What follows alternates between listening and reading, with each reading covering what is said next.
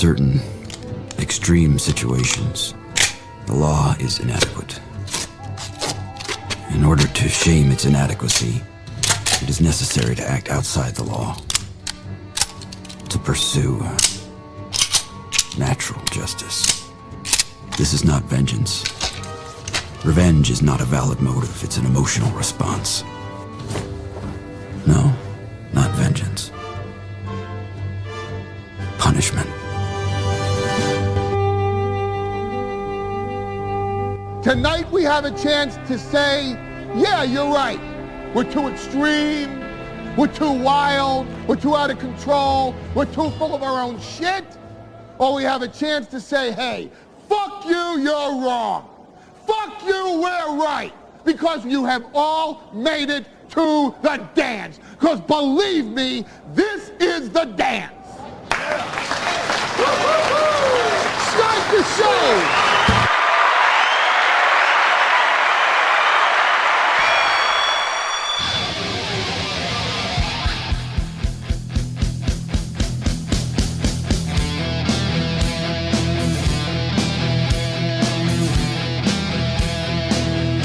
Go crazy, go crazy. Good morning.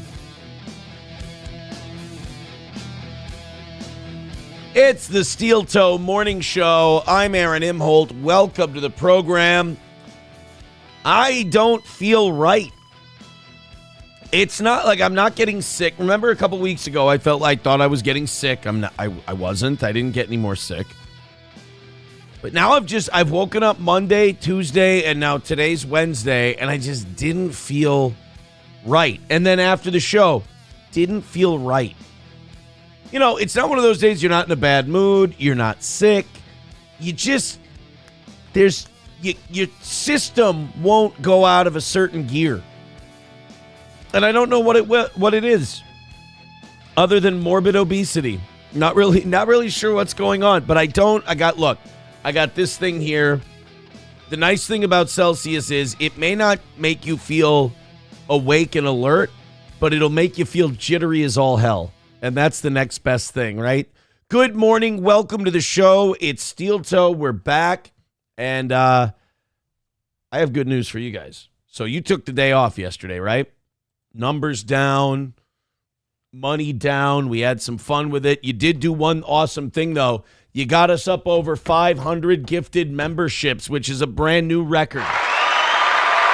And it was best of both worlds because even though the evening show's numbers were down as well, they knocked out their goal and the rest of yours. So we're back to perfect for the week. We're even a little bit into today, thanks to some memberships and things. Thank you guys very much.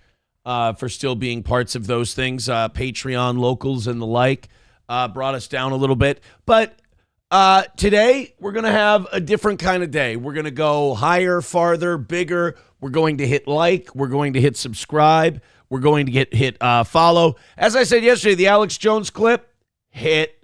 Nothing we put up yesterday hit. That's okay.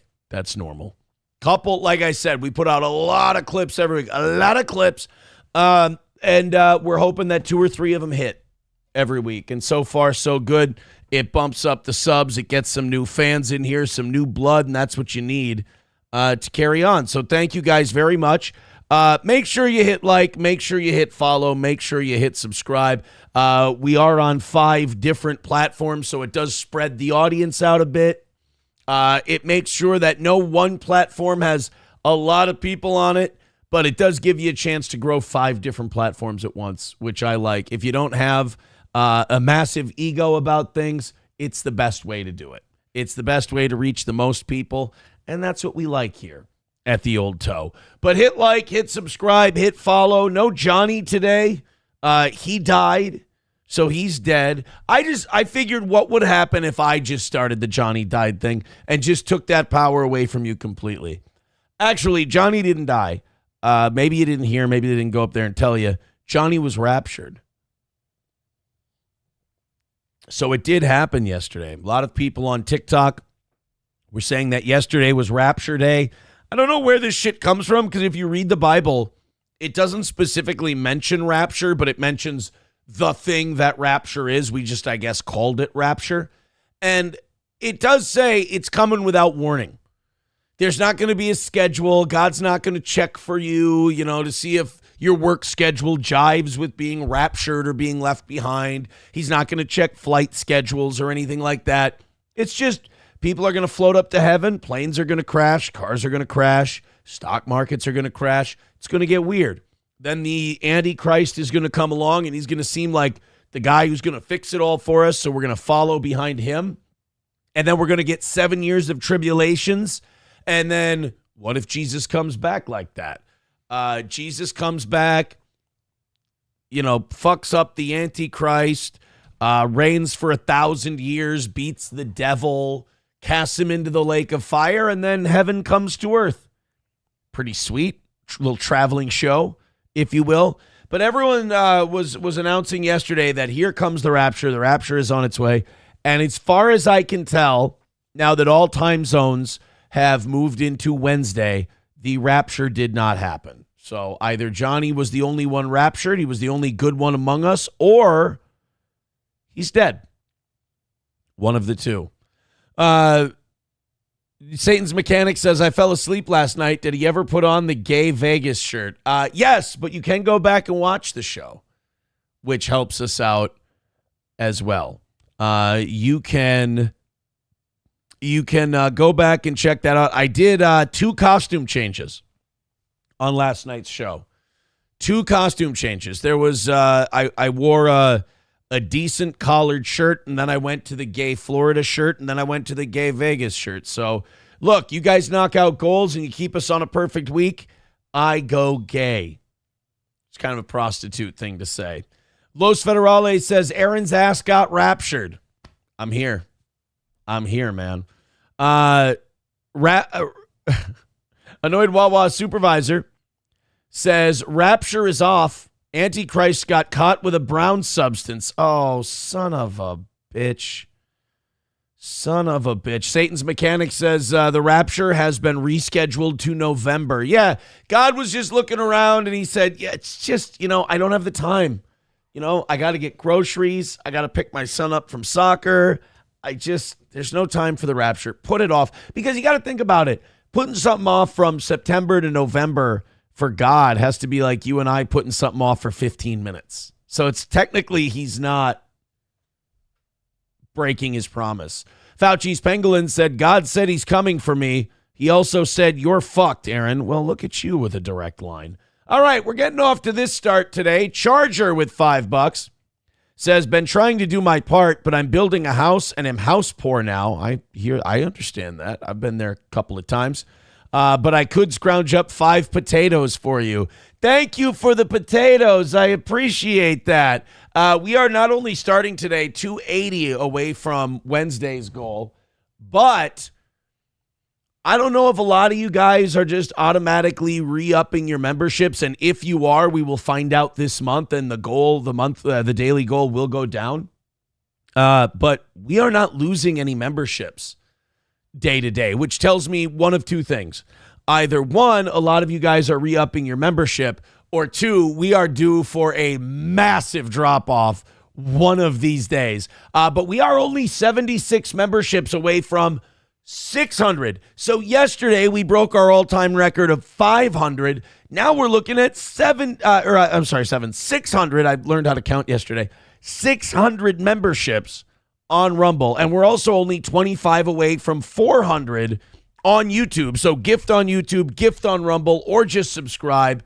We thank you very much. Unbelievable, guys. I see Hostile Soldier without a membership. There's a great place to start. All right, 280 is the number for today. Thank you. And she ain't a lady unless she's 280. Go ahead, do your part. Here's what I consider doing your part. You see that thumbs up button, no matter where you are, YouTube, Facebook, Twitter, Rumble, Kick.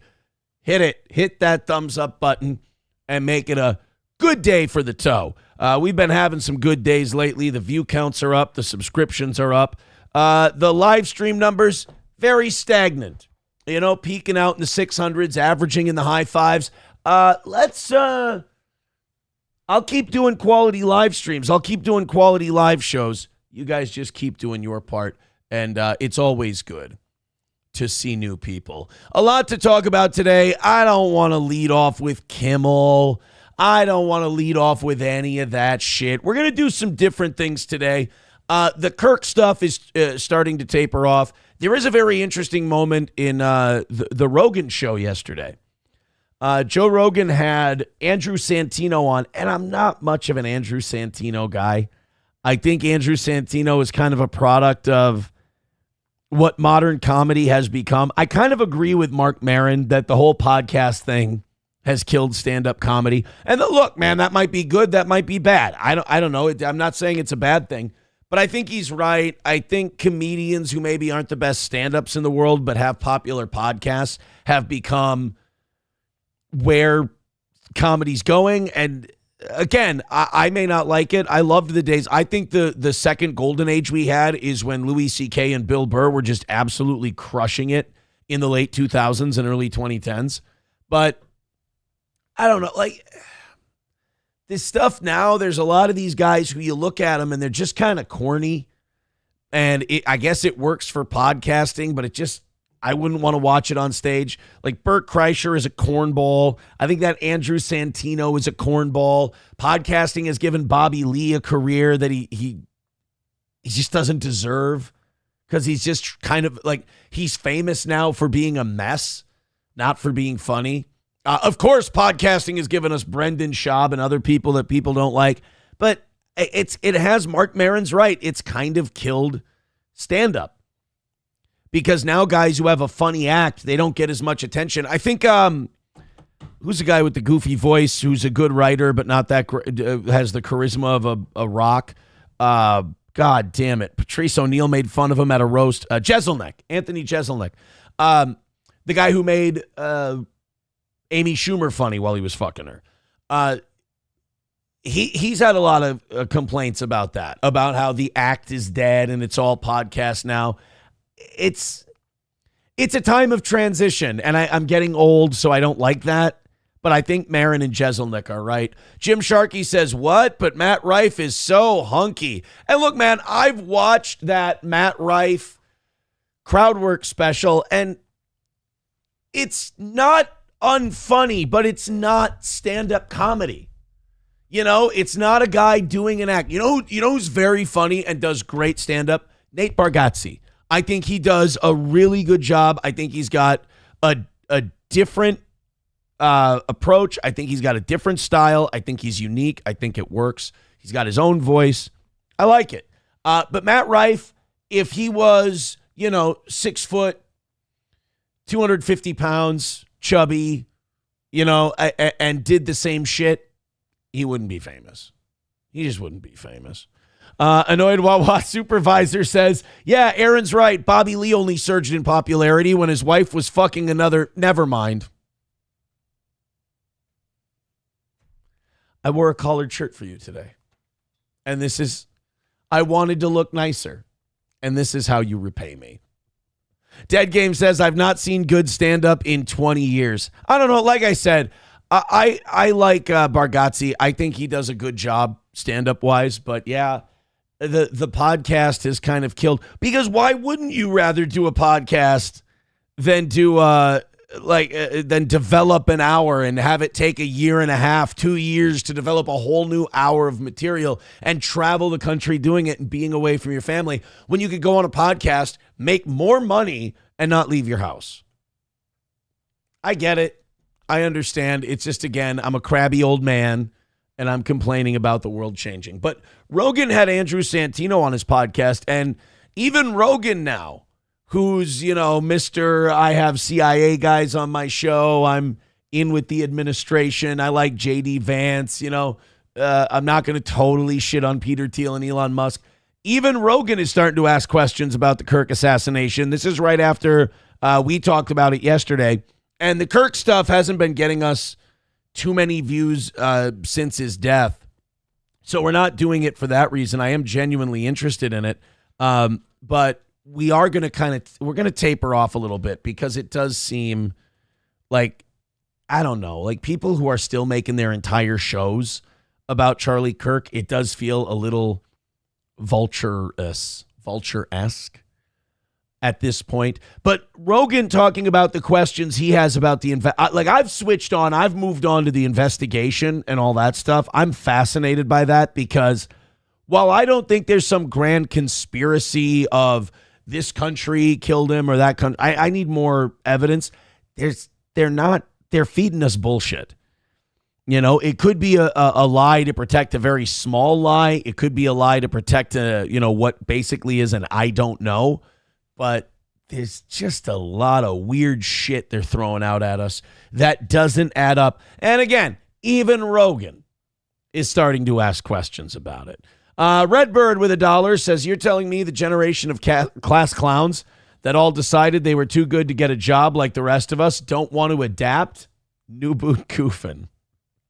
Hobo Chili Recipe says, nice shirt, Aaron. You look like you work at Fuddruckers. You know, this was the only good thing about the Nick Fuentes PBD podcast that I learned was, Aaron, you could put on a button-up shirt once in a while to do the show. You know, you could put on a button-up shirt and not wear slobby T-shirts every day. I did learn that from Nick. However, I watched that PBD Nick Fuentes podcast, guys. I'm not kidding. I didn't even prepare any clips for you today. It sucked. It was a waste of my time, like an hour and a half, because Patrick Bet-David is an insurance carny swindler who's not good at podcasting, who, if you look up to Patrick Bet-David because you go, wow, that guy has really great takes, he doesn't. He's like boilerplate boomer conservative. He's very,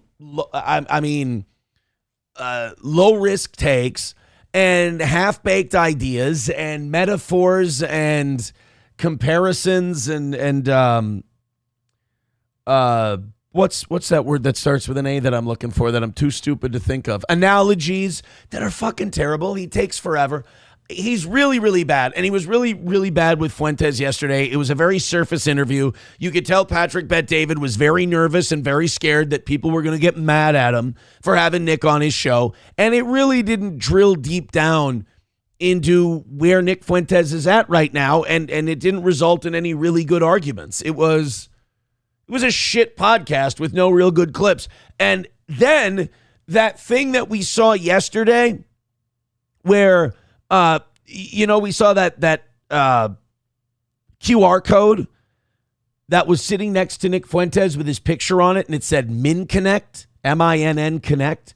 And we were like, what the fuck is this MinConnect? And my immediate impulse, my gut instinct was, oh my God, this is some kind of PBD grift. PBD did his insurance thing where he made more money from people buying memberships to his insurance sales thing than he did selling actual insurance and securities. So I said, guys, Nick Fuentes, one of the things for getting him on the show was PBD got him to do some kind of an advertisement for some grift that PBD is doing. And we looked up this MinConnect and we weren't so sure.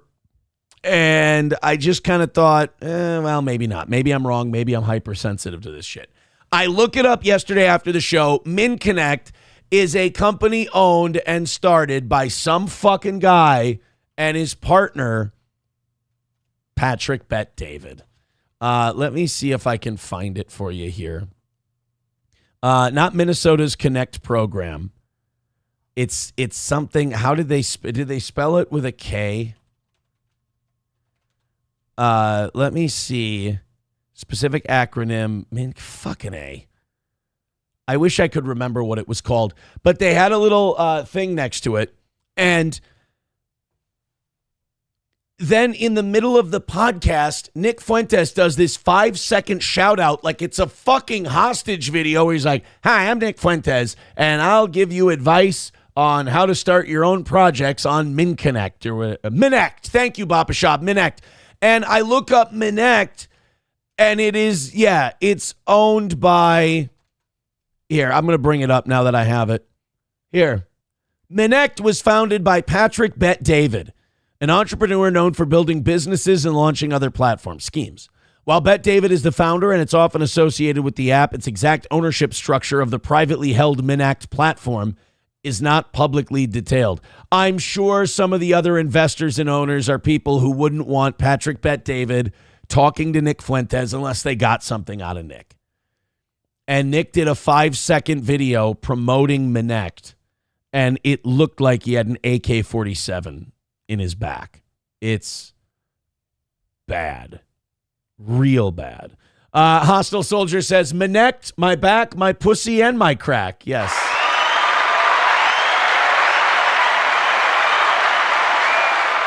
Bigot on Socialist Media said Nick said on his stream last night he had the call cost at like $6,000 because he didn't want people to call him. Nice. So, you know what? I respect Nick Fuentes for that. So he said, I'll do this Minect thing, but set the price so high that nobody bothers me. So it's true then. PBD makes you sign up for this Minect thing if you're going to be on his show so he can make money off of you.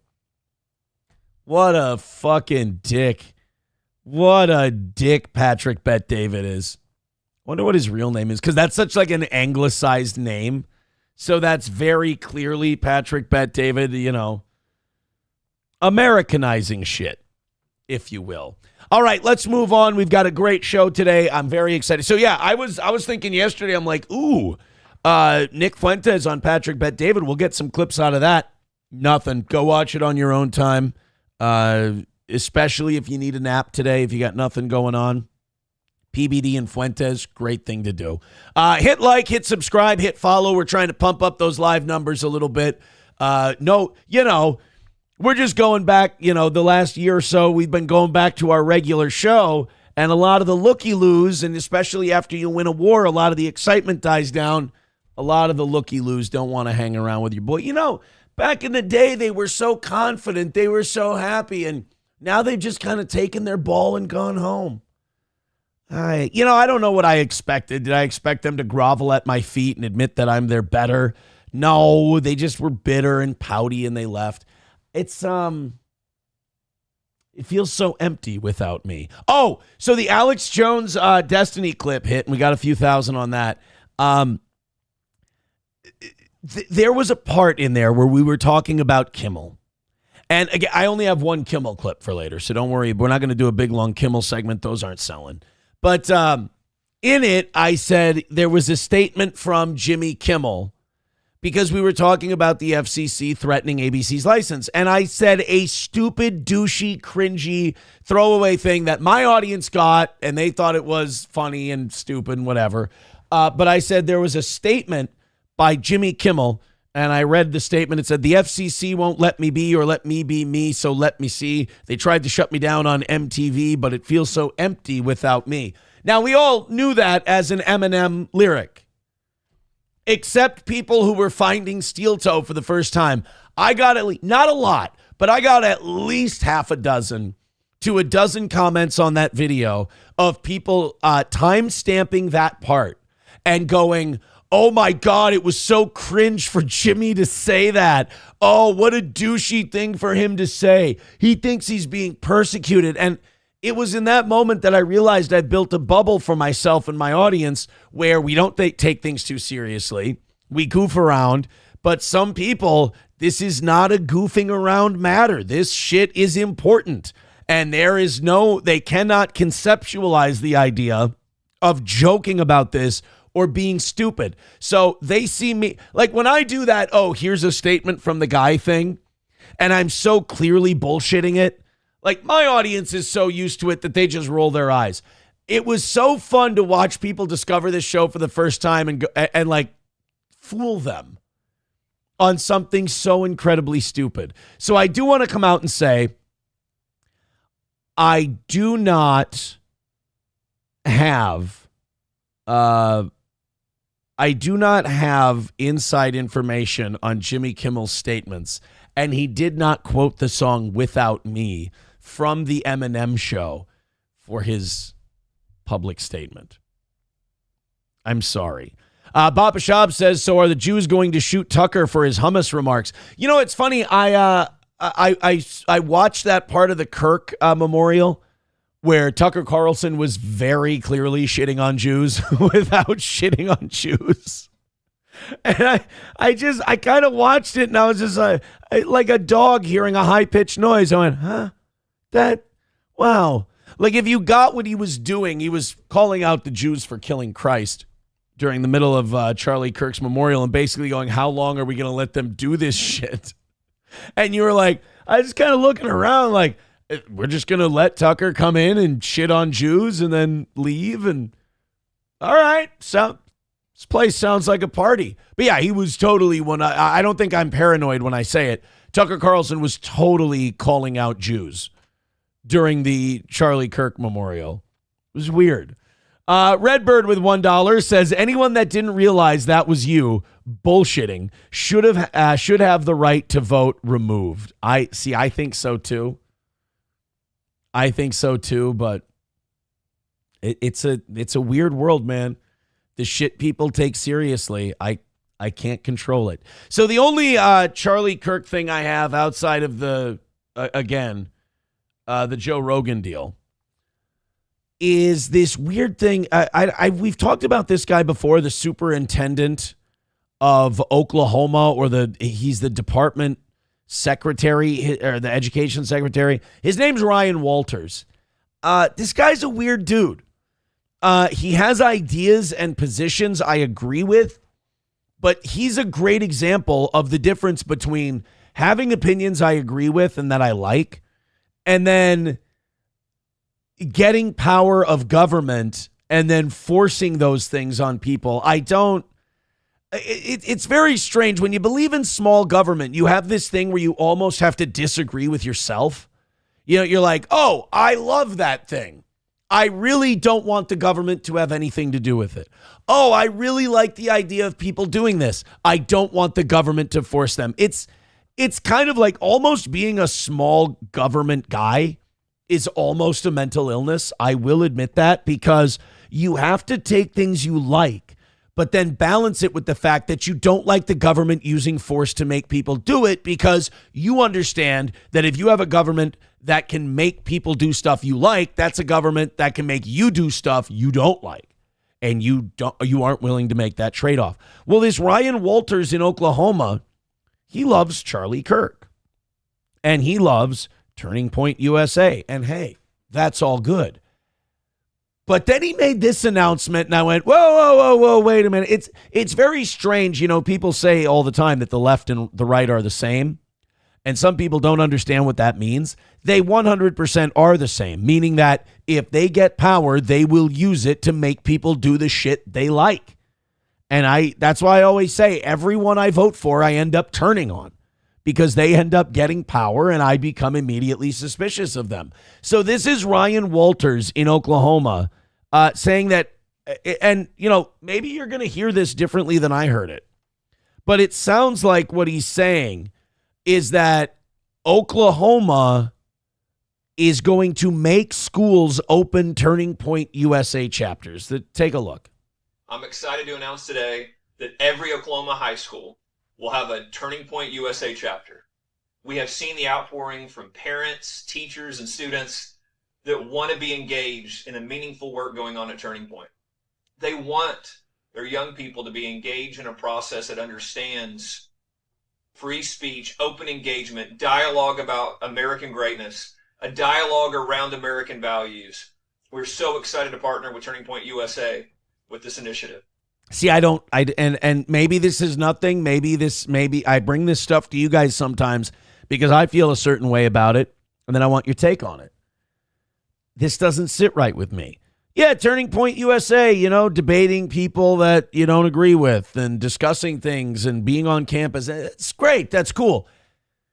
I just don't know if the government should be partnering with Turning Point USA and forcing these schools to have a Turning Point. Like, I think at this time when you're talking about kids that are 18 and younger, I don't know if this is a time to ratchet things up, you know, because these are young people. They don't have the emotional maturity sometimes to handle a lot of these, you know, high pressure issues like politics and abortion and religion and controversial things. We try to keep that out of the classroom.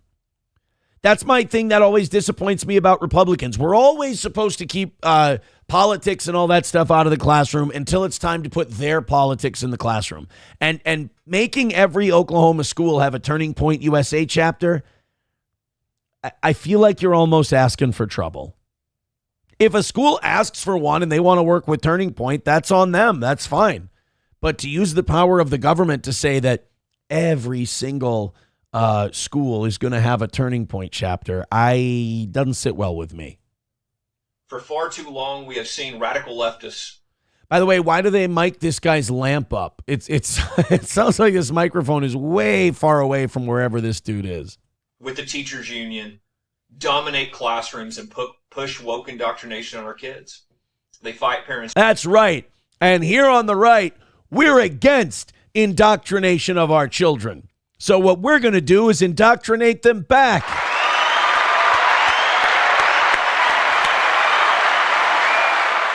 Now, that gets into the argument of, okay, Aaron, what's your idea, smart guy? And that's where people like me go, start going,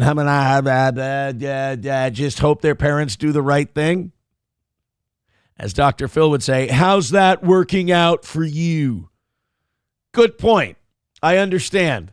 But this idea of like, hey, you know what the problem is? The left is trying to indoctrinate people's kids without their parents knowing. Hey, I agree with you. They're absolutely trying to do that. That's really shitty. What do you want to do? Well, let's indoctrinate them. So basically the attitude becomes you got to get them before they can get you.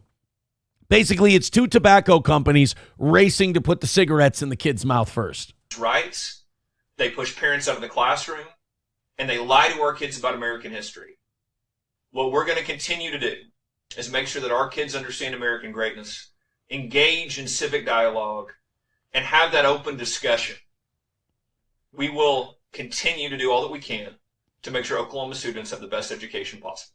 All right. Well, is this the guy? I think this guy also like brought prayer back into schools or something like that. He's pretty righty, which means he's tighty, which is good. But you always like the girls who are lefty because they're Lucy. Oof. Trampling at the Zoo says Erica Kirk is giving off PSYOP vibes. She is leaning Zionist, way too fishy. The juice are taking over TPUSA. Erica Kirk was Miss Arizona. She's hooked on fame. Fireworks at her husband's funeral. I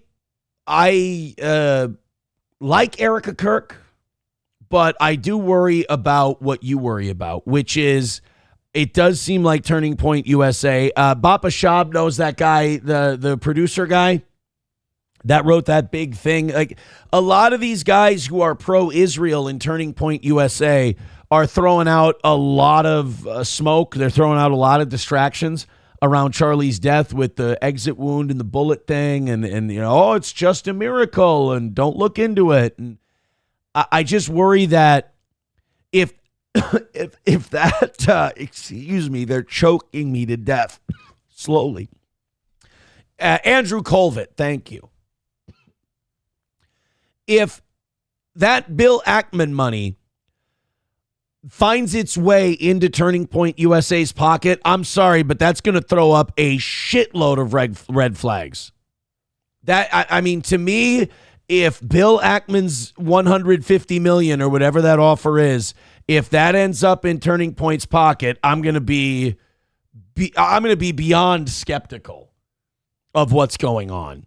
Thank you very much, Gray Duckling, for gifting 5 memberships. Thank you, pal. I have sworn on the altar of God, total resistance against every form of tyranny, against the mind of man. That's going to put Gray Duckling at 50 for this week. Unless, did Gray Duckling give his contribution to someone else? Otherwise, he's at 50, and that's going to put him in the cuck chair over Wally World. So let's put Gray Duckling in there at $50 for now, unless he tells me different. Appreciate that. And now Wally, I got to put him back on the list at 45. Thank you, guys. Appreciate it. That's going to put us at 255 from today. Thanks for the great start. Everybody throw in 5 memberships. We'll be at 600 at no time. Joey Caravello with $2 says, Aaron, would you fuck AOC's bouncy Latina ass? I am not a fucking the ass guy, but I do think AOC is very attractive. I do. I've gotten shit for that for years. I think she's very pretty. Hostile Soldier and Charger both got memberships from Gray Duckling. Again, thank you guys very much. So now we're only 71 memberships away from 600. I'll go till 1130 if we knocked that out. That's a big number. If we knock that out, I'll give you 1130. Bapa Shab says it's going to get really weird. This isn't the end of the assassinations and propaganda campaigns and false flags. Look, that Andrew Colvett stuff was weird. The Rogan clip we're going to play today is weird. There's, and I think with any assassination of any big name public figure, there's always weird shit going on around it because everyone wants to fight over the corpse, like the Leonidas and the 300. Everyone wants to fight over the remains so they can hold them up and say, this is the gross thing about stuff like this. The people who are most beyond suspicion are the people sometimes you should be most suspect of, because a lot of those people are ambitious and they want their message heard, and they've been waiting to have Charlie's influence and Charlie's power. And if they can get a hold of his body, figuratively, hopefully, not literally, if they can get control of his corpse and they can use his corpse to power what they think, they're going to do it. And you got to be careful. I think you got to go back and watch the things Charlie said, especially the last couple months of his life, so that these other people can't gaslight you into thinking he was for some shit that he wasn't for. I mean, Charlie was human and he had flaws, but you got the Andrew Colvitts and the Erica Kirks, and they're fighting over, and Bill Ackman and Netanyahu, and all these people are fighting over his corpse. I think the people who are giving you their take the least are maybe the people you should trust the most. I don't know who I trust Tucker with Charlie Kirk's legacy, but the rest of them, I just feel like they're growing their own crops, I suppose. And I think, Erica Kirk too. I don't think it's nefarious. I don't think she means ill. I just think it's really difficult when somebody dies not to use that death if you're really ambitious to get your way. Trampling at the Zoo says lots of assassinations will happen. They say it's all good and they cleanse the world just for J.D. Vance to be elected and Peter Thiel to run the surveillance state. I'm a little terrified of that myself. Joey Caravello says, Joey's very horny for politicians today. He says, I'd love to bang Marjorie Taylor Greene also. She's nice and thick in the ass. The face is a little, Bapa Shab says, BB was already puppeteering his corpse for his cause. Oh, yeah. BB's the best at it. Like, if BB's the one who wants to lean in the most to the, I am Charlie Kirk bit, he could beat Erica at that or pay her off. One of the two. This person writes in, Erica had like 3 pounds of diamonds on her on Sunday. That's a red flag. She has the look and the determination of somebody who's very goal-oriented, shall we say. She seems very ambitious, which can be a good thing, and it can be interesting. Mad Max Mardigan says Prager and Kirk were always adamant about not taking money from Israel, and they were the drive behind Turning Point. Really? Prager's against taking money from Israel? That, I'm not saying you're wrong. I'm just saying that kind of surprises me. All right, so fresh off his assassin stabbing himself in the neck in court, did you see that Ryan Ruth story? We talked about that last night. So the guy who tried to shoot Trump at the golf course, he had the rifle sticking out of the tee box or whatever. I don't know. I don't. There's something more than meets the eye going on with that too. But that guy was in court yesterday. They were getting the verdict to his attempted assassination of Trump. And if you've looked into this Ryan Ruth guy, he's a different sort, boy. He was recruiting people in America to go fight in Ukraine. and all of that. Somebody writing in, fireworks at a memorial is fucking clown shoes. It is a little weird. It's a bit much. You know, unless you're a pro wrestler, then pyro is okay. I don't know. But everybody grieves differently. There, but for the grace of God, go I. So this Ryan Ruth guy who's been involved internationally, tried to kill Trump. He gets to court yesterday. They announced the verdict. He's going to be guilty. And he decides to take a fucking pen. I have a pen way over here. He takes a pen, in case you didn't know what a pen was, you know. He takes a pen and tries to kill himself by jamming it into his own neck. That is a dedication to wanting to go that you just don't see out of everyone, you know? Because, look, there's depressed people out there and, you know, call the suicide hotline and all that, get some help.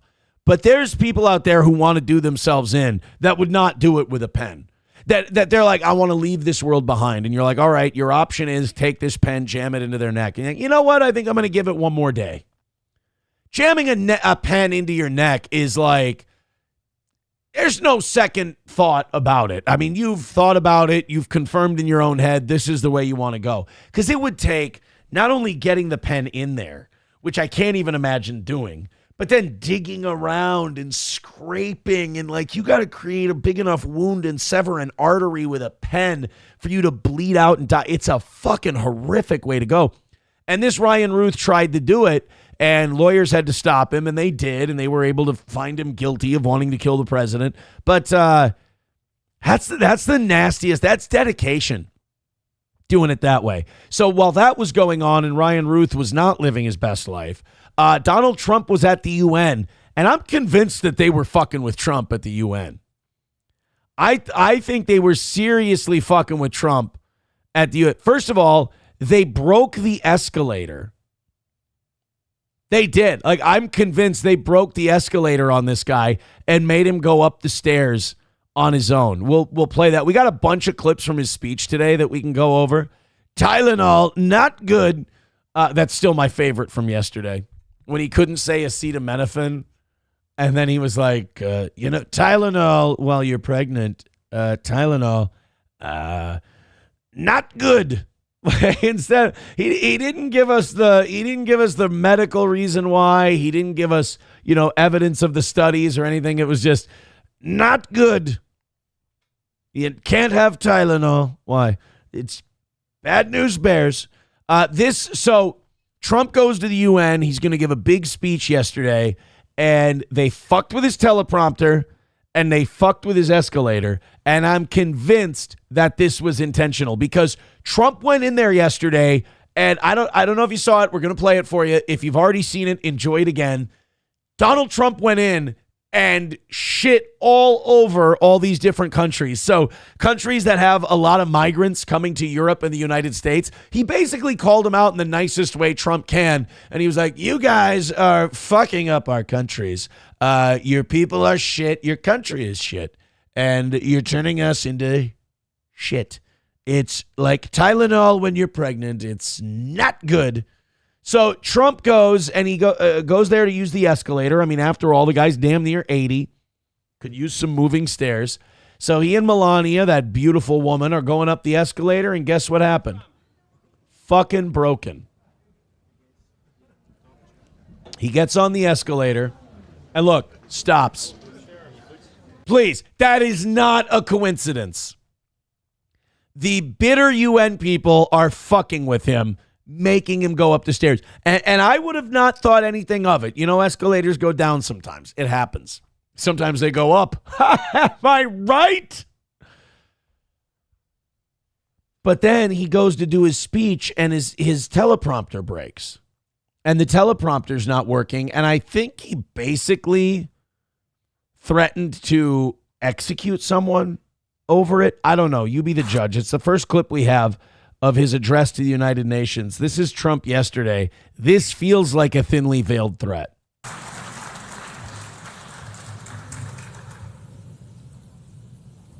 Thank you very much. Very much appreciated. I think we can officially say that Don's got scrote chin. He's an old guy, man. We got to, this has got to be our last old president for a long, long time until they develop robotics and Peter Thiel's in charge. We can't really have any of the more of these old men. And I'm talking old, like even 70 is too old, but 80. I mean, these guys, our last two presidents are sitting around turning 80 in the Oval Office. We can't have that. He's got ball chin. The area under his neck. This is, if I don't get this, you know, if I go back down to 210, 215 and this is still hanging around, and it's, if I don't have this lasered off, I'm going to end up with ball chin. It happens to the best of us. And I don't mind making this speech without a teleprompter, because the teleprompter is not working. I feel very happy to be up here with you nevertheless. See, if they are doing this to fuck with him, this is a big mistake. Because the last thing, if you're the UN, the last thing you want Trump doing is winging it. What they don't understand is this ain't Obama, Jack. This ain't Biden that reads every word on the teleprompter. This is a guy who really has a strong belief in himself to wing it. And when he wings it, he brings out the roast material. So I don't know if you really want Trump going in there without it, like, oh, we're going to knock out his teleprompter. That'll be funny. He's going to call you names. And that way you speak more from the heart. Uh-oh. I can only say that You're all a bunch of queers. whoever's operating this teleprompter is in big trouble.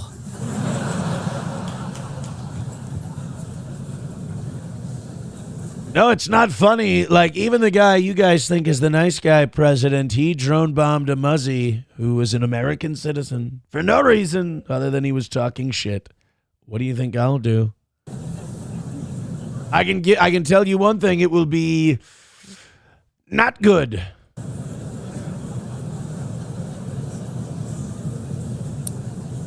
As they laugh nervously, like, oh shit. Hello, Madam First Lady. Thank you very much for being here. Now let's dispense with the pleasantries. Where are the beaners? See? Turn the fucking teleprompter back on. So Donald Trump touched on a lot of different things during this speech.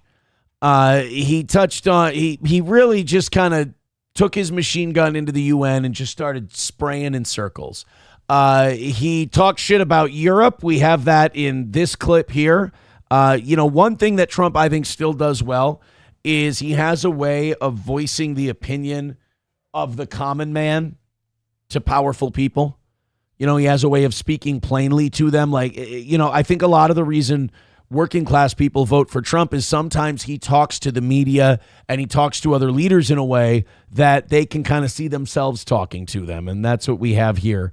With Trump saying to European leaders' faces that they are destroying their heritage.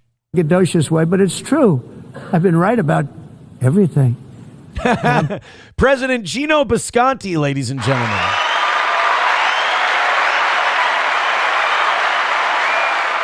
And let me tell you guys about COVID. Telling you that if you don't get away from the green energy scam, your country is going to fail. And if you don't stop people that you've never seen before, that you have nothing in common with, your country is going to fail. I'm the president of the United States, but I worry about Europe. I love Europe. I love the people of Europe. And I hate to see it being devastated by energy and immigration. This double-tailed monster destroys everything in its wake, and they cannot let that happen any longer. You're doing it because you want to be nice. You want to be politically correct, and you're destroying your heritage. They must take control strongly and immediately of the unmitigated immigration disaster and the fake energy. And look, that all sounds great, and he's 1,000% right. But I have a feeling, we just listened to what he said, and I worry that what Europe heard was, we don't like anyone who isn't white.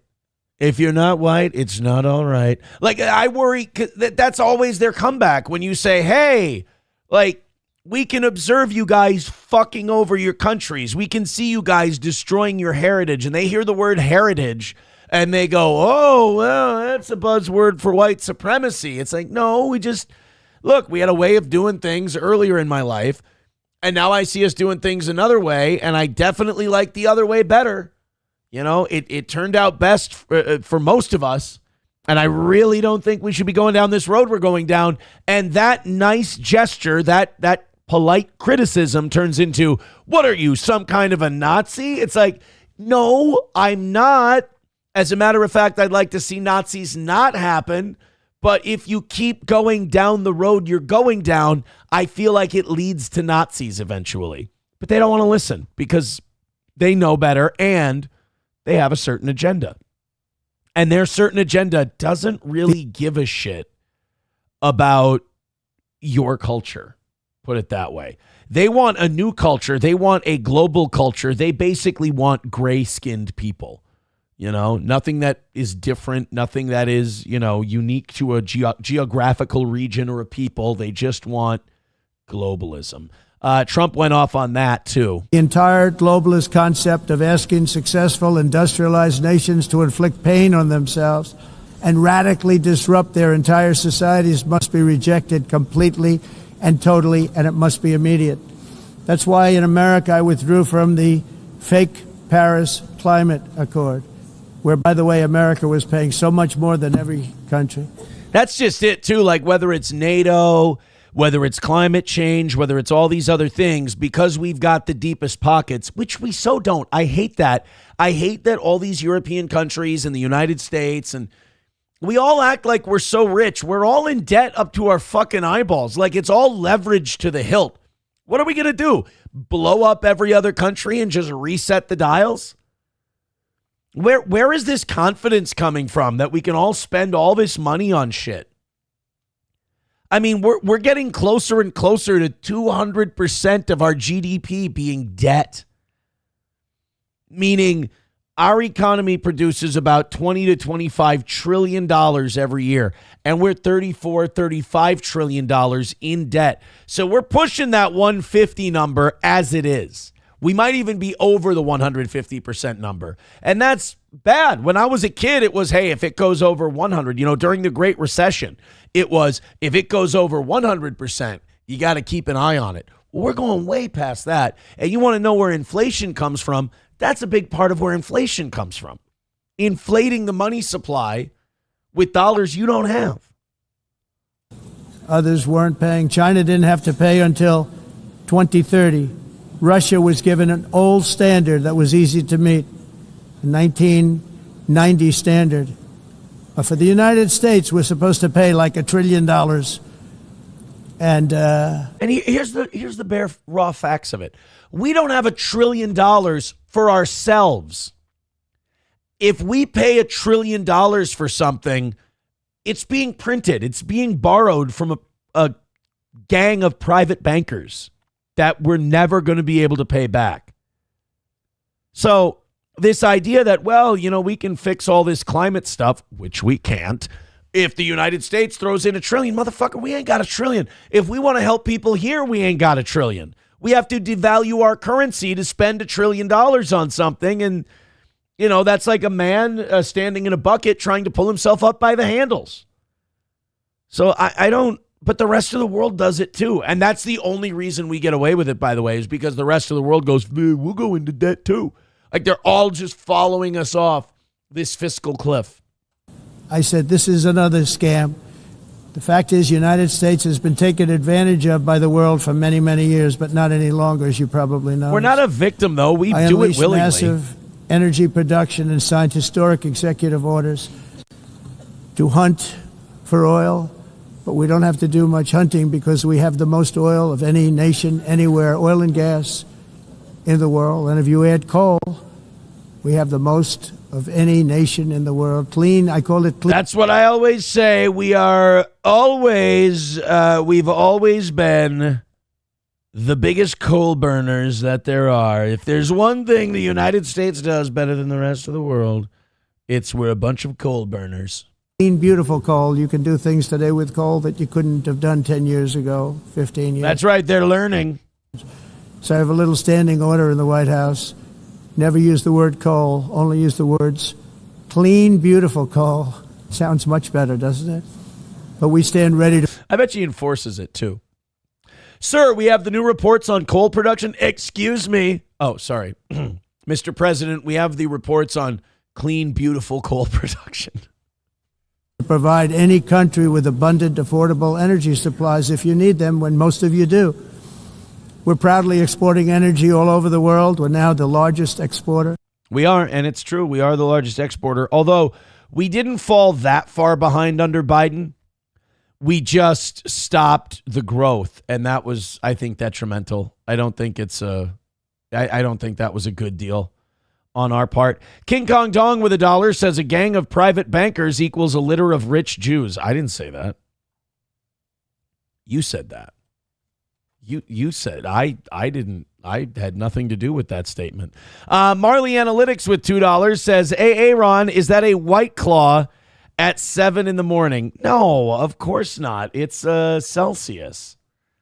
I'm drinking energy. I get up at 5:15 in the morning, and so I throw hardcore energy down my veins. You need me more with $5 says, "Change your date. It's bugging me." Oh, thank you. I didn't change the date today. There you go. 9/24. Sorry about that. And thank you for the $5 and for being the first person on PayPal this morning. That's going to put the old toe 250 away from this morning and 71 memberships away from 600. How the hell is this happening? Thank you very much. Streamlabs, PayPal, Venmo, Super Chats, and Rumble Rants. Thank you very much for your support. Hit like, hit subscribe. Keep those numbers going up. We appreciate it. And I don't know, man. When it comes to trying to lecture Europe on what they're doing wrong, you have to understand from Europe's perspective, this is like their little brother telling them how to live their life. I don't think it's received very well. Scouse Ghost, who's new to the show, welcome Scouse Ghost. He's great.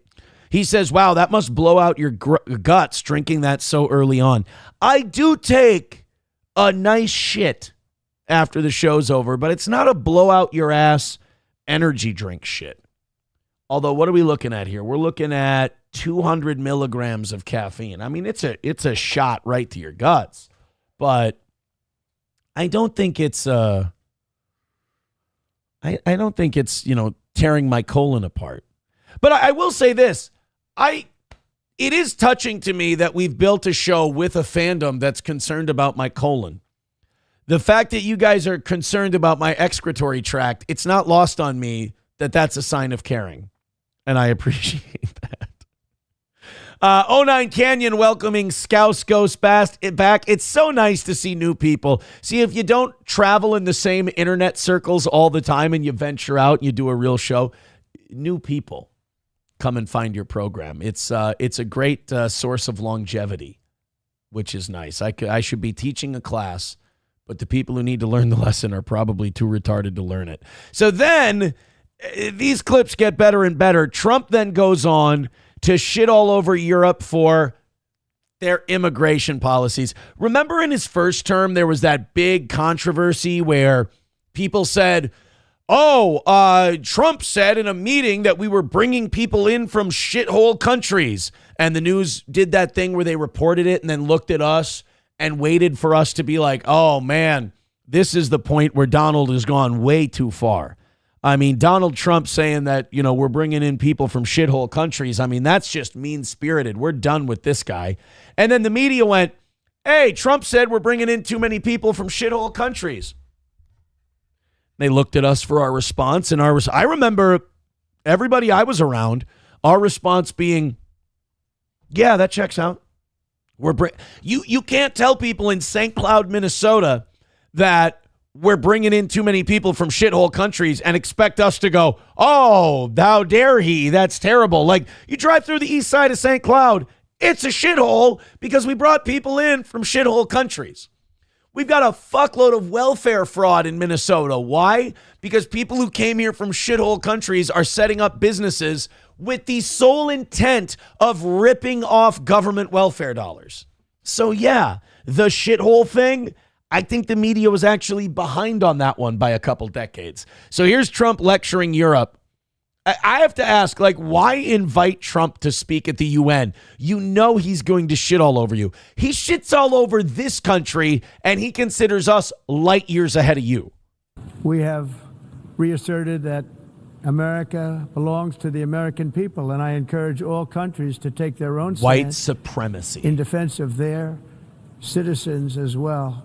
You have to do that because I see it. I'm not mentioning names. I love how Fox News cameras go to Mexico and Trump's like, I'm not naming names. Wetbacks.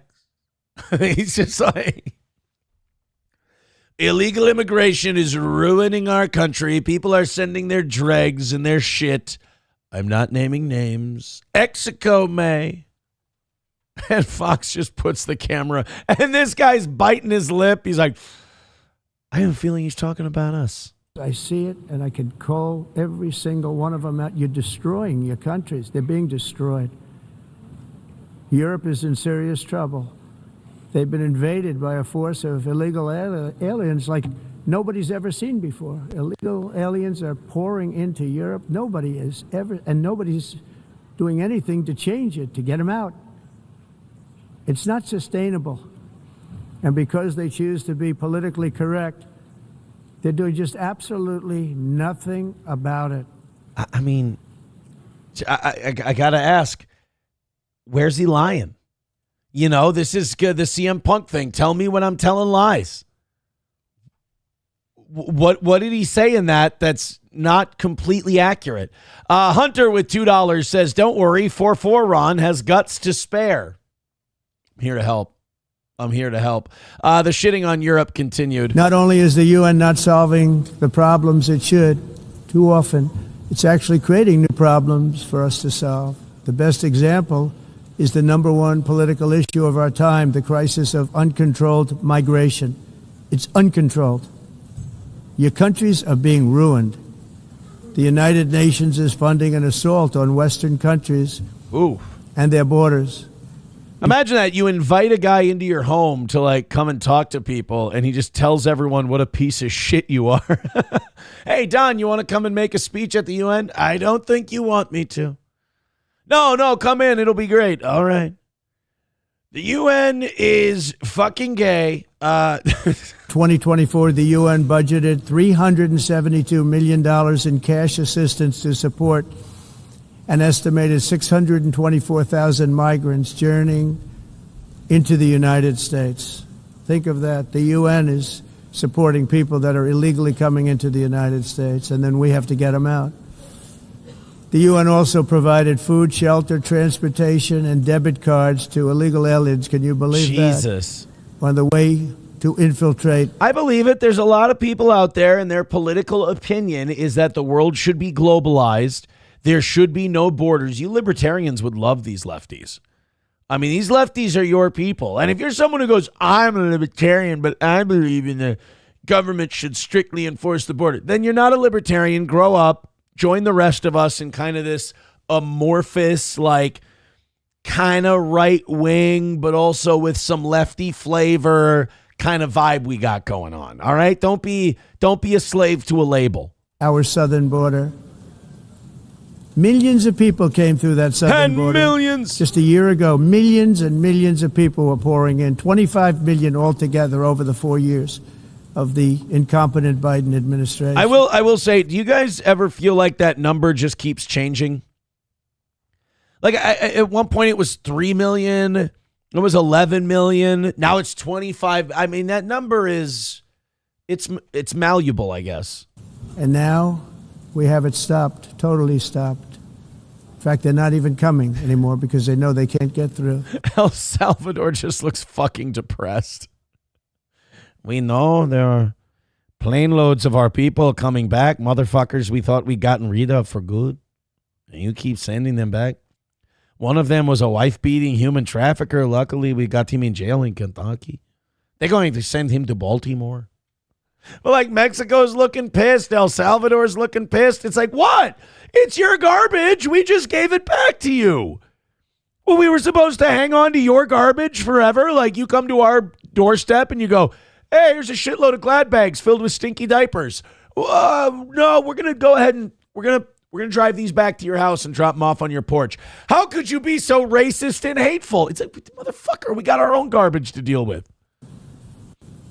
But what took place is We got trans school shooters coming out the ass. We don't need your filth.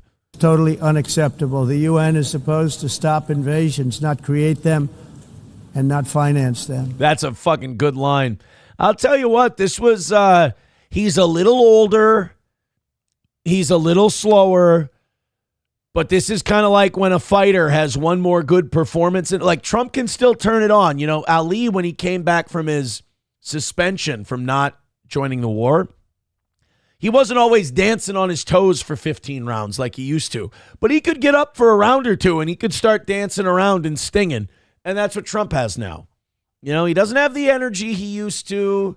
He does. And look, man, there's like 6 other clips we could play. It is. I'm belaboring the point here. I understand that, but man, they shut down the escalators on him. They shut down his teleprompter, and he's like, "You might want to turn that teleprompter on because I plan to smoke the lot of you today," and he did. Is it going to cause any changes? No, but I think it is a good way of just, you know, it's good to let these countries know that we're onto your shit. We know what you're doing. You're not tricking anybody.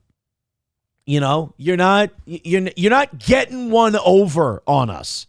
And that was a great line. The UN is supposed to stop invasions, not finance them. Beautiful. Fuck you, dude, with $2 says 200 milligrams is nothing. You have the constitution of a child. I mean, when a guy's right, he's right. What am I supposed to do? Tell him he's wrong? I mean, whether it's alcohol, caffeine, anything, I don't have tolerance. My body reacts to these things. Bapa Shab says anything he says can be applied to him and his policies. In some ways, yeah. In some ways they can. A lot of people thanking Gray Duckling for their gifted memberships over on Rumble today. Hey, great. Gift memberships on YouTube. Gift memberships everywhere if you want to. We appreciate it. Feel free to pass those along. Streamlabs, PayPal, Venmo, Super Chats, and Rumble Rants, $250 away from today. Yeah, Chevy fan, a little heavy on the pedal. I got to say, sometimes, and I've had to teach you guys this lesson for a decade now, but Chevy fan, it's like you'll have people who will have a really funny line and we'll all be like, ha, ha, ha, ha, ha. And then somebody will decide that they should go from like 0 to 100. And you're like, Jesus, dude. Like, this guy goes, hey, your constitution for caffeine is weak. And then Chevy fan just comes in and goes, you have and he goes in all caps, you have a tolerance for cum. He's like being the parody of the guy, like the Too Far guy. It's like, calm down, take it easy. First of all, that joke's like 1.5 years old. It's a little aged by now. It's come up with new stuff, but it's like, hey, man, you don't handle your caffeine well. It's a good one. You got me. That's 100% accurate. Another guy's like, you should drink jizz. It's like, calm down. Have some dip. So Trump goes to the UN. They fuck with him. He fucks with them back. And then yesterday, he gets fucked with again. Did you guys see the Epstein statue? I like this. I think this is good. Any shitty, childish pressure people can put on Donald Trump's administration to release the Epstein files, I'm for it. Like, every time a big tragedy happens, I have no problem with people responding to it with, hey, don't forget about Epstein. We still want you to release those fucking papers. You know, some people would say that after the Charlie Kirk thing, that would have been an insensitive thing to say. I disagree. I think it's the thing you need to say. Hey, I got a question for you. Why does this keep happening? There we go. But I think it's the perfect thing to say. Tragedy happens because that's what they try to do with tragedies. They try to take your eye off the ball of the thing you were holding their feet to the fire for before. So when, you know, something tragic happens, they're going to try and sweep the last thing under the rug. So the next time something really bad happens in this country, the first thing you should do is, all right, look, we're going to get to this in a second. But don't forget about Epstein and release those goddamn files, you prick. So in the midst of all this Chris popping and wrist watching, I just sit back and just watch and just get nauseous. Watching all these cheap imitations get rich off of them and get dollars that should have been theirs like they switched wallets. Somebody made outside of the White House a Trump and Epstein holding hands and like prancing statue. This is wonderful. The only complaint I will have, Trump's tie is too short. Trump's a long tie kind of guy. He has a really long tie. But I don't think this is that inaccurate. In fact, I think this may be a statue that was made from a posed picture of the two, frolicking, holding hands, being pals. I want to see shit like this popping up all over the country until these assholes give us what we want. And release. I have no problem by making statue hostages in order to get the Epstein files released, because I don't think anybody, I think even the most ardent Trump fan will at the very least be silent when you bring up, hey, I think the reason he's not releasing these files and the reason, and it's not just that they're not releasing the files, it's that they've changed their tune so much on them. And I think even the most ardent Trump fan will say, yeah, he's probably not releasing them, and he's probably changed his tune on them because he's in it. He's in the Epstein files. To what degree, we can all argue. To what level, we don't know. But the fact that they made this statue, and, you know, this doesn't look like it's a cheap job. You know, this looks like somebody spent some time and money on making this, and I'm cool with it. Don't take it down. Leave it up there. The new statues were erected in the National Mall in Washington, D.C. They show Trump and Epstein giddily frolicking together and holding hands, with a plaque announcing the new figures are in honor of Friendship Month, which falls in September. So they're just honoring old buddies, Trump and Epstein. Remember when the cope used to be that Trump threw Epstein out of Mar-a-Lago? He met him once and blah, blah, blah, blah, blah, blah, blah. And that turned out to be total bullshit because we have plenty of videos that, by the way, it's not lost on me that these videos surfaced after Trump was inaugurated and Patel and Bongino were like, yeah, I think we should release the Epstein files. It's not lost on me that we never had any of this footage until they were about to release. So imagine what they have that they haven't released yet as an insurance policy to make sure Trump just keeps those files under wraps. It's going to have to be, oh boy, look at Melania. I got sidetracked there. Melania was she's beautiful now, but she was a smoke show in her day. It's one of those things where he's going to have to release it at the end, because with what they probably have, there's no way that they're not going to get completely destroyed by releasing this. Do we have more Epstein evidence? Did we get more stuff? TMZ has a report here yesterday. Well, at long last, some of the Epstein documents that everyone has been clamoring for. This is the birthday book thing. We saw this. We watched this. That was creepy too.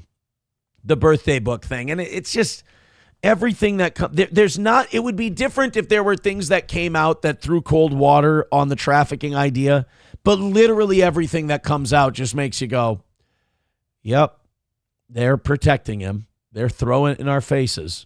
100%. Victor Vic says, what files exactly? That's what I keep asking myself whenever this comes up. Do you mean the names? The people he blackmailed? Well, I mean, just where were the women being trafficked to?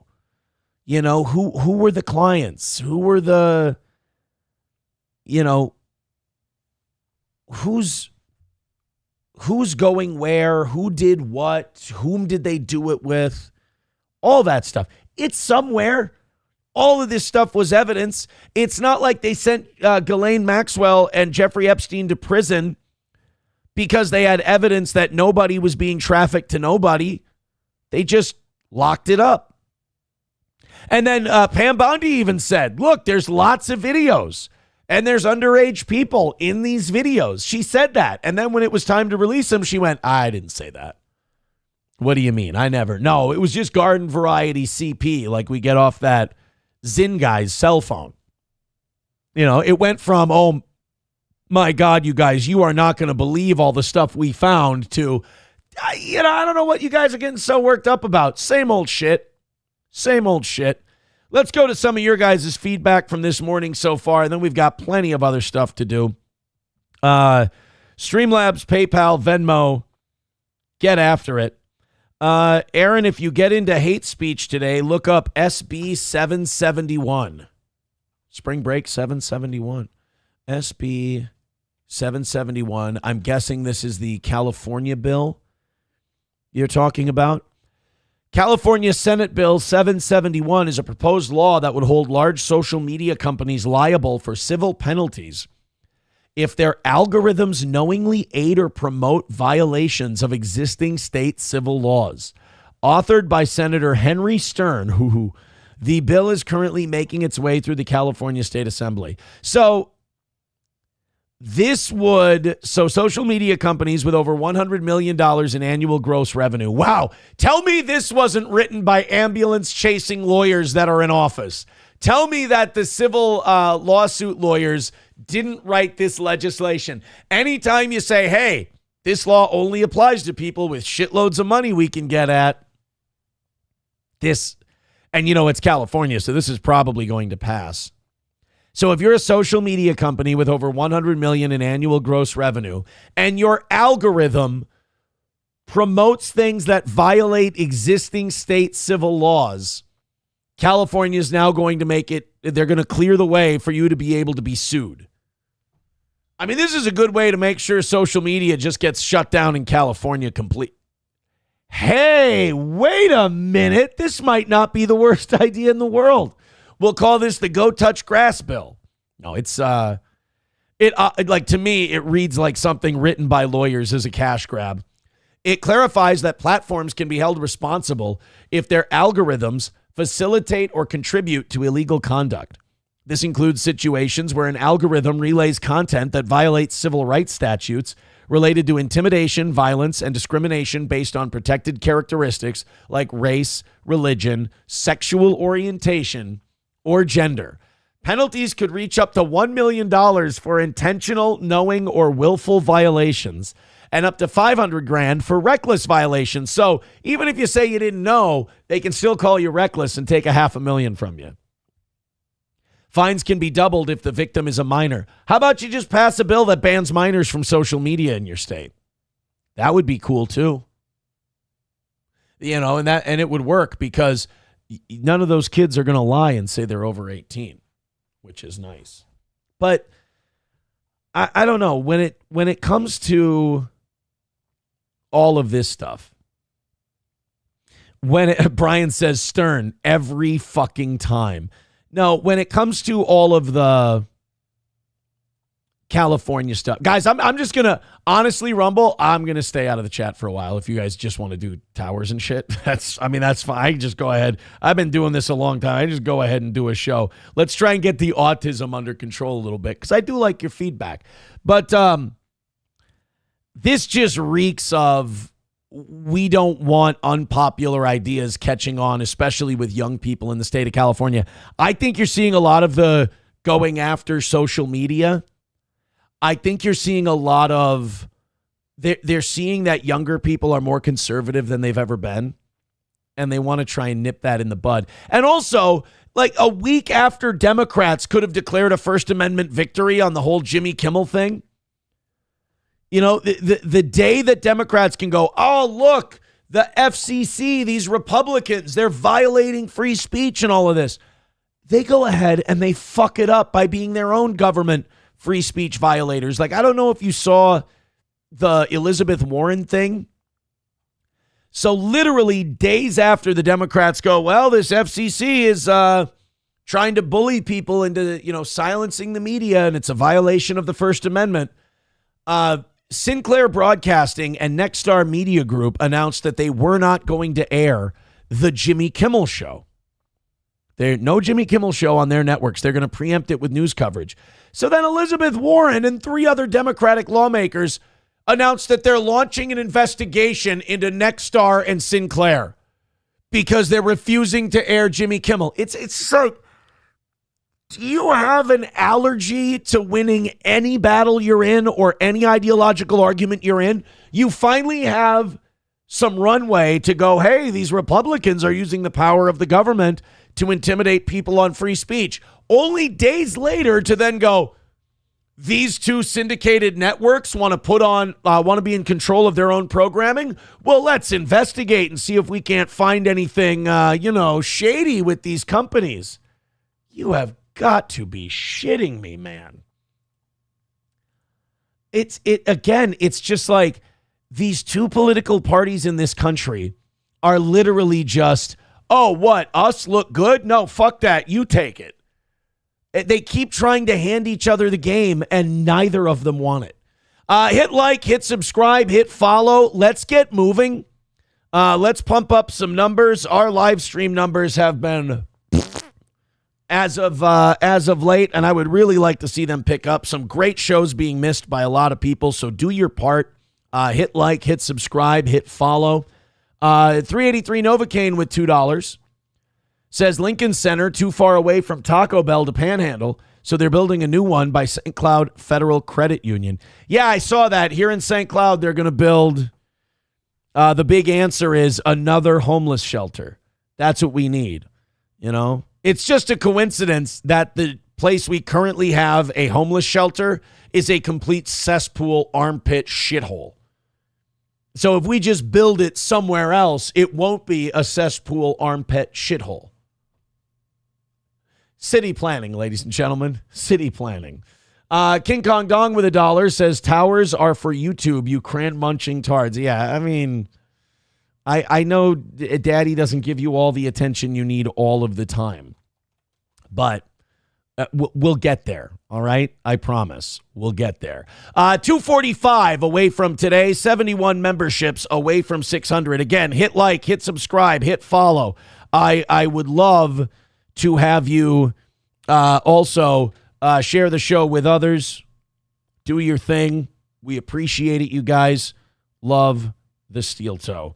Let's go into the text messages. This has nothing to do with anything, but here you go. Well, then I'm just going to skip it if it has nothing to do with anything. Nova, thank you for your message, but that really doesn't have to do with anything.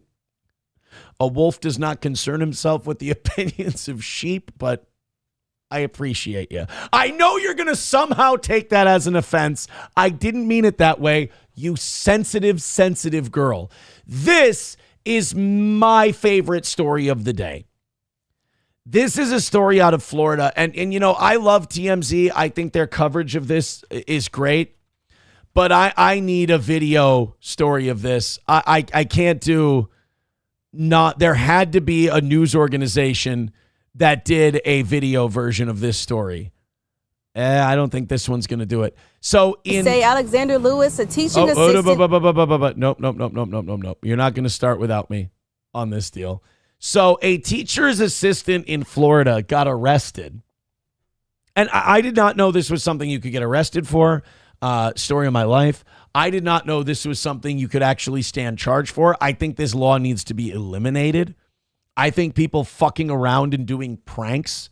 I mean, if you want to know whether or not we live in a police state or a free country, there is a teacher's aide in Florida right now that's going through it legally because he played a prank where he kept coming to school every day and spraying fart spray in the school and in the classroom. It's awesome.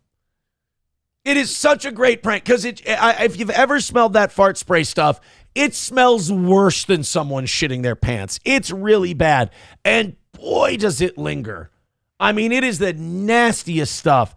And this guy was just spraying a little bit of it every day. He didn't go out of bounds. He didn't go fucking crazy. He didn't ruin the gimmick. He had the patience to slow play it. He'd spray a little bit of fart spray every day until eventually, I guess, they caught him.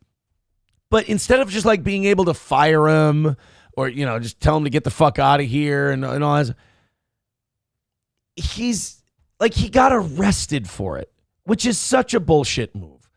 He's been doing this since August, so he's been doing it for almost 2 full months. Let's go ahead and listen to this out of Florence County. This is South Carolina near the Florida border. School used a spray he bought online. I'm sorry, the other border, the Mississippi, Alabama, Georgia, whatever. That mimics the smell of feces. The incident report says surveillance video shows Lewis walking through the school's breezeway with an object in his right hand. The report said... Got a little bit of a Bray Wyatt, Haley Joel Osment vibe. Just imagine those dead eyes just spraying shit spray all over the place. Good sense of humor on the guy. Hell of a forehead. I endorse. As he sprayed something while approaching a hall where his classroom is located, then slipped the item into his pocket. Deputies and Assistant Superintendent Kyle Jones were called to the school. Lewis was escorted to a conference room, read his rights, and detained. This is a big problem with schools. Ever since the police said, yeah, we'll get involved in the schools in discipline and shit like that. Now, instead of the schools only using the police when when someone's safety is in danger or when a real crime has been committed, now they just call them in as the discipline force. And I think it's a big mistake. And I get it. Like if the teachers or the principals even like put a hand on the kids' shoulders now, the parents come in screaming, what did you do to my baby? So I get why they do it. But it's like a guy like this, kick him out of the school. Don't let him back in. But don't arrest the guy on charges because pranks shouldn't be crimes. And spraying some fart spray, nobody died. It was like, look, it was very unpleasant to smell. But what's the difference between that and arresting someone for just farting, walking around the halls and just dropping meat farts all over the school? You going to arrest them for that? I mean, I know, don't give them ideas because they probably will. But look, punishment, sure. Legal charges for spraying fart spray? Get the fuck out of here. I don't want to live in that country. I want to live in a country where a man can be free to drop ass spray all over school until he's caught. He allowed officials to search his personal items and car. The incident report says during questioning, Lewis repeatedly denied knowing what was going on, even while watching the video of himself. Deny. I get it, buddy. But I mean, it's fart spray, right? Like, is Florence County, South Carolina, like pristine and devoid of crime that we're going to waste our time busting the balls of a guy who was spraying some diarrhea spray all over the place? Repeatedly claiming he sprayed a lemon-scented hand sanitizer, and deputies say they found that hand sanitizer in the door compartment of Lewis's car. Well, it was a lemon-scented air freshener. He can't help it that it was a discount brand that he got at Aldi and it smells like poop. After the search, Lewis was arrested on the charges of malicious injury to property exceeding $10,000. And Wait a minute. The fart spray can cause property damage? Like if you spray fart spray on a wall, does it like burn a hole through it? It smelled like shit for a while. You'll be fine. Disturbing schools as a non-student. The warrant states that between August 25th and September 19th, Lewis used the spray repeatedly, causing disruptions, sending students to the nurse with respiratory issues, and impacting the school's air system. Whoa. How much shit spray was he spraying and how potent was this stuff? Was this a homemade batch? Was he like bottling farts and letting them foment? It can't be that bad where like kids are literally like it's pepper spray and they're going to the nurse like, I can't breathe. As the halls are covered in puke as people have shit smell in their nostrils. Is it that bad? Still don't think he should be charged. Investigators say the surveillance video, along with Lewis's own statements, connect him to the incident. Lewis had a bond hearing on Saturday. His bond was set just over $9,000. Come on. He posted that bond Saturday afternoon. Really? So you're going to go through with this. You're going to put this guy through the ringer because he sprayed some shit spray in a classroom. It's over. Fire him. Cut him loose. They're saying it caused $55,000 worth of damage to the school's air conditioning system. All right. Apparently this stuff is way worse than I remember it being. It's not clear how the cops nailed him, but he's been, brown-handed. But he's been charged with disturbing schools as a non-student and malicious injury to property of $10,000 or more. I'm not trying to be pro spraying shit spray all over a school. You know, I'm not trying to be the guy who's going to take on the position of, yeah, fucking spray diarrhea all over school. That's not what I'm saying here. I'm saying kick him out, fire him, punish him, whatever. I just think that legal charges are a bit rich. Dr. Silverwolf, becoming a member for 40 months, says, what is the charge? Spraying a fart? A succulent, juicy fart? Exactly. I didn't know these things were so bad they could cause damage to your air. What was he doing? Climbing up into the air ducts and just like launching the fart spray and letting it like waft throughout the system? That is dirty. That's like Ra's al Ghul and Scarecrow putting that, the fear toxin in the water and then letting it loose with a microwave transmitter. That's some supervillain shit. Marley Analytics with $2 says, when is your Charlie Kirk style campus tour? I'm going to leave that to better men at the moment. I'm going to leave that up to others. I'm what do you call it? A chicken shit. That's what I am. $2 from Gray Duckling says, let them have the east side. Don't cross the river, you drug den fucks.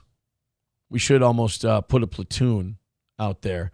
$2 from Thermodyne Diesel says, I read that it cost the district thousands of dollars trying to figure out the issue. So yeah, they spent a bunch of money trying to figure out who was spraying diarrhea smell all over the... Jesus. Thank you very much for those $2 drops. Hey guys, speaking of farts, speaking of poop, apparently we've had too many beans on this show because it's too farty. Too farty. Because of the shit and the poop and the farts and the toots. It's too. You know what? You'll get it. I believe in you. Somebody, I think Chevy fans said in the chat that they spent thousands of dollars trying to figure out where it came from. Also, Chevy fans saying fart spray apparently more deadly than an AR-15. I mean, they're not fucking around. I'll tell you that much. Apparently, you want to spray fart spray in a school, go do it in Alabama or Florida, because South Carolina is not playing that shit. Skousko says, imagine how many teachers were blaming certain types of children. Oh, there were a bunch of fat kids just getting blamed up and down for the poop smell. They just thought that the fat kids with the bad diets were dropping meat farts all over the school, and they were getting... they're owed an apology. They're owed an apology. King Kong Dong says, too farty is why I question to why I listen to you. Why? I don't understand. It's such good, wholesome fun. Fuck me running. I thought we had enough negativity in this world. Gray Duckling gifting 5 memberships over on YouTube. Thank you very... Oh, son of a bitch. You know what that means. We don't get any 230 today. Son of an ass. Thank you very much. Gray Duckling with 225. I appreciate it. Conditioner on my D, I think, is a great example of a guy who doesn't touch enough grass. He's a great example of how sad the internet is. I wish that he would just have a little more fun, because I think that's what's missing from shows. All these shows, everyone just wants to be so like angry and hostile and mean. And it's no fun to listen to. I will tell you, as someone who tries to listen to a clip or two here and there, it's boring, it's repetitive, and it's exploitative and gross. And there takes no talent to do it. Conditioner on my D. This guy is such a tool. I can't believe people were actually watching this show not to make fun of him. If you like this, you should K yourself. Jesus, dude. Like, you unironically don't see yourself as the problem? That's fascinating to me. Like, halfway normal people look at what you're writing and we go, dude, it's a show. Try to take it easy and get your shit together, man. And that is the bottom line. Like, the bottom line is these people are mad because thousands of you, tens of thousands of you every month enjoy this show unironically, because it's not just an anger hate fest all the time of spurging out retards. And I don't know why that's a threat.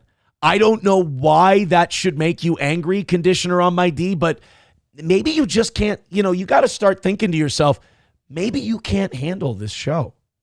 Maybe it's just not for me or not for you. I mean, it's for me. Might just not be for you, buddy. And there's no shame in that. I don't know why you have to come to me like it's an airport and announce your departure. I don't get why you have to.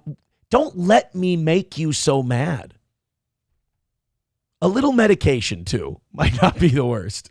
Silverwolf with $5 says, my reaction to your too farty and tooth hurty joke. Oh, what is that?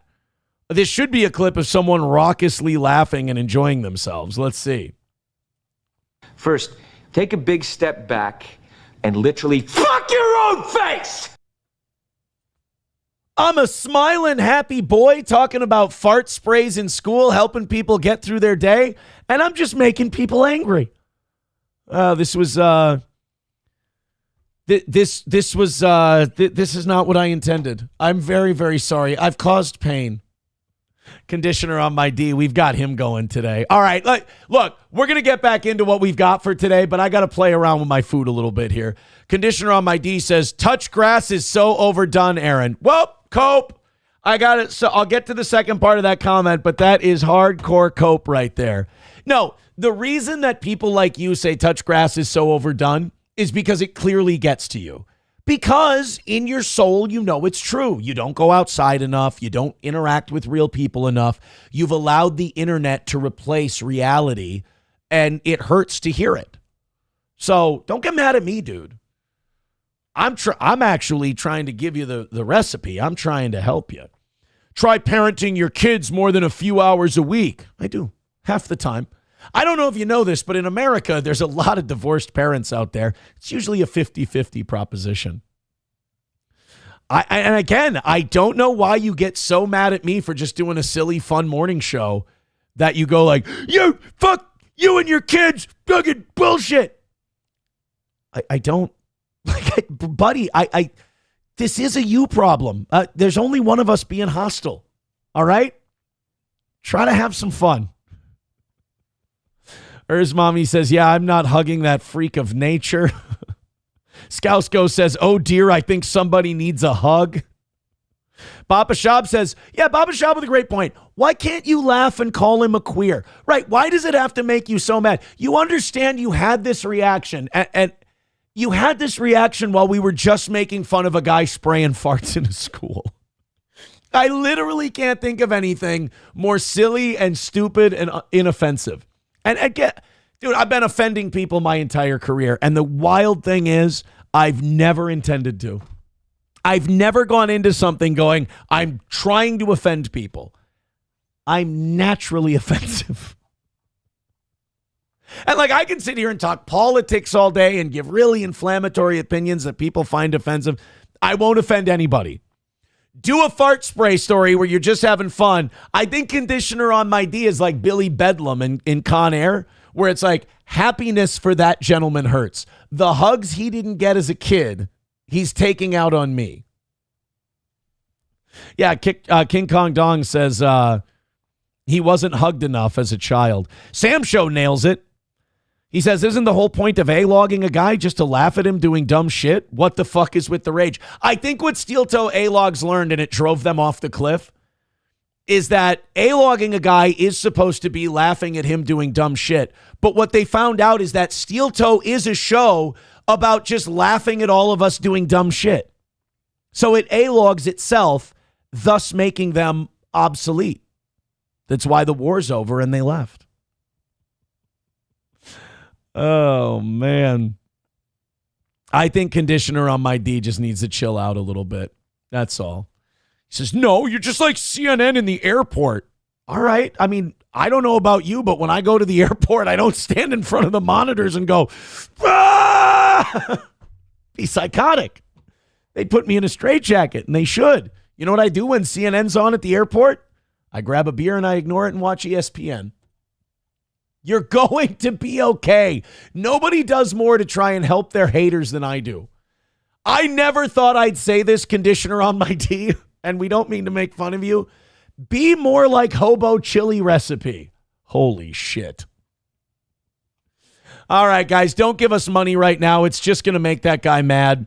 Streamlabs, PayPal, Venmo, Super Chats, Rumble Rants. 225 away from today. Thank you for your support. Again, keep the sub numbers climbing. Keep the view numbers climbing. It is in your hands. Hit like, hit subscribe, hit follow. I do want to thank Conditioner on my D, though. He really has helped me.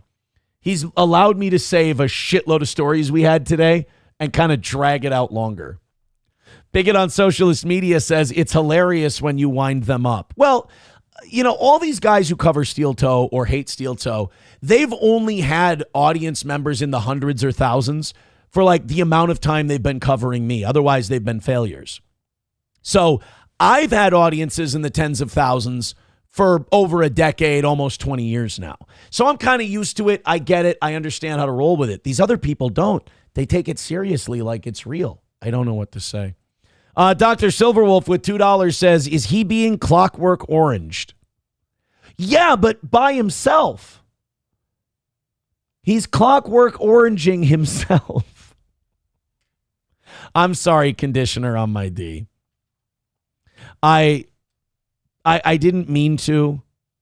I didn't mean to wind you up today, but you kind of do it to yourself. Thanks, pal. All right, speaking of fucking weird, over-emotional gay guys, we got some Tim Walz stuff today. Thank you for allowing me that transition also. Transition, the thing that might help you. Give it a shot. Chop off your cock. Maybe something good will happen. Did wonders for Bruce Jenner. A lot less stressed. Forgot how to drive, though, unfortunately. So Tim Walz is out there. He's pounding the table, hollering and screaming. You know, that Annunciation shooting happened. And he immediately went, special session. We need to have a special session. And he was all rah-rah for a special session because he wanted to ban some guns. You know, he didn't want to do anything that would prevent the next Annunciation shooting. He wanted to grandstand off the shooting of children in order to pursue gun legislation that he's wanted since long before this thing ever happened. You know, that's the thing that grosses me out about politicians and some pontificators online too, is that when a bad thing happens, for a lot of these opportunistic monsters, these gremlins, their answer is, oddly enough, the thing they've wanted to do for 20 years. You know, the way we solve this problem, you're not going to believe it. It's doing things my way. Huh, that's interesting. You know, very rarely in life do I have problems that are solved by the way I want to do shit. Usually the problems happen because of the way I do shit, and I should probably change course. Not Tim Walz. You want to fix the problems we've got in his last 8 years as governor? You just got to do shit more his way. So this is him. So he was on this warpath about a special session.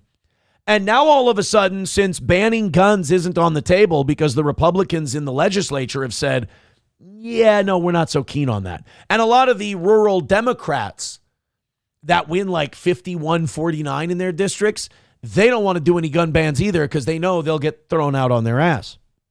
So Tim Walz has really ratcheted down the talk of a special session because he can't get his way on the gun thing.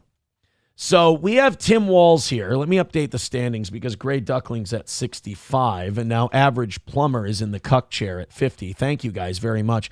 Let's do this clip of Tim Walz doing what amounts to pouting on television about the fact that the Republicans won't give him his way. This is Timmy. Remember, this is the guy that Kamala said she had to pick because she wanted to pick Pete Buttigieg, and Pete Buttigieg was way too gay, so they had to pick a manly man like Tim Walz.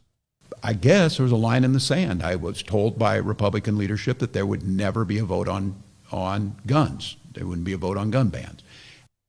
This is news to you? This is breaking? Oh, man, you know, I was really going to have this special session, and I was really going to try and do something about... Imagine that. I wanted to do something about the Annunciation shooting where a few kids were murdered by some crazy trans shooter. I wanted to have a special session so we could do something. Wow. Hey, that's leadership. That's great. But the Republicans won't give me my way on an issue that I've been demagoguing long before this shooting ever happened, and that really had nothing to do with this shooting.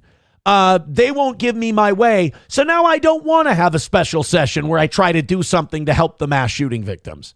What a fucking dick. You know, he's been this way his whole career, too. He didn't just become this way because Trump and Vance kicked the shit out of him. He's always been a prick who said it's either my way or the highway. I can't imagine he was a fun teacher to be in class with. Notice on the campaign trail, we don't hear a lot from his old students because he was probably a dick, a tyrant. This guy has been this way forever. If I don't get my way, I know better than everybody else. I'm the smartest guy out there. And if I don't get my way, then fuck you. I'm taking my ball and going home. And what do we have to show for it? A $6 billion deficit. And now this asshole wants a third term. And I got to tell you, my line in the sand for Minnesota of saying there's no going back, we're fucked, is if he wins a third term.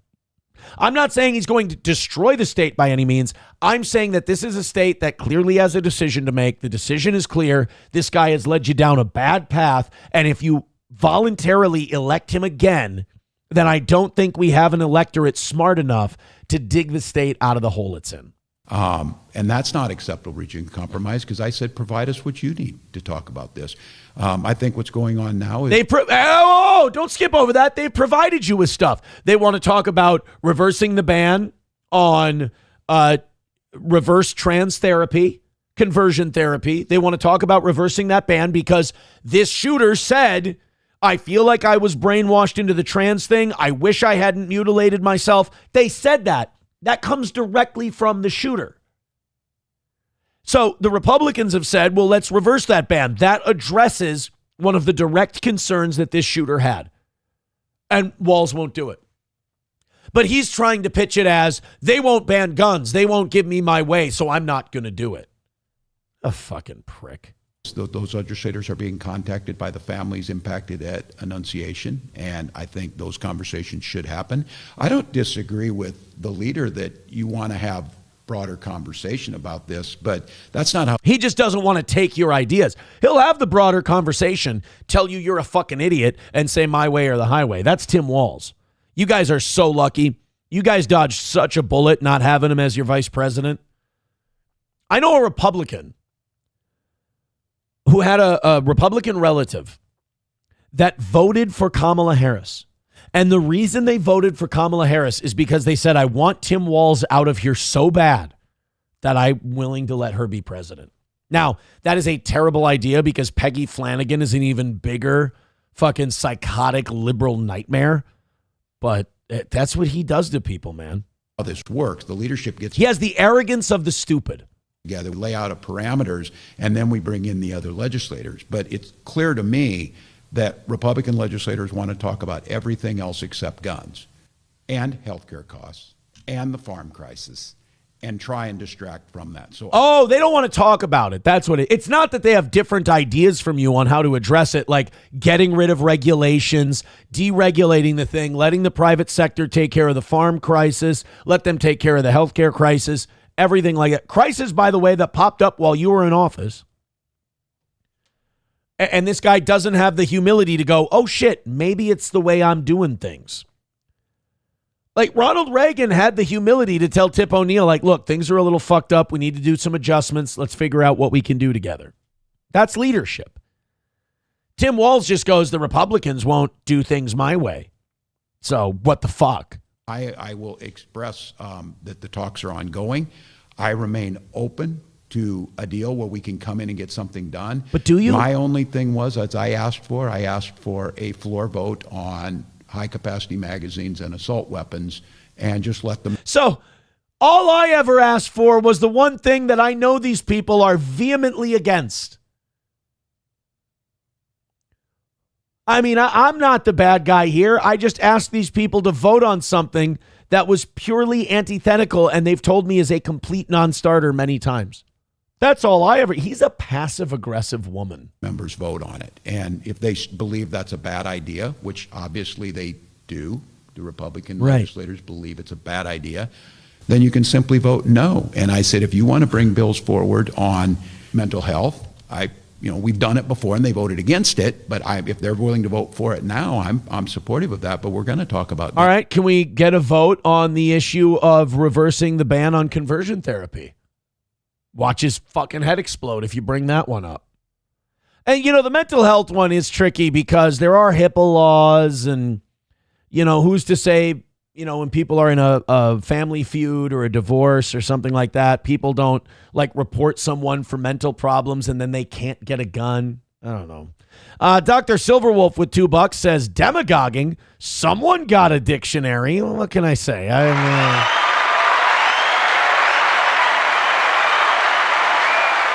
I'm a little smarty-arty. What can I tell you? Hey, can I make you guys a guarantee? Conditioner on my D hasn't left yet. I got him. I got him. 09 Canyon says the people with armed security are always okay with taking away regular people's guns. I mean, it's easy. They don't understand what us needing guns is, why that's so important. Just get a guard. Stupid retards. Papa Shab says Mao looking at Kissinger's manly wife and cheesing is hilarious. I don't know about that video. Chevy fan says, what about that $250 million in fraud? Oh, yeah, don't forget about that, too. Don't forget about Tim Walz overseeing a government that has been fleeced by the Somali community to the tune of, I think we're up to about $400 million, or maybe $500 million in fraud. So you have, count them up. You have the EBT fraud, where the Somali grocery store owners were buying food stamps at a discount and then turning them into the government for cash. Then you have the daycare scandal, which was signing people up for daycare that they never went to, turning it in and getting a check. That was Somali fraud. Then you have Feeding Our Future, which I think was $200 million, $220 million on its own. And now you have at least $100 million in this Medicaid, Medicare scandal. And again, all Somalis. So, yeah, we're at least 350, probably pushing $400 to $500 million in fraud. That we've figured out. Lander says, isn't Minnesota claiming they will have a budget surplus next year? Whenever the next budget biennium is, we're underwater. Minnesota budget deficit. Here we go. While Minnesota faces a structural imbalance and a projected $6 billion deficit in the 2028-2029 biennium, the state is still expected to have a $2.4 billion surplus for the 2024-2025 biennium. So that one's wrapping up. The long-term deficit projection is not an immediate crisis, but a future challenge that is already shaping current state budget negotiations. Well, what's the number for 26-27, the one coming up? Projected surplus decreasing to $82 million by the end of the next deficit. So that surplus is gone now. We had $17 billion. It went down to $2.4 billion. Now it's basically going to be a balanced budget. And apparently shit gets out of whack after that. Because not this next biennium, but the one after that, they're looking at $6 billion. Well, you know what? I think a new governor could probably get in there and rewire the whole thing. Danger Bear Wolf Turtle with $4.99 says that's smart. Vote for him to ruin a country to save a state. Sounds like it's hard to me. So I'm done having faith in human intelligence. We're done. Yeah. 191 Redbird with $1 says CNN running headlines about Trump not sticking to his speech, implying he's like Biden. The teleprompter was 100% intentional. I don't have any problem believing that. I agree with you. I think the teleprompter thing was, and the escalator thing, was the UN fucking with him. 100%. Historically White says, isn't it weird how the Jewish mayor of Minneapolis does ads in Somali? Oh, believe me. I was watching news shows yesterday, and whether it was lefty or righty, whether it was Breaking Points with Cigar and Crystal Ball, whether it was Sam Cedar, whether it was PBD, no matter who it was, They were all talking about the Minneapolis mayor. Jimmy Dore, too, was talking about it, doing ads in Somali. It's really difficult to watch your state be a known laughingstock. It's a little less difficult because you agree with them. But like SP was on TikTok the other day and there was some shit about the Vikings male cheerleaders. And one comment got me where the guy goes, he said, wow, everything they say about Minnesota is totally true. And then a turd emoji. That got me. Chevy fan says, I'd vote for Newsom over Vance. Speed up this shit show. I mean, I can't blame anyone for having that take. Nice podcast, stupid, with $2. There's Dan. He says, Karmic just said he's above SteelToe. Thoughts? You're a drunken whack packer for Kevin Brennan. I can't be bothered. A lion does not concern himself with the opinion of sheep. But you know what? Godspeed, kid. Godspeed. Do you guys think that Karmic takes the internet a little too seriously? Or no, he's going to be fine. Does he kind of look like Admiral Akbar from Star Wars a little bit? It's not important. I don't know. I think, is Karmic doing 600 people at a time nowadays? I mean, my show is not huge. It's not a big show. But on the platforms we're on, we're averaging about 600 people at a time in the morning. I don't think the kid's quite there yet, but I have given him far more time than his numbers would say he should have. So I do expect to thank you for that. That's the other thing. You know, I help, and I never get a thank you. It hurts my feelings. All right, Joe Rogan has some questions about the Charlie Kirk assassination. Thank you, Dan, by the way. Good luck. Nice podcast. Stupid is his show. I think Dan, you basically run down drama, right? I'm just trying to get more $2 donations out of the guy.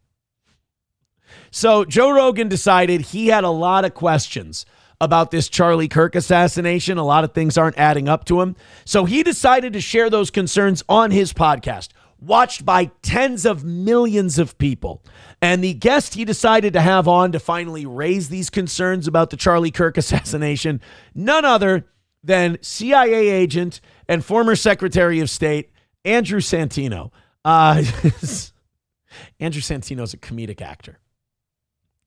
This is like, I kind of feel bad for Joe because he can't win with some of these people no matter what he does. If he has Mike Baker on, he's a CIA plant who's in the pocket of the administration. If he has Andrew Santino on, it's like, why are you having these no talent retard comedians on just to be a echo board or whatever? It's like, what's he supposed to do? I think there's a lot of Joe Rogan fans who just want to go back to the days of him talking about chimps and Bigfoot with weird bearded guys.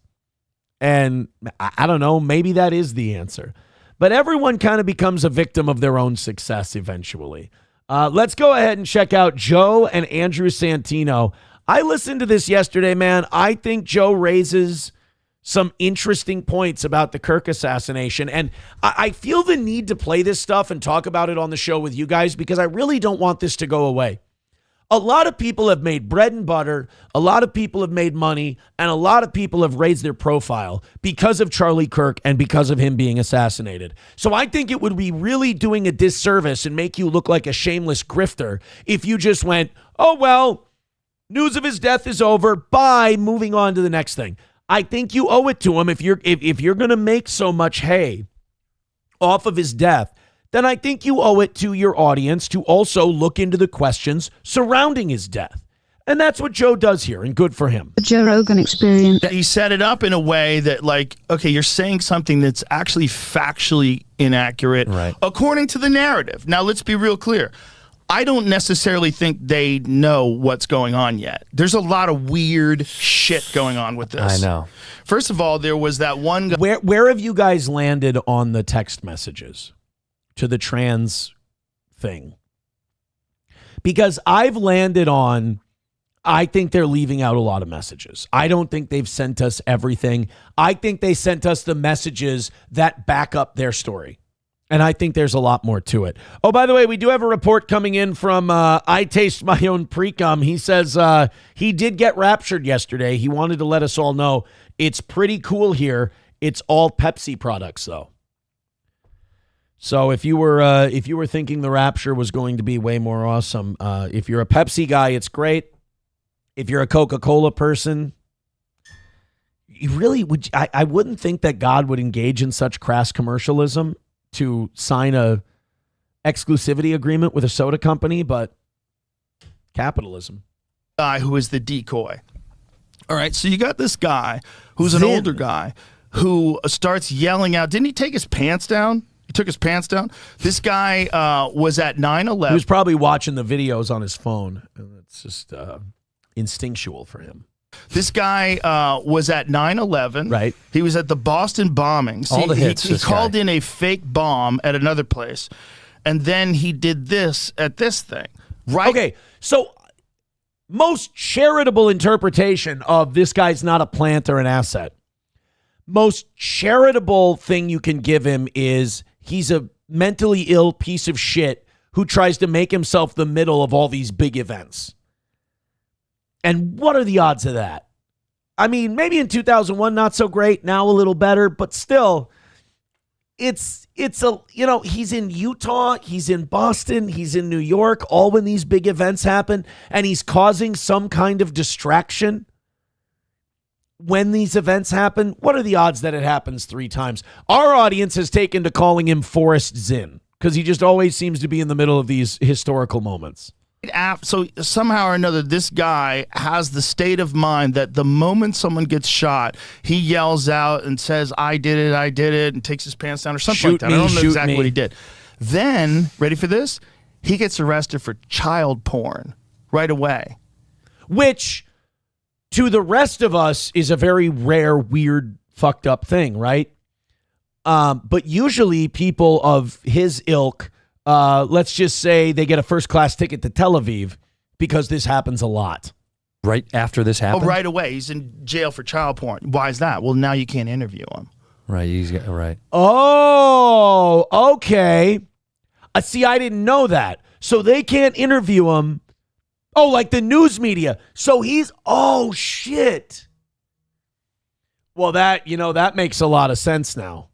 Right. And because when the internet people start going, how are you at all these different things? Like, what are the odds? Like, if someone ran it through one of the ChatGPT fucking perplexity things, like, what are the odds that this guy would be at all those different events and be involved? Like, 0. This is the guy? Yeah. I just like that the pants down part is just insane to me. It's like, why is your dick out, dude? I did it. Listen, I'm not saying this guy is an insane. He's clearly insane. Yeah. Or not. Or he's professionally insane. Right. Right, yeah. I didn't draw that connection. I'm a stupid asshole. Clip it. So with him being under arrest for the CP, now the media can't talk to him about what he did. So it's a way of tying up a loose end. I mean, killing the guy is too obvious. And plus, if he's your asset, you don't want to kill the guy till the asset is spent. But you certainly don't want the media talking to him. Wow. That's where it gets squirrely. Now, it could also be that he's an old pervert. Texted you when the Charlie Kirk thing happened because my antennas went up about, they showed the photo of that kid, or the guy that they have, the 22-year-old, whatever. And I was almost going to be like, dude, do you think he's got the capability to do that? Yeah, well, listen, there are people that look like that have the capability to do that. Pretty accurate. I don't, look, when you have a family that's into hunting and all of that shit, making a 150, 200-yard shot, it's not, something only a Marine sniper can do. So I don't have a problem believing that kid knew how to shoot. Nope, No? Not hard. Not hard at all. hard. Let me dispel that. Okay. Okay. 200 yards. Look at Joe from not prone spreading position misinformation. With a dead-on rifle. So if you have a dead-on rifle, so you set this rifle, you set your 0 to 200 yards, right? You know how far you're going to shoot. It is not hard at all. He shot a lot? You don't have to shoot a lot. So I could do it tomorrow. If you're a they did say that in order to make that shot with that gun, you need about 6 hours of training. So you could this afternoon go to a range, work with somebody, and make that shot consistently by the end of the afternoon. You are experienced. If it's someone that's never shot, could they do it? 100%. Not Really? if they've never shot. They wouldn't know where to look. They'd have a hard time acquiring the like when you look through a scope. Like when the reticle is weird. Like sometimes takes a minute. You got to know the distance that you have to be from it to really line it up in your sights. But you could get a guy like my friend Andy Stumpf, who was a sniper in Name drop. the SEALs. You could get him, and he could show you how to do it in an afternoon, and then you could hit steel at 200 yards every time you pull the trigger. One day you could learn that. Yeah, Wow. yeah. Not that hard. That's not the first time I've heard that. And people give Joe Rogan a lot of shit. It's good that he's keeping this conversation alive, and that's all we need to do. Keep this conversation alive, because if you really loved this guy and you thought he was great, and it's not just some fucking grift until the next big story comes along, then you owe it to, I think, his memory and what he stood for to not stop asking these questions, even if you're called annoying or you're beating it to death. Don't stop asking these questions until you get a sufficient answer. It's okay to be a dickhead customer once in a while. You ordered a certain thing. Keep sending it back until it comes back right. But I worry that a lot of these personalities and a lot of these podcasters and a lot of these public personas, they're going to move on because there's no more value in talking about what a great guy Charlie Kirk was. And I'm worried that Turning Point USA is going to take the Bill Ackman money.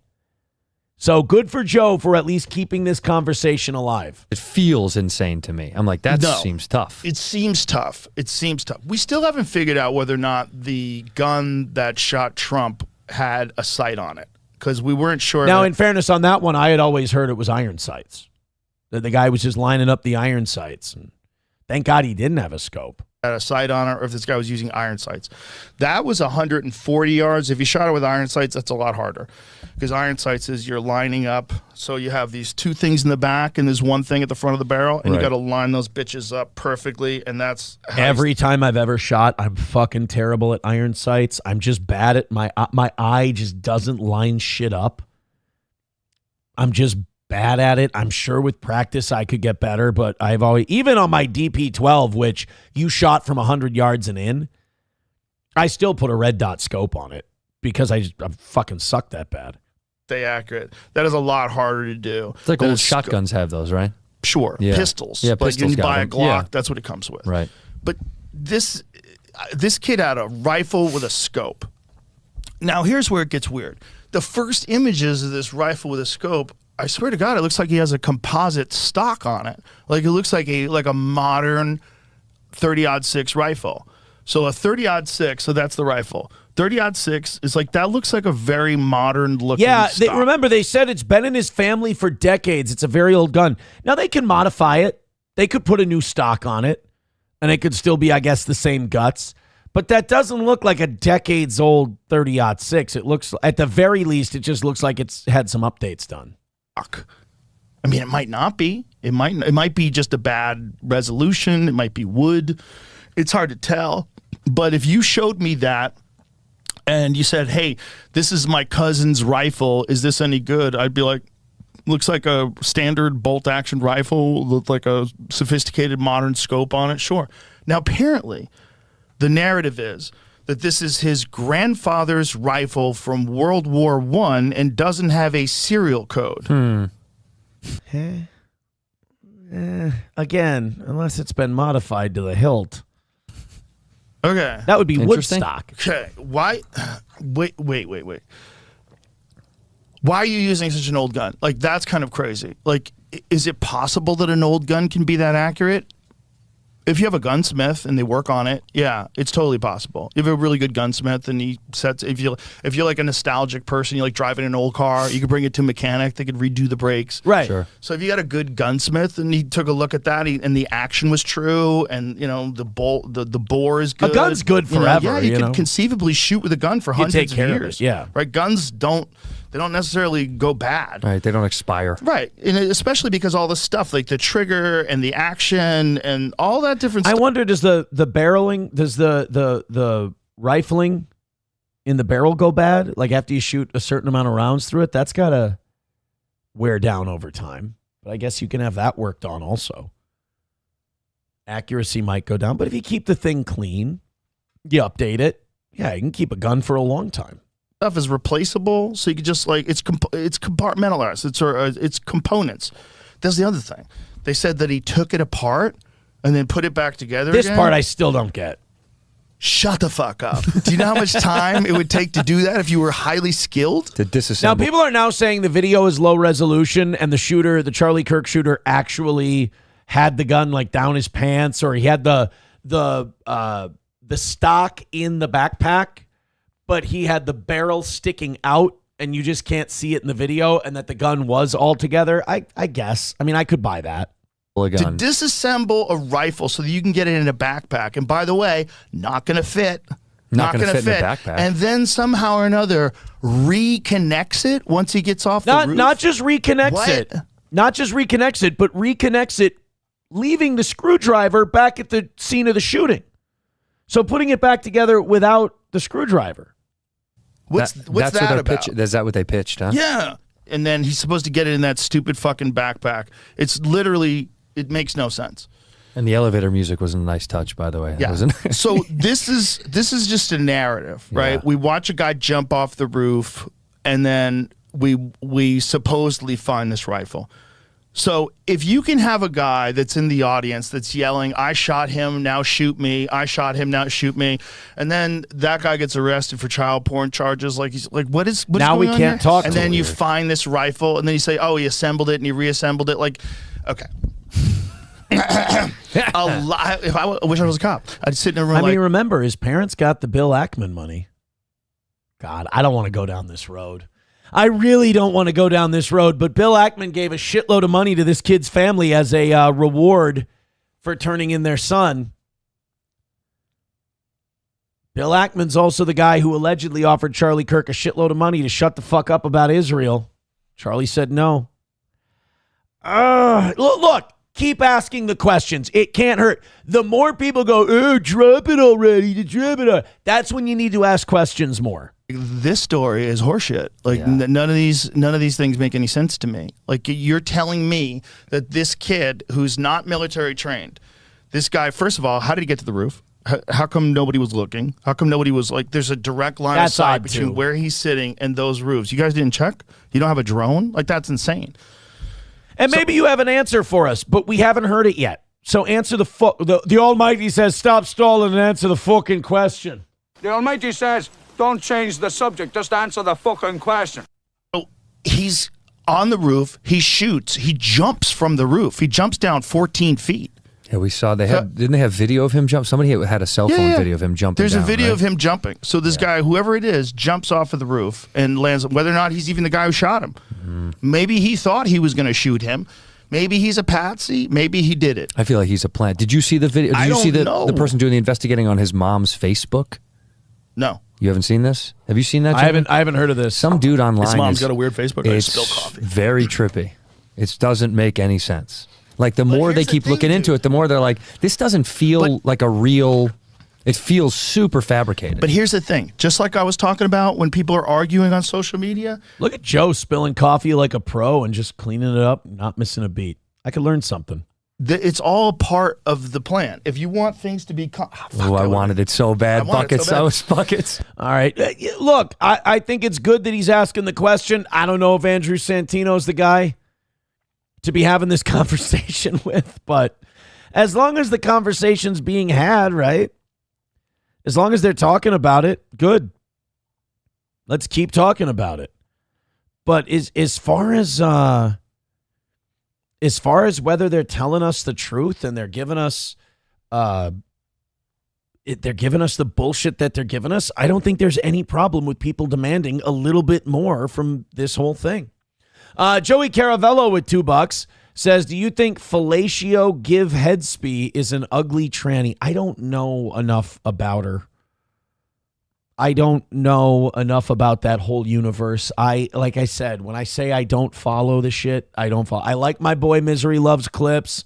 I I try to give them a view here and there, but man, that stuff is just so fucking bad.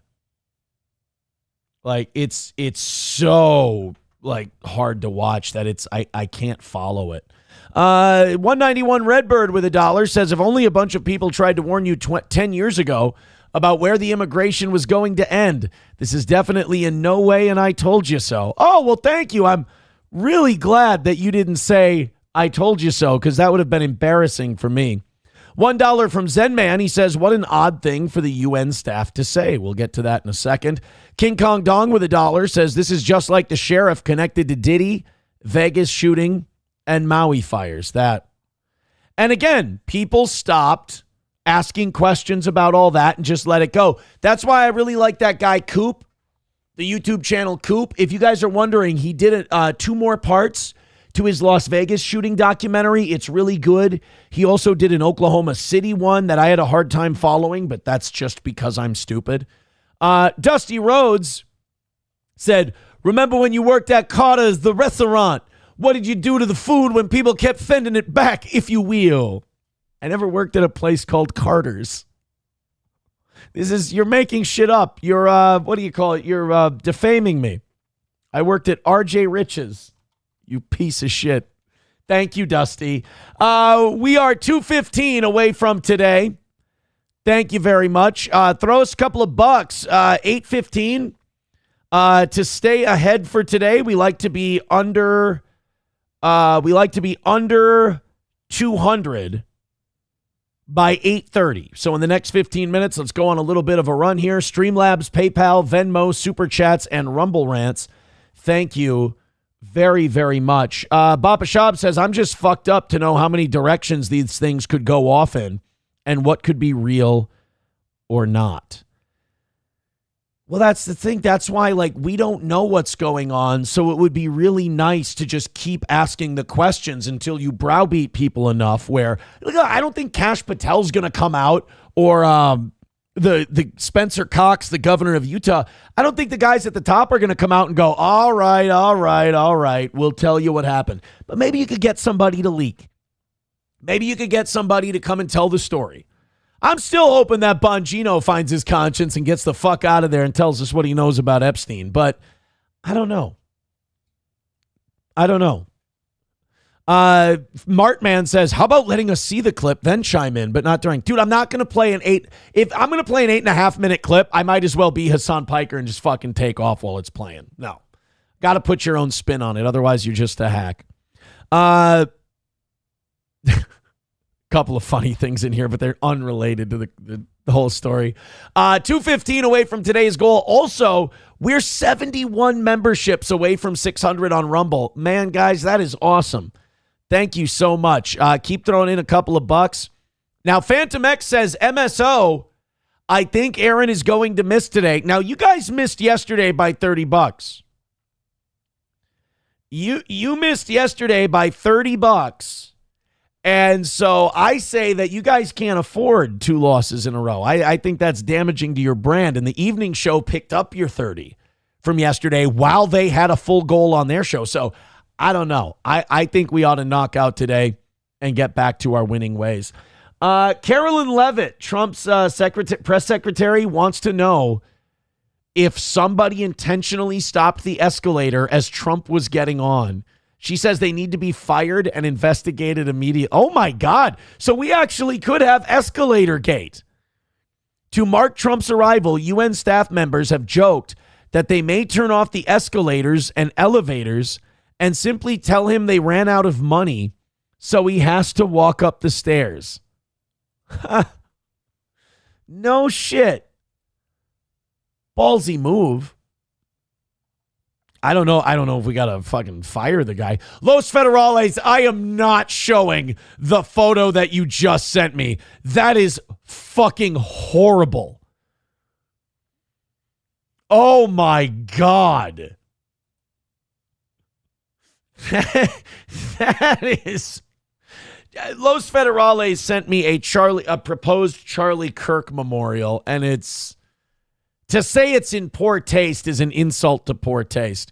Real quick, we got 20 seconds of Hillary Clinton chiming in on MSNBC. You know, I can't figure out why these news networks have bad ratings. We have got to stop demonizing each other. Exactly. Yeah. Oh, Now, yeah. I think most of that right now in our country's history is coming, from the right, coming from people who want to dominate. They want their point of view.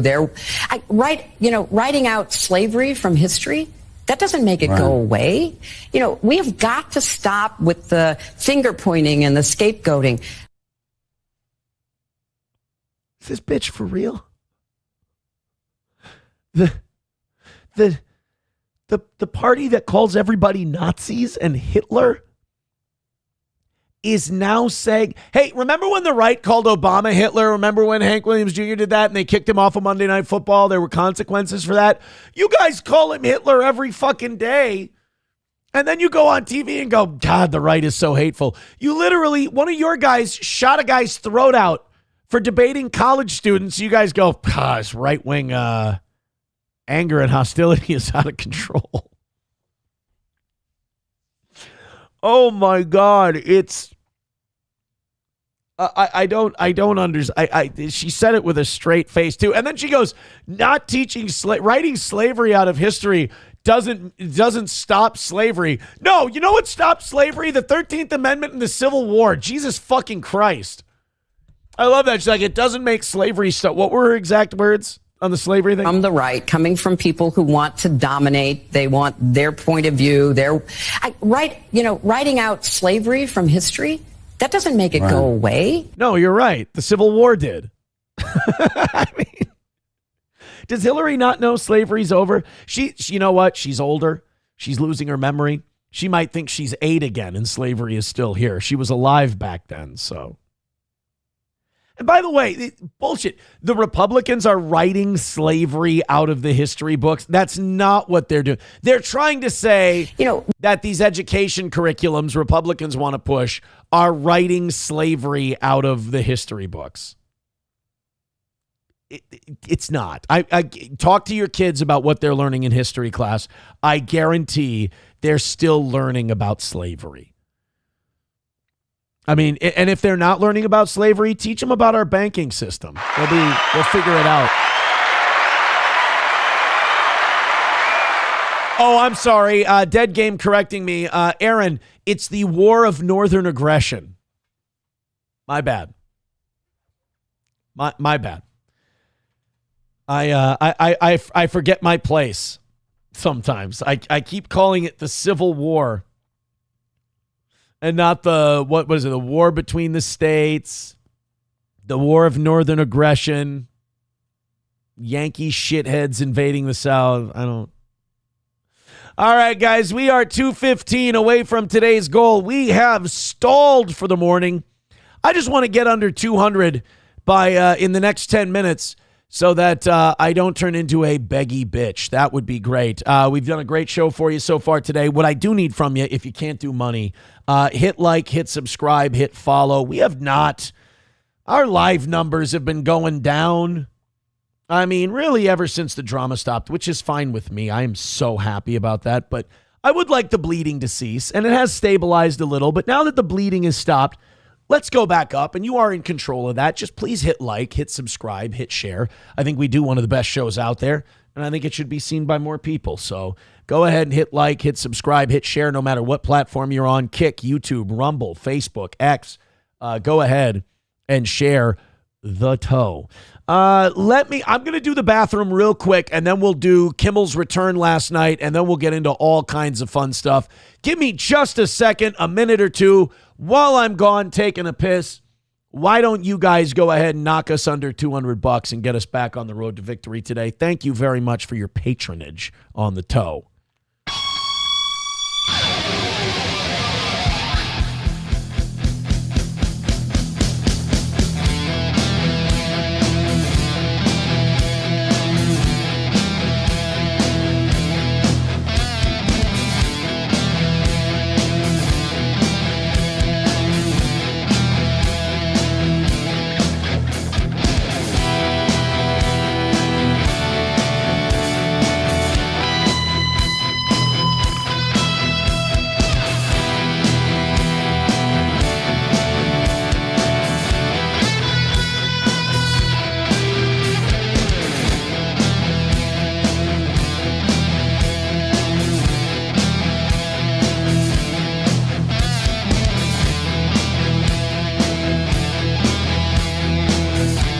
quick. That was quick. Did I get it? Under a minute. I was going to say, I think I could piss, wash my hands quick, and get back in under a minute. That was caffeine, the energy drinks. They shoot through a fella. I'm not going to lie. They shoot through a guy. Thank you guys very much. $2 from Joey Caravello says, talk about the time you lost your virginity. You know what?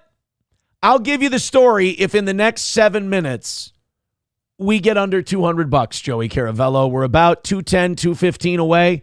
You get under 200 by 8:30, you put us back on track. I'll tell you the story, my man.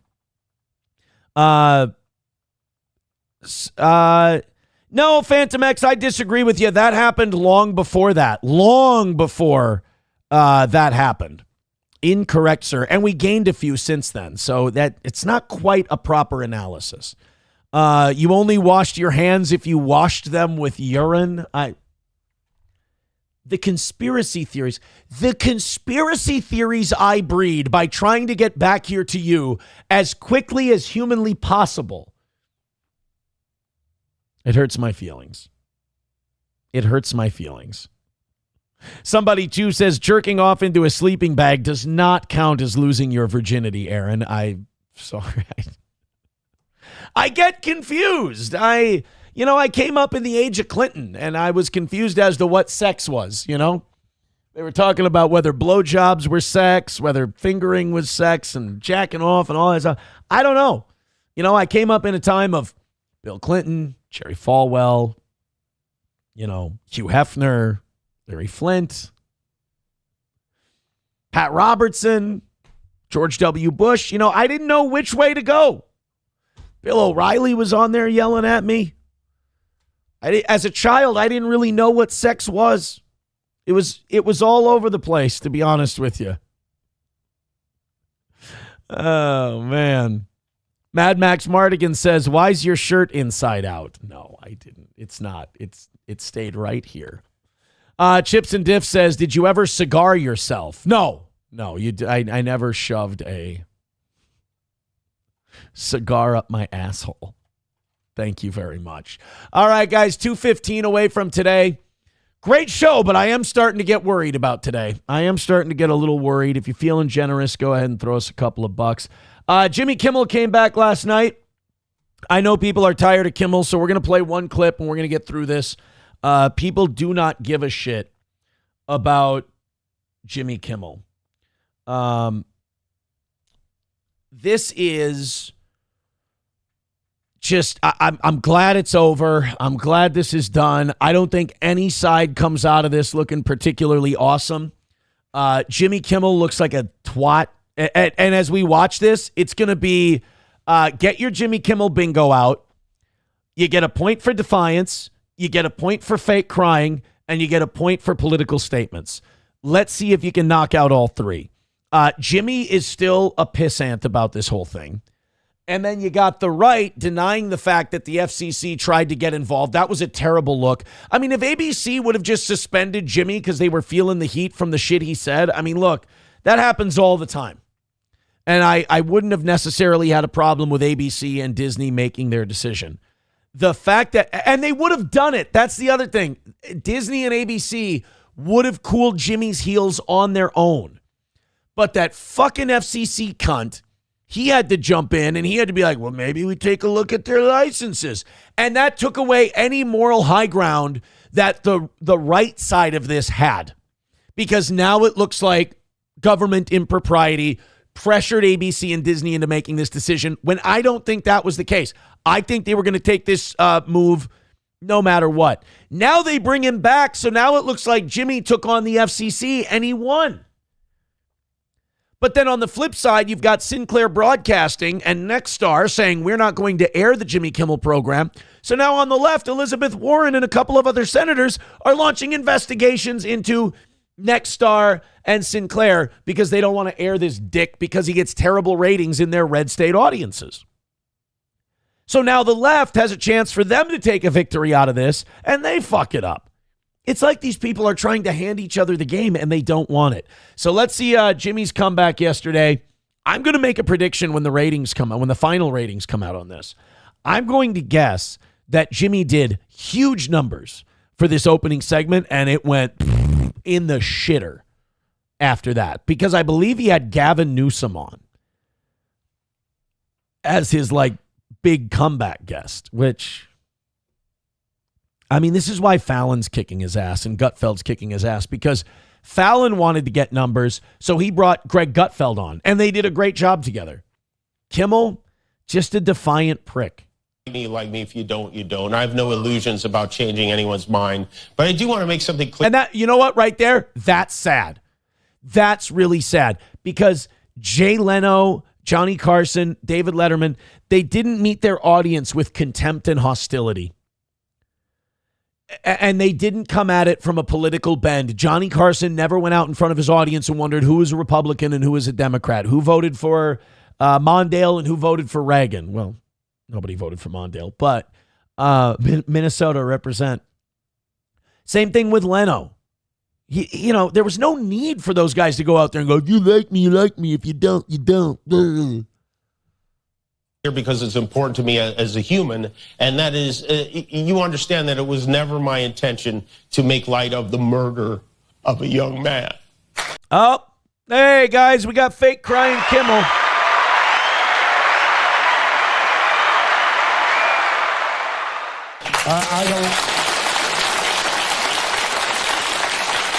I don't think there's anything funny about it. I posted a message on Instagram on the day he was killed, sending love to his family and asking for compassion, and I meant it, and I still do.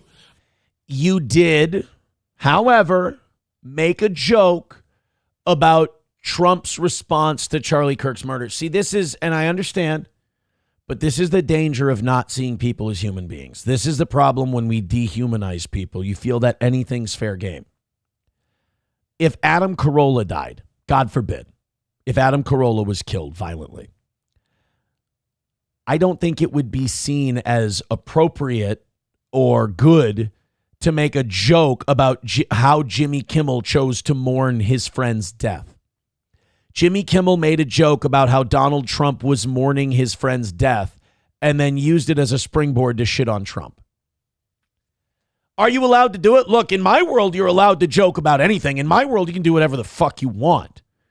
But the way the world actually is, you cannot have it both ways. You cannot say, I want to use this assassination as a springboard for a joke, and then say, I would never make fun of a guy's murder. I get it. I understand. I don't think you made fun of the guy's murder straight up, but you did use the murder as a way to try and get laughs and score points. Own it. Own it. Sit on it. I'm okay with it. I know a lot of people aren't, but don't come out here and try to weasel your way out of it and cry and piss and moan. Nor was it my intention to blame any specific group for the actions of what it was obviously a deeply disturbed individual. That was really the opposite of the point I was trying to make. But it's funny to watch all these MAGA people pretend this guy was anything but one of them.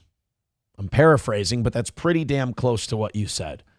To quote Dennis in Always Sunny, it's the implication, Jim.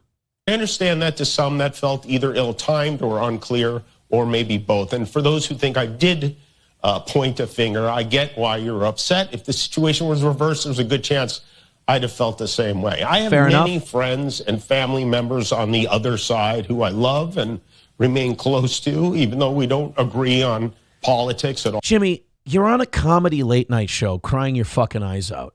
Do you maybe think that now is the time to maybe give this shit a rest? I don't mean the late night show, but like the politics and stuff. Like, is it going to be that difficult for you to admit that all these other people were right? That maybe you should go back to the way late night used to be and that going back to the future might help? I mean, is that hard of a pill to swallow? Because I got to be honest, you don't look like you're having fun. You don't look like you're enjoying yourself. Maybe this isn't the road you want to go down. Oh, I don't think. Or maybe you want to get a show on MSNBC where you can do this shit all the time. Maybe MSNBC saw Gutfeld work. Maybe MSNBC would give you a, what do you call it? A late night deal there. The murderer who shot Charlie Kirk represents anyone. This was a sick person who believed violence was a solution, and it isn't. Ever. And also, selfishly, I am a person who gets a lot of threats. I get many ugly and scary threats against my life, my wife, my kids, my coworkers, because of what I choose to say. And I know those... Again, do you think that maybe it's not worth it? Threats don't come from the kind of people on the right who I know and love. So that's what I wanted to say on that subject. But I don't want to make this about me because, and I know this. Well, it is about you, though. Go ahead and make it about you, dude. No one's, of all the things people are going to criticize you for, Jimmy, making a thing about you is not going to be one of them. That's what people say when they make things about them. But I really don't. This show is not important. What is important is that we get to live in a country that allows us to have a show like this. I don't disagree with him in spirit, but I don't think he lives that example, if that makes sense. I don't think Jimmy Kimmel lives up to the idea that he's putting out there. And it's so sad to watch because, guys, you got to be able to admit, even if you don't like the guy now, something happened because he was one of the funniest guys in the country at one point. He was one of the best late night guys out there. To me, my favorites at that time, aside from Letterman, because I think he's generational and inspirational and kind of brought us a lot of these different people. My two favorites at one time on late night were Craig Ferguson and Jimmy Kimmel. I thought they were the two best doing it. Something happened. Whether it was Trump, whether it was money, whether it was networks, whether it was, maybe him being so wealthy that he got in a bubble and he didn't really understand the world around him anymore. I don't know what it was, but there should be a case study on Jimmy Kimmel because something happened to that boy. He ain't the same Jimmy anymore. And I'm not even talking about Win Ben Stein's Money or The Man Show. I'm talking about when Jimmy Kimmel was still doing his late night show. He was one of the funniest guys out there. And something happened. And your theories on what happened are more than welcome on this program. Nothing coming in. Oh, boy. Streamlabs, PayPal, Venmo, Super Chat, Rumble rants, gifted memberships, whatever. That was a good segment, and that took the wind completely out of my sails. Hopefully the chat rallies up. We are 2:15 away. Kyler says, oof, I'm getting secondhand cringe from this. I'm going to tell you this. I hadn't watched it. I wanted to watch it with you guys this morning. It wasn't as bad as I thought it was going to be. I thought some of the stuff he said was accurate. I just hope that he can live up to it. Because so far, he hasn't. That's all. Historically White says, Jimmy already sold his soul. Phantom X says, conditioner can't quit you, Aaron. You're in his head as much as Tim Pool is in yours.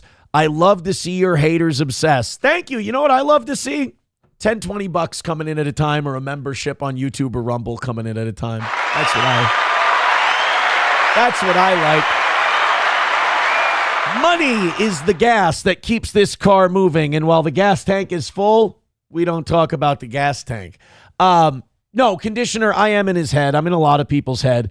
But at least I'm fair. Tim Pool is in my head rent-free. I watch Sam Cedar clips on Tim Pool. I watch documentaries shitting on Tim Pool. If there's somebody shitting on Tim Pool, I'm watching. That is, Phantom X, you are not wrong. That's me being a Tim Pool fan. I have to be consistent in my messaging. I own a lot of people this way by just taking up a shitload of their time, and I'm proud of that. But I cannot then turn around and cope and say, no, I just watch Tim Pool to watch him melt down or whatever. SteelToe's doing fine. Tim Pool's doing fine. I'm not hurting Tim Pool by watching him do things that I think are fuck-up shitty takes. I'm being a Tim Pool fan. I just enjoy his product in a particular way. So when Phantom X, he wrote that yesterday, and he said, Tim Pool's in your head rent-free. And I was going to deny it. I was going to fight him on that. But I'm like, no, you know what? That's fair. I'm consuming a lot of Tim Pool content for entertainment. How I'm using it for entertainment is the cope part.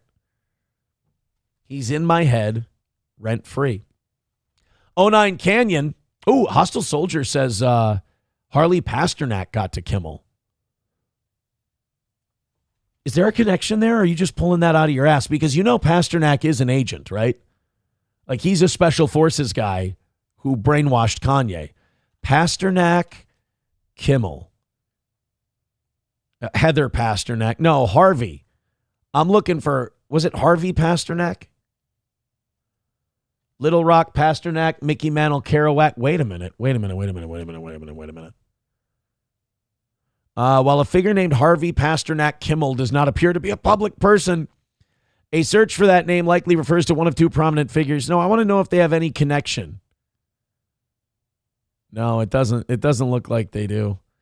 There's actually a lot of, is it Harley Pasternak? Okay, I fucked that up. It's Harley Pasternak, not Harvey. I'm thinking of Harvey Levin. Same tribe. Nope. Nothing about, if you don't know who Harley Pasternak is, he's the guy who threatened to institutionalize Kanye if he didn't shut up about the Jews. That's good old Harley Pasternak. People are saying Mossad. Yeah, that's kind of that's what I was getting at. Reformed Rapscallion says Tim Pool's conservatism seems entirely organic. Oh, and Aaron seems straight. Hey, wait a minute. All right, guys, we are way far away from today's goal. It does not seem gettable at this point. Help us out. 2:15 away from today. Streamlabs, PayPal, Venmo, Super Chats, Rumble Rants. 71 memberships away from 600, which is an unthinkable number. Help us out. I'd appreciate it. I'm starting to sweat a little bit. I even wore a shirt for you today, for God's sake. All Care Towing, 320-253-5203 for All Care Towing of St. Cloud. If you need somebody to pick you up, if you got somebody, if you go in the ditch, if you, God forbid, you get in an accident or anything like that, you need help. And you need that help from my friends at All Care Towing. Again, 320-253-5203. Put that number in your phone. Better to have it and not need it than need it and not have it. That's All Care Towing, 320-253-5203 for All Care of St. Cloud. Midland Armory in downtown Foley, Minnesota. MidlandArmory.com. Of course, Derek and Tracy do a great job of finding you what you're looking for, what you need, even if you didn't know you needed it. They help you out because you ask them the questions, they give you the answers. It's not high-pressure sales like you might get at some sporting goods store or a big gun shop. It's customer service-oriented, and they're great at it. You come in there looking for a $2,000 gun, you tell Derek and Tracy what you need. They may point you to something that's $800 to $1,000. Why? Because they know what you need, not what they want to sell you. That's Midland Armory in downtown Foley, Minnesota. Check out their inventory online, midlandarmory.com. That's midlandarmory.com, or in downtown Foley, Minnesota. Check them out today. And Stoney's in downtown Rockville. There is no White Power Wednesdays at Stoney's. Get that out of your head. I see that rumor being bandied about by the likes of MSO and others. There is no White Power Wednesdays at Stoney's. Go there. Enjoy the nice weather. Get out to that patio. Enjoy Stoney's Garage. Live music on the weekends. And the Vikings at 8:30 against the Steelers, live from Europe. Get to Stoney's. Start the day with one of those ultimate Bloody Marys and enjoy game day specials. That's Stoney's Bar in downtown Rockville, Minnesota, right there on Broadway. Visit Stoney's today. All right, let's go to our next story. I'm just going to keep moving here. I'm just going to keep on moving. This was kind of fucked up. You guys ready for me to take a Jewish guy's side in something? The thing that's got me taking the Jewish guy's side is going to the UK. The UK is, every time we go to the UK and we're like, maybe it's not as bad as they say. Maybe people are maybe just, getting out of their heads a little bit. The UK is a fucking shit show. So all these immigrants come to the UK from Muslim countries, and they get there and they're dirt poor and they don't understand the culture. And instead of going in and going, wow, this is a great place, we should learn how they got all this and we should assimilate to that culture. They come in and they take to the streets and they complain and they bitch and they whine that they aren't doing enough to help diversity. The government's not doing enough to help the Muslims. And as soon as these brown people start crying a little bit, the white European guilt kicks in there in the UK and they start placating these fucking people until you can't recognize English culture anymore. And I don't mean like you can't see it. I mean like if you show it, they clamp down on you. There's people who are putting English flags up, you know, the white flags with the red little cross on there. And the police are taking them down because they're saying it's offensive. Well, this Jewish guy decided to show up at a pro-Palestinian protest in the UK. And he shows up and look, while the last thing these Palestinians probably want to see is a Jewish guy, he has a right to be there. It's a public space. He can go there. And you would think the police officer's job is to protect that guy's freedom to walk across the street, protect that guy's freedom to go where he wants to go.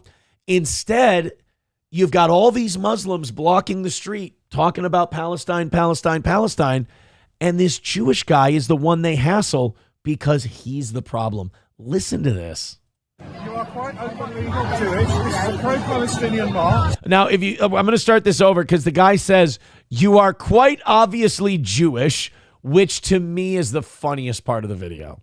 You are quite openly Jewish. This is a pro-Palestinian march. I'm not accusing you of anything, but I'm worried about the reaction to you. You've been escorted out of this area so you can go about your business, go where you like freely, or if you choose to remain here, because you are causing a breach of these people, these other people, you will be arrested. And we discuss this with you. If I remain here, you will arrest me. Because your presence here is antagonising a large group of people. We can't deal with all of them. If they attack you, or if they because your presence is antagonising. Because these people will attack you, because these people will behave like animals, and because they see that you're Jewish, they will attack you. If you don't leave, we're going to arrest you. Holy shit, this is the walking definition of a cucked country. A Jewish guy shows up at a Palestinian rally and they go, your presence here is antagonizing because you're quite openly Jewish. Now, I will agree with the cop on one thing. You could tone it down. But the fact that your police are like, hey, you see all these people blocking the streets and protesting and shit like that? We got to protect them. I mean, there's thousands of them in the street. They're very clearly in control, but we got to protect them from this one little nebbish Jewish man who wants to walk. And is this guy making a video to prove a point? Yes, he's making a video to prove a point. But that doesn't mean that the point isn't being proven for him. And the point is that the British police will now arrest you if you want to walk freely down the street while a bunch of Muslims are protesting some shit.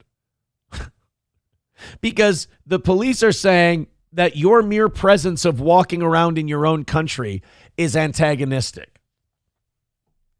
How do you, here's my question. How do you save that? How do you rescue that? What steps can the UK, this stuff gets so bad that the answer becomes more and more extreme. And that's what I'm worried about. One of two things is going to happen. Either English and British culture is going to be slowly choked out and eliminated, or these people are not going to want to be genocided, basically, and they're going to fight back and say, this is our country, this is our culture, and the worse this whole thing gets, and the more you try to hold this together with political correctness, the worse the backlash is going to be, and I don't want to see that. And I guess we'll see what the English have left in them.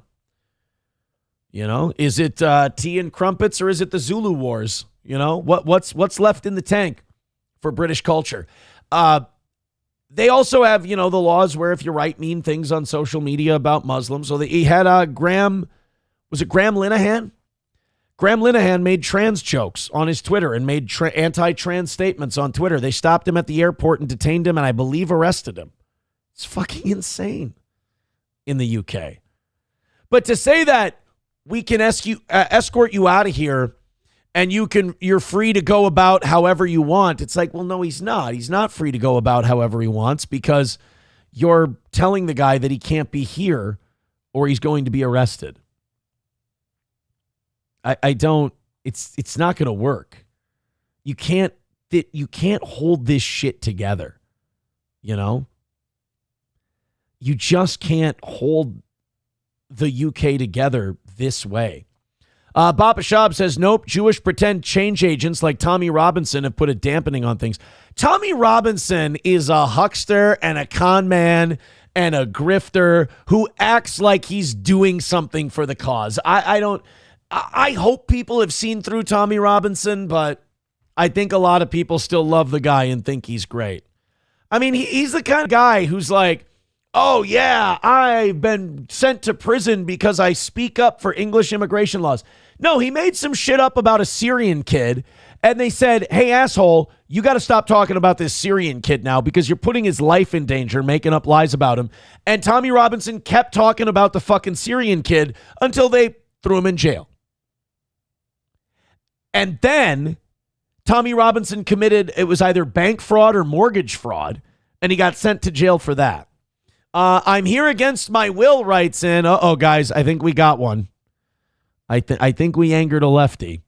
Says, hey, dummy. Well, now, okay, so, hey, guys, so don't attack this person. We welcome new audience members to this show, but so far they're not wrong. Just because they may be wrong the rest of the way, hey, dummy is a fair way to address this program. Everything you just said was a complete lie. Well, hey, look, man, I'm here for another 2 hours. Let's take them one by one. Why do you read? I think he means why don't you read? Why do you read and educate yourself before you open that ignorant, racist mouth of yours? Again, I'm trying to find the parts where they're wrong. You're such a weak cunt. I mean, I know this is the part where I argue back. I know this is the part where I come back hard against this person and I go after him. But, I mean, really, other than a typo, what did they say that was wrong? Well, the cleaner is calling them a gay F-word, N-word, so maybe maybe I'm wrong. Maybe they are being a piece of shit. I don't know. But look, man, I'm sorry, but I can't see, and maybe you're right. Maybe I've only seen one side of the story when it comes to the UK. But I've seen enough to know that there is, at the very least, an issue that's bubbling up, and you should probably get a hold of it over there. If I'm wrong, I'm wrong. People are calling that person an F word. Phantom X wants to know, what did Aaron say that was racist? I don't think I said anything racist. Holy shit, I just stuck up for a Jewish guy. I mean, it's a full moon here on the toe. My God. No lies detected, says L Omega Red Boy. Fish on the line, reel him in, Aaron. No. This isn't like conditioner, guy. I'm not reeling anybody in. I honestly, I want to hear this person out. I want to listen to them. I want to hear it. I want to know what I got wrong so I can be better. I don't want to lose Scouse Ghost. He says, holy shit, Aaron, you just lost me on that Tommy Robinson take. That's fine, Scouse Ghost, and we can discuss it. But what has he done other than go to jail? What has the guy done to make a difference? That's all. That's all I'm saying. Is that I don't think Tommy Robinson is the leadership you need. I think Tommy Robinson is a guy who's easy to point at for the other side and go see and write it off and go, see, it's all just hatred and racism. Skousko says, watch his documentary Silenced. I have watched it. And again, I'm not saying Tommy Robinson is a bad, terrible, awful guy. I'm just saying, if you're looking for a hero, he ain't the guy. Phantom X says, most UK men are a disappointing disgrace to their ancestors. Bring back the Christian whites that had the balls to go on the Crusades back when white boys weren't low testosterone cucks. Well, I just want that person to write back in and tell me exactly how fucking stupid I am. Michael, becoming a member for 4 months on YouTube, says, hey, John Cullen on YouTube covers Las Vegas. Good.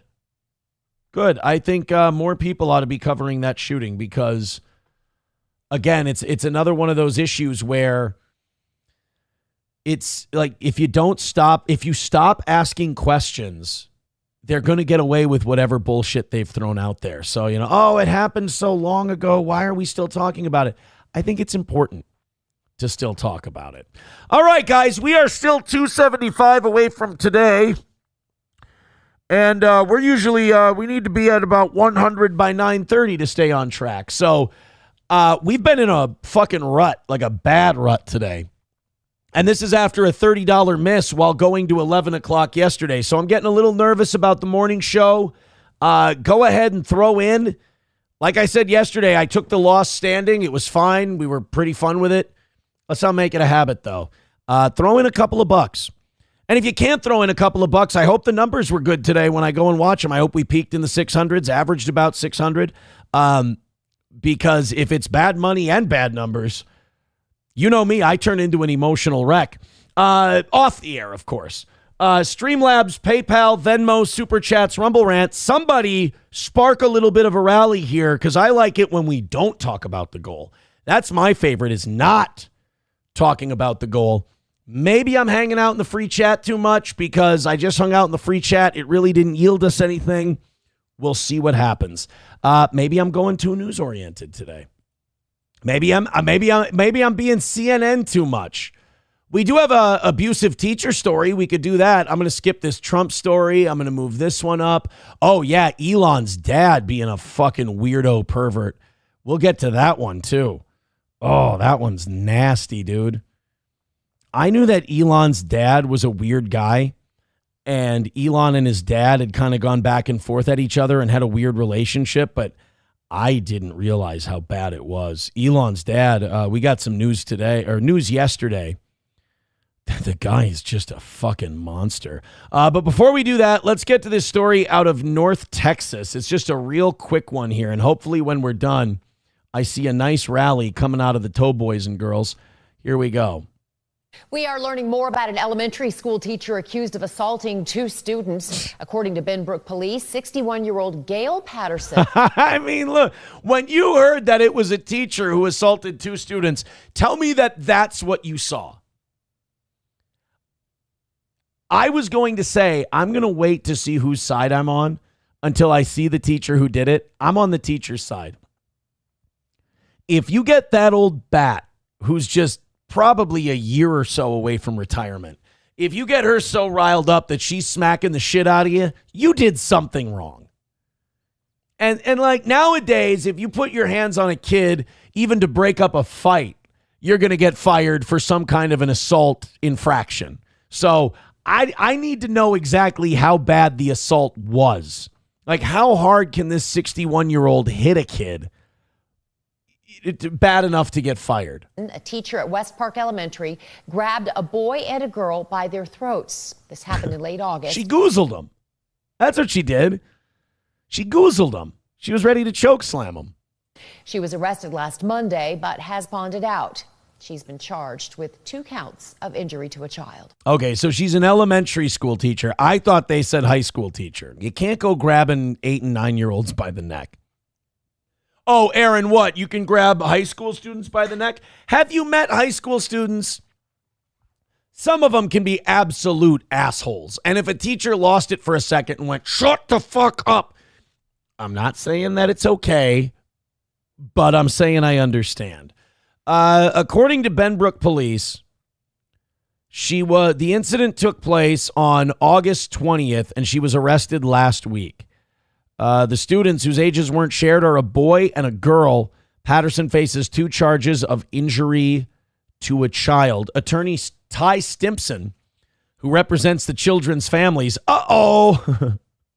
lawsuit a-coming. I hope the school has good insurance. Is calling for the implementation of safeguards, staff training, and accountability to ensure an incident like this never happens again. Now, I'm going to go out on a limb here. And I'm going to say that if you need to update your staff training to teach teachers not to choke the shit out of students, I think it might be too late to learn the lesson.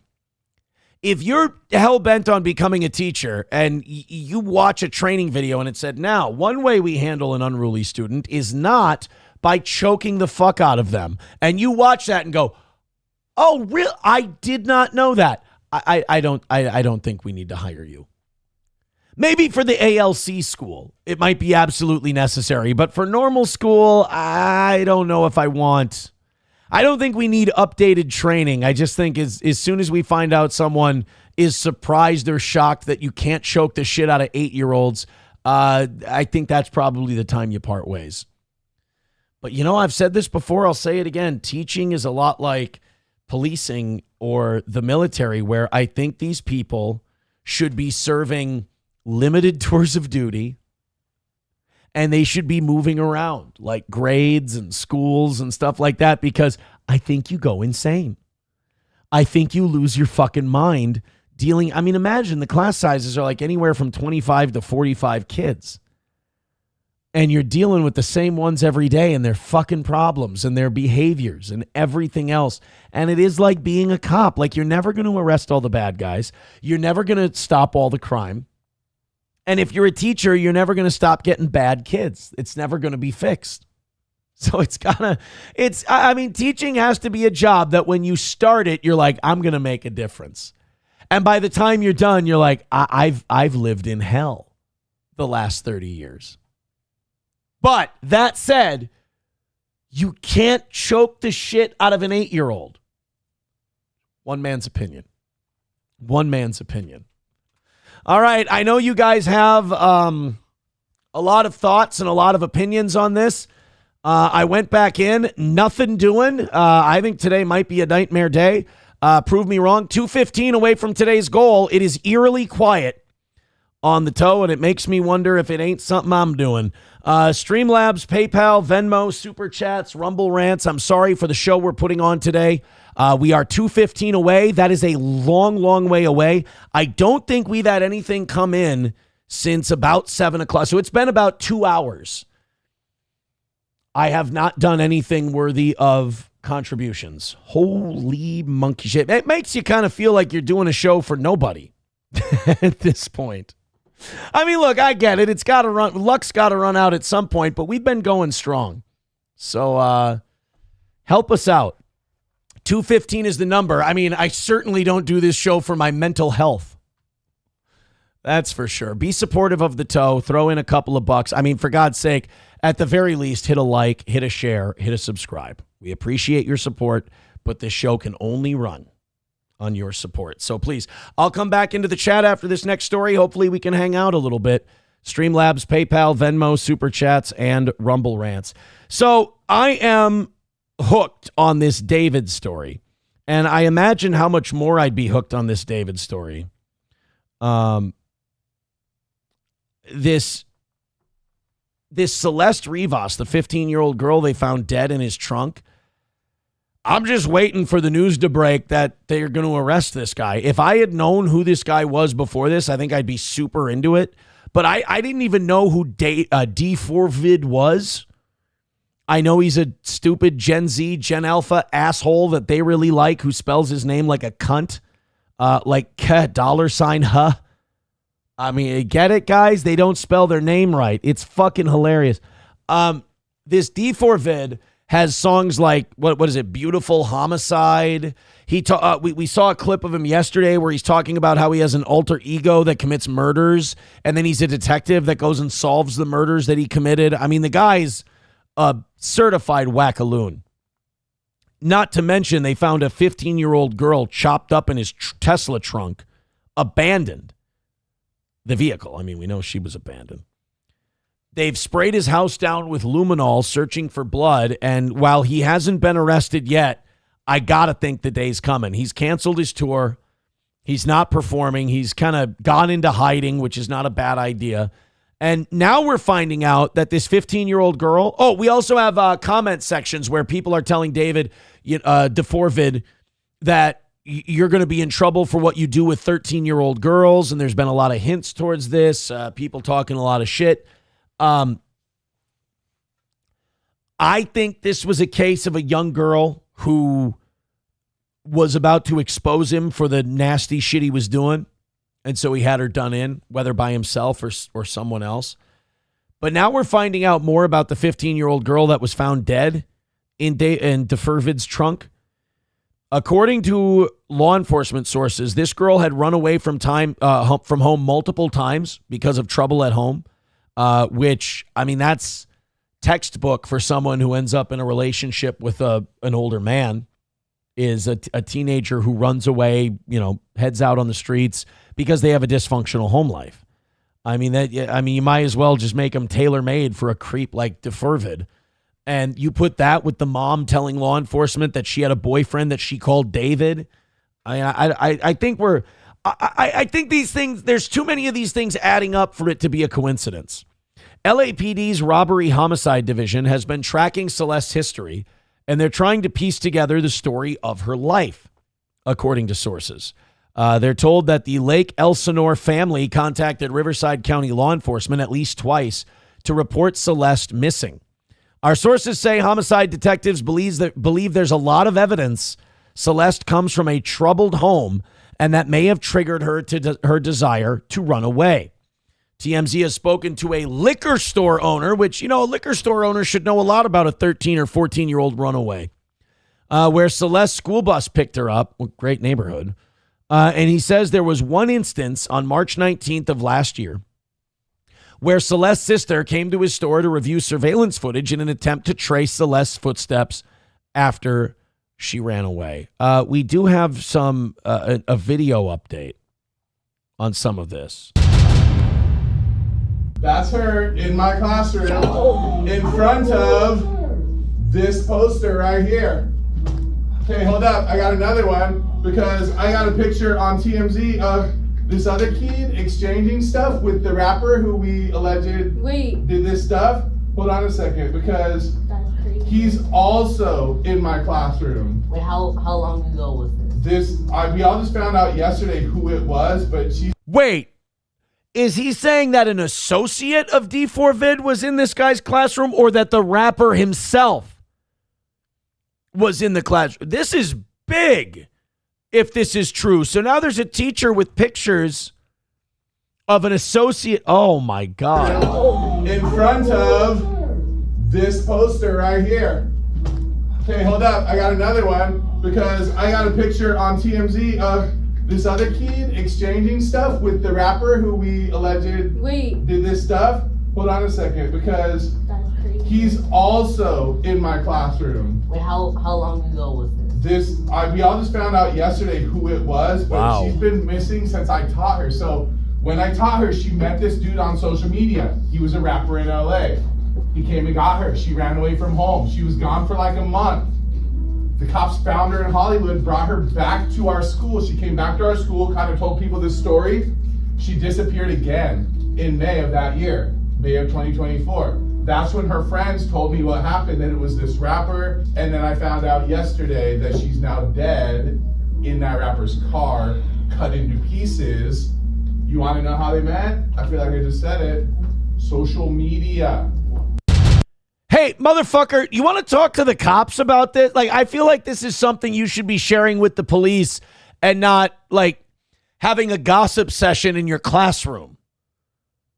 I feel like maybe this should be like hey, guys, you're going to have a substitute tomorrow. I got to spend all day down at LA County Police Station because I have all this fucking information about Celeste Rivas being associated with this rapper, and there being an association in my classroom, and now she's found dead in his car. I have some info I need to give the police. Instead, we're having gossip session time. I hope he's spoken to investigators. If not, it probably is good, though, that he's using it as like a school lesson. A lesson to teach these kids, hey, don't be a fucking idiot. Don't talk to these older men on social media. But still. Sam Show says, well, now the cops will be talking to him. Yeah, no shit, right? Phantom X says, I love the gossip, Aaron. I must have been a chatty upper middle class white girl in a past life. Well, look, man, this stuff is, to me, it's fascinating that you could have it all. You could be this famous rapper making millions of dollars, more money than you ever thought you could have had, and you throw it all away You throw it all away, and it's a 13-year-old. I mean, how disgusting it is. How all you got to do is you got to be on the straight and narrow, and then you can enjoy your millions until the day you die. And you throw it all away because you can't control yourself, and it's a 13-year-old girl, and you're a piece of shit, and then you kill her, and you find... Let the guy rot. Let the guy rot. Thank you, Nicholas, my golfing buddy, for $10 over on PayPal. Jesus. The dry soil soaks up the smallest drop of water. I appreciate that, but we are still 205 away from today's goal. We are about $100 behind from just where we need to be to have a chance. If you guys are thinking about throwing in a couple bucks to the toe, I sure would appreciate it. Today is really starting to look like an ugly one. Make it not an ugly one, please. Streamlabs, PayPal, Venmo, Super Chats, and Rumble Rants. We need to go on a big rally right about now if I'm going to feel a little bit better about where we're going today. And again, at the very least, if I go into today after the show and I see that the likes and the shares and all that were not very big, that's going to really feel like a kick in the nuts. So even if you can't afford to give the show money, and God knows I understand, hit like, hit subscribe, and hit follow. At least let the show live and have a fighting chance. But throw in a couple of bucks if you can. It's amazing that we're at this high Rumble membership number, but we're faltering these last couple of days. So please and thank you. 205 is the number. We could use some help. It's becoming a disturbing trend. Monday was great. Tuesday was bad. Today is worse. We certainly don't want it to be a trend. So if you've been waiting, this is probably about the time of the day the show quality suffers when I'm panicked about the goal. So go ahead and throw a couple of bucks in, please. I'll come back to the chat. We'll have some fun. Let's go ahead. Whatever motivation I can give you to contribute to what is a very, very good morning show, better than any drama slop you watch, throw in a couple of bucks and let's... I could easily go in and talk about other people's lives and drama and gay shit, and it could be a boring, terrible show. And a lot of brain-dead people would throw money at me. I've done it before. It wasn't fulfilling. So let's do it the hard way. Please and thank you. If you appreciate this show, there aren't many of them left. Help us out. Kanye West exploding on Kris Jenner in new documentary. I would love to see Kanye yelling at a Kardashian. That would be... fantastic. So there's a documentary coming out about the Kardashians and the Kanye relationship. Phantom X said, I must be a gossipy bitch in a last life. Me too, because I love this kind of stuff. God, I would rather be dead, not in jail, because I'd rather be dead than to be on medication. Oh, wow. I would rather be dead than be on medication. Because remember, we talked about Harley Pasternak. It's amazing that this video came up. It's almost like the internet listens. Harley Pasternak, Kanye has accused Harley Pasternak of drugging him while he was in a hospital and trying to have him locked up for mental health reasons or whatever. And that Harley Pasternak was working for the Kardashian family. And he also said that when he was having these crash out moments, the Kardashians would talk about putting him on medication, getting him into a hospital. They were worried that Kanye would be bad for the brand. Remember, this isn't a family, it's a brand. And that Kanye might be bad for it while he was married to Kim Kardashian. Then we have those texts that Harley Pasternak sent Kanye, where he said to him, if you keep this shit up, you'll never see your kids again, and I'll drug you so bad that you'll stay in that hospital. I mean, those are and Harley Pasternak has not denied those text messages. So this is Kanye. Apparently, we're getting one of those confrontations with the Kardashians on tape for a documentary. I would like to know what kind of gaslighting and mental abuse Kanye suffered at the hands of these sociopaths. Than to be on medication. No one from the family has taken any responsibility for my hospital visit, but if we were to go online, that's 50% of what people say at least. Or maybe, am I lying? It doesn't matter. Am I lying? It do matter! It does matter! It does matter! Are you worried? You just said you. I haven't finished the sentence. It does matter! And it's so easy to look at this guy and go, well, he's crazy. No, this isn't a crazy guy. This is a guy who's been told things by these people. Again, This is the classic signs of being gaslit. Any of us who have been in a relationship where we've been treated this way have had a similar response to Kanye's response, where you know you're experiencing what you're experiencing. You know you're feeling what you're feeling. And the other person has such a defense mechanism about them that they try to turn it on you like you're not seeing what you're seeing and you're crazy. And the only response you have is to fucking lose your mind. They're telling Kanye that the things he thinks and the things he believes are happening don't matter. And he's screaming at them, it does matter. It does matter.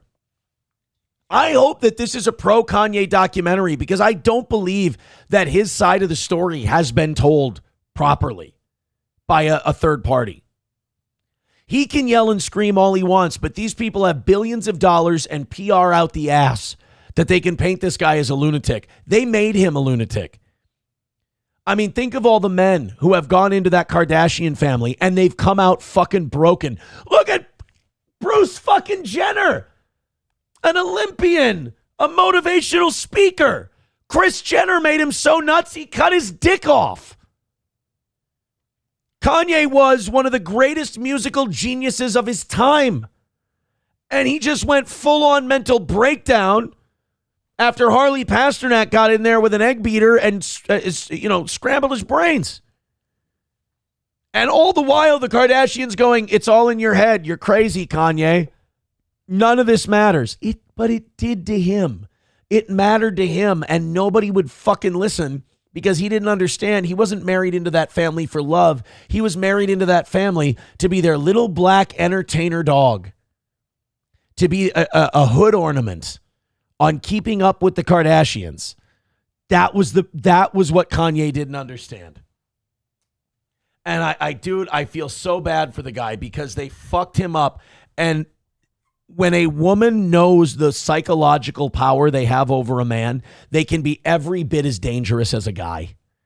They can be every bit as abusive as a man. I know this from experience. You can look at objective reality and they can tell you you're nuts. You can know exactly what's going on and they'll tell you you're the problem. It's fucking insane. And you do. If you don't figure it out and get the fuck out of there, you'll have a breakdown like Kanye. It matters to us and you. It doesn't matter what the internet says. It matters what we think. Yeah. It doesn't matter what the outside world might think about everything, Kanye. Listen to us. It matters what we think. If the rest of the internet goes, Kanye, it seems like you're being gaslit by these people. It seems like these people are kind of like psychologically breaking you down, and you start to go, yeah, I do see that. This is cult-like behavior, because then Kris Jenner's response is, it doesn't matter what outsiders say, Kanye. It matters what we think. That's what cults do. I'm not going to say narcissists, because such a small percentage of people are actual narcissists, but everybody who engages in cult-like behavior, it's just a misunderstanding of the word. A real narcissist is a fucking sight to behold, really. Other people are just insecure and kind of culty. But this is insecure cult leader behavior. This is self-preservation to the max. Her telling Kanye that just stay in the compound, listen to us, take your pills. And it's driving him insane. So what do you think? Did you have an effect on my mental health? Yes. I'm saying yes. And I love you.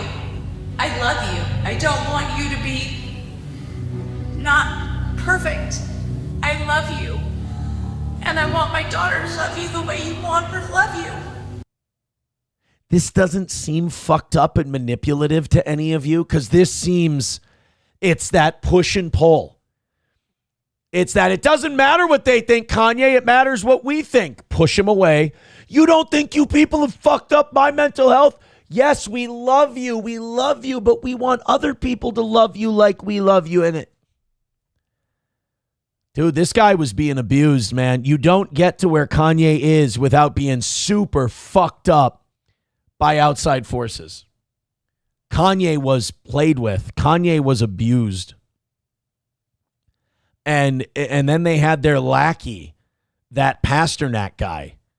and he played his part. And I mean, it's so like a Manchurian Candidate thing that Kanye went through. You know, they went in there and they just dug in. They went into Kanye's brain and they just started ripping wires out and reconnecting them. And it fucked him up big time. Veldrain with $1 says D4 Vid liked her because she reminded him of his favorite anime character, Jailbaitu. I kind of like that one. Redbird with $2 says it's almost like he's part of a culture with zero impulse control.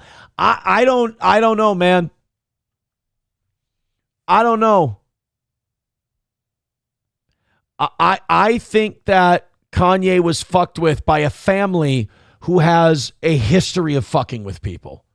And I think Kris Jenner is the puppet master, to be honest with you. Thank you for that $3. Hey guys, we're $200 away from today's goal. Please help. We got 10 minutes until we're typically around $100 away from the goal, and we're 200 away, and we made about $10 in the last 2 hours. Help out the show if you can. This is it is a game-changing miss, 200. So I could use I know a rally's coming, but I could really use it now for my own confidence in today's show. Streamlabs, PayPal, Venmo, Super Chats, Rumble Rants. Please help out in any way you can. We appreciate it. If you can't help with money, subscribe and share and tell other people how great the show you like is, so maybe they can come in. They feel like gifting a membership or something. But we certainly don't do the show for my health, and that 200 needs to go away as soon as possible. Sam Show says there's a freaking camera in the room, for fuck's sake. Why is this on camera? I definitely think that this was filmed. I think this documentary was done by the Kardashians. I don't think this was a Kanye production. Historically White says Kanye fucked with his own family. Yeah, didn't Kanye admit to sucking his cousin's dick in a song? Like I don't remember what the lyric is. I'd really rather not remember what the lyric is. But it was, all I remember is it was gay. Like gay. Not like, oh, dude, you like that movie? That's gay. No, like homosexual man love, incest gay for Kanye. Way different. There we go. There's my chat. Sam Show says the lyric was just, I sucked my cousin's dick. Well, I mean, you got to give him this. It's pretty straightforward. I mean, at least Kanye's, he's not sugarcoating it. Scouse Ghost says, come on. Who hasn't, no, he says, come on, who has fucked their cousin in that family? I don't know. Hands off. Pablo Pacheco says, I can only imagine what family is about to do to his kids. Lord help us. I think as long as you toe the line in that family, as long as you just go along, as long as you buy everything they're selling, I think you're fine. But what a shitty way to live, you know? Phantom X, I don't think this is a Kanye West line, but let's read it. Sloppy top for my cousin Ray. Ain't no one finna call me gay. Is that really a... With you guys, I don't know what's real and what isn't. Sam Show says Kanye was always mentally ill and he was taking medication for it. But the worst thing is when your whole support group is fucking with you too. Yeah, and they were. Big time. 200 away from today's goal. Help, please. Streamlabs, PayPal, Venmo, Super Chats, and Rumble Rants. Let's get into the Elon thing. I don't think there's any kind of story I can do today that's going to get me a W. I don't think it's content driven. I don't think it's content related. I don't think there's any. I think today just might be a bloodbath for the old toe. I mean, I would love to be proven wrong, but This is a rough one today. I am not excited. A rally would excite me, but now I feel like I'm just serving time for the next hour, running down the clock so I can do something in the rest of my day to forget all of this ever happened. Hey, Streamlabs, PayPal, Venmo, Super Chats, Rumble Rants. 200 is a weird number to beg for because it's like you're heading into a losing proposition. At least try to keep a little bit of your dignity intact. But goddamn, man, guys, help out a little.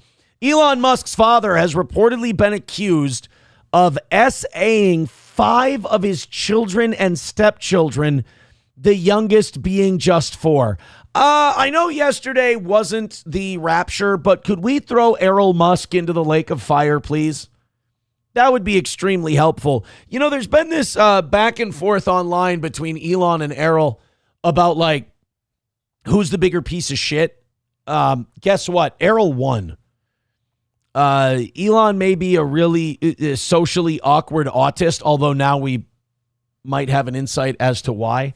But Elon Musk is one of those guys who makes you question your belief in our legal system. Like, do we really need innocent till proven guilty? Do we really need to wait for a trial? Like, aren't there some guys we can just bury alive? And Elon Musk being one of them. You know, and they're calling them allegations, and they're calling them that for legal reasons, and I understand that. But, like, who's lying about this? You know? And who's lying about it when it's 4 or 5 different people? I just, like, that's... People would defend, and it was very few and far between, but there would be people who would defend Cosby back in the day. And they would say, oh, come on, these women are money-grubbing whores. And I'm like, 60 of them, though? Like, even if half of them are lying, that's 30. If 25% of them are, or if 75% of them are lying, that's 15 people. I'm really good at math. And you're trusting me with the gold. You know what? You're right. If 25% are telling the truth, that's 15 people that he did that to. That's a lot. So Elon Musk, these allegations were included in a New York Times investigation, which claims police and court records, personal correspondence, social workers, and interviews with family members show he's been accused of inappropriately touching some of the young ones in his life over a period of 30 years. Now, they're using the term touched young ones because they don't want to use the term, graped children, because it's a horrifying thing to have to say. The earliest accusation dates back to 1993. How old was Elon in 93? 32 years ago. He was probably 20. What is he? He's in his early 50s, right? He's 54. So he was 22 years old when that happened. It sounds like Elon might have been spared just due to his age. The 4-year-old stepdaughter told family he had touched her at the family house. The report goes on to say a decade later, the stepdaughter claimed she caught Errol sniffing her underwear. Yeah, bury him alive. Bury him alive and burn everything on the ground and salt the earth so nothing can ever grow. This guy's too good for weeds to grow on his grave. As recently as 2023, the report says a family member and social worker attempted to intervene after his then 5-year-old son said his father had groped his buttocks. Fucking hell. Does Elon have anything to say about this? Like, if this stuff is true, it's kind of like it's later than Elon was kind of, he was probably flying the coop by then. He was probably out. The New York Times article further states Errol was accused by family members of abusing 2 of his daughters and a stepson. But importantly, it notes Errol has not been convicted of any crimes, even after 3 separate police investigations into his behavior were opened over the years. Now, what the fuck were the police doing that they failed these kids? Did they at least take the kids away from him as a precaution? Because, the step-parent, that's usually the one that does shit like that. According to the New York Times, several relatives have reached out to Elon over the years for help regarding his father. Elon is the oldest child of Errol and is estranged from him. Well, look, that's one character trait of Elon Musk that I got to say I support wholeheartedly. That he thinks his father's a piece of shit and is bailed. But it would be nice if he would step in and put some of his resources to work trying to help this situation and the kids who were hurt. The Times references a 2010 letter. It says a family member sent to Elon saying, "We really need your advice, help, and guidance in these matters because we daily see these children suffer." The outlet reports family members received correspondence from an assistant following some of their cries for help, and that Elon has helped his family members financially. It's not nothing. It's not nothing. Errol reportedly has at least 9 children and stepchildren and has been married 3 times. Maybe it's time for this bloodline to die. Maybe Elon shouldn't have impregnated all those women. I'm not saying he's like his dad in any way, but there's something in that DNA, boy. He has denied all the allegations, telling the Times the reports are false and nonsense in the extreme. He also claimed to be aware of only 1 allegation. So 4 or 5 allegations of impropriety, and he says they're all bullshit, even though he only knows about 1 of them. Sorry, I'm skeptical there, Errol. I have a hard time believing. What are the odds? Somebody get me a statistician. What are the odds that 5 kids are lying about someone doing this to them? I understand there have been stories like Woody Allen's defense of the Mia Farrow allegations are that Mia brainwashed these kids once they got older, and it turned them against him and said that he did stuff to them with a train set and shit like that. I happen to believe that Woody Allen's a perv and a weirdo. I don't know how far that goes. But as far as Elon Musk goes, I have a hard time believing that all of these kids are lying. You know? I have a hard time believing that this is something that got put in their head to get back at an ex-husband or something. And there's a reason that Elon is fucking out where his dad is concerned, and he's giving money to these family members. I think he probably believes them, you know? Reformed Rapscallion says, "It took me years to be okay with not being molested by a priest. It's not that I'm ugly. I just wasn't his type." Well, I'm glad you could figure it out. Jesus Christ. You piece of shit. Hostile Soldier gifting a membership. Thank you very much for breaking the drought. I also have some really great news to report. Somebody took pity on the toe today, which you know me, I'm all for pity. Stephanie with $100 for the toe. Give it to her. Speaking of Elon. And I just want to say thank you for making it happen. Thank you.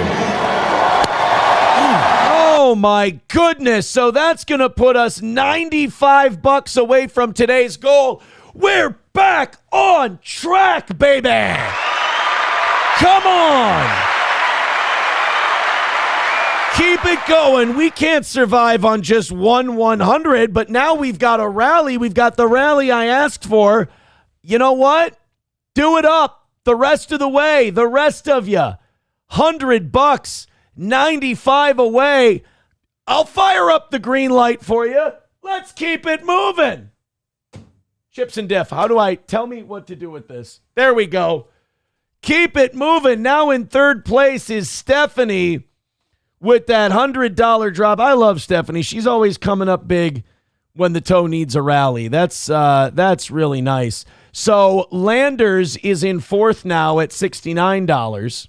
Or I'm sorry, Lab Glass is in fourth with $69.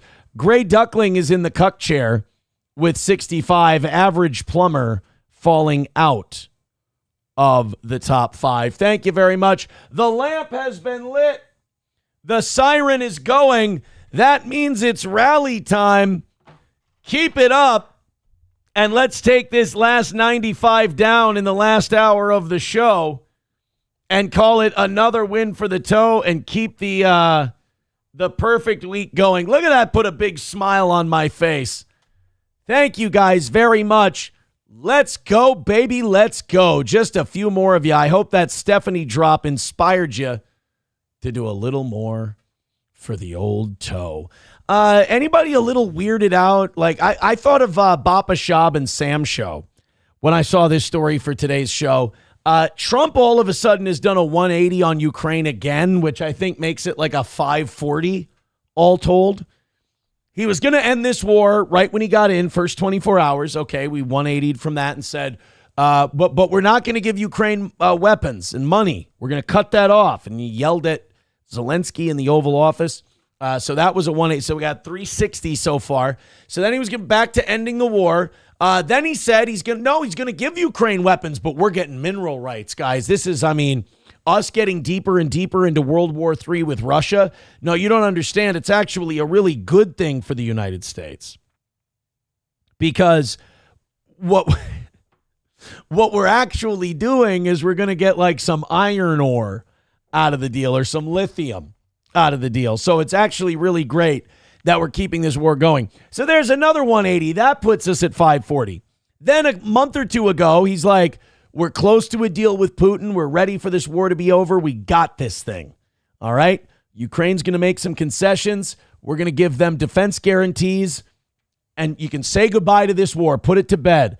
All right, so that's another 180. We're at 720. So now, yesterday, Trump announced that Ukraine can win back the territory from Russia and that this thing isn't over yet. He's saying that Russia's economic situation is in the shitter. They can't keep this war up. We can keep putting the pressure on the Ruskies through arming the Ukrainians and basically using their people as murder dummies, just grist for the mill to be killed and put into the meat grinder. And that Ukraine can win back their territory. Basically, Trump wants to Reagan Russia. He wants to break them financially and economically with this war until they have to come to the table and give back some of this territory. Can we do it? I don't know. I'm very skeptical. But I do know it's another 180 from Trump because he just said Ukraine's going to have to give up some territory. They're going to get defense guarantees from us. Now it's Ukraine can win back territory. Russia's on the brink of collapse. We got this. Stay the course. We can do this thing. What is that, guys? That's a 900 now. We're at a 900 from Donald Trump. 180, 360, 540, 720. Yeah, we're at 900. It's a 900 from old Donald Trump. Thank you very much to Z Ragsdale 88 with $10. I love seeing new names chipping into the toe. That's fantastic, buddy. I'm glad you like the show. Hit like, hit subscribe, hit follow. He says, let's keep asking questions. See the Matrix for what it is. Ooh, does that make me Neo? I want to be Neo. No, I want to be the hot lesbian looking chick. That's who I want to be. Now, thank you for the $10, by the way. 90 away from today. You guys are making it. Streamlabs, PayPal, Venmo, Super Chats, Rumble Rants. Reformed Rapscallion says it's always genius to tell your enemy your plan. Well, he's spitballing. Mad Move says 900. Like your blood sugar level after breakfast, fatty. Just because I host a show where I smile a lot and we tell jokes doesn't mean I don't feel pain. Mad Move. It doesn't mean I don't feel pain. That's all. Speaking of blood sugar, my son said something very funny this weekend.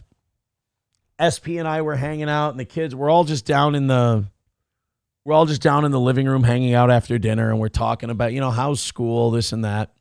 And we're like, hey buddy, how's school going for you? And he goes, I don't know. Some kid told me he was gay.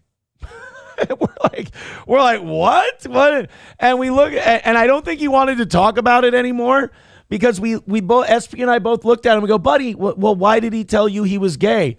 And my son just got frustrated and he threw up his arms and he goes, I don't know. He has diabetes.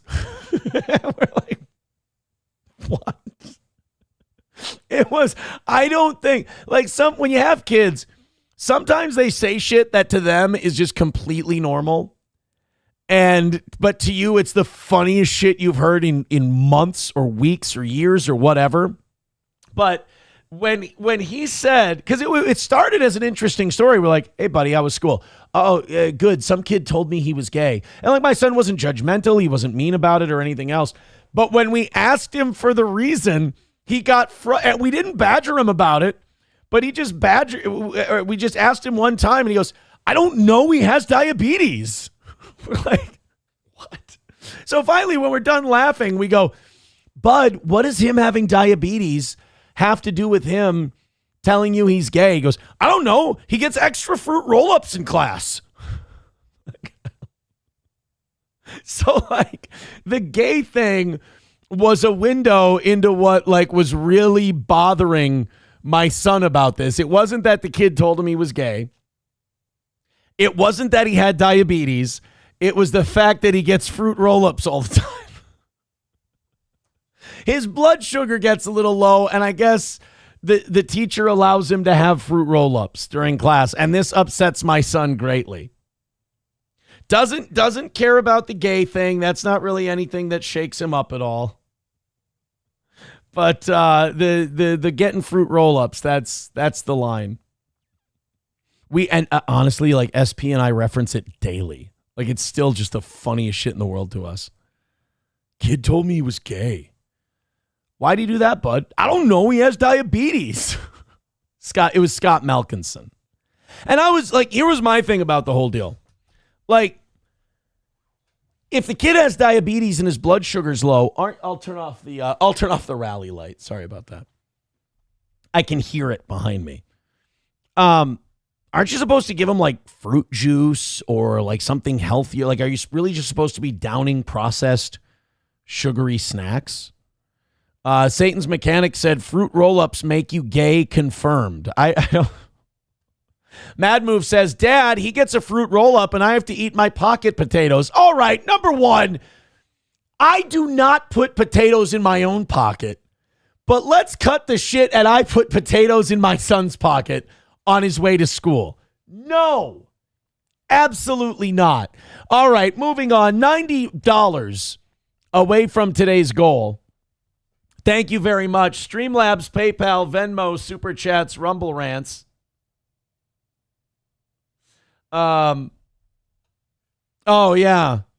SP says, and he's very focused on regulating his blood sugar. Yes, it's very important that you regulate said blood sugar. Let's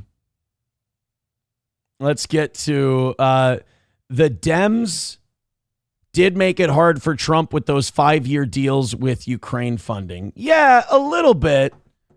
A little bit. No, my nickname is not Aaron the Starch Lord Imholt. That is a disgusting rumor.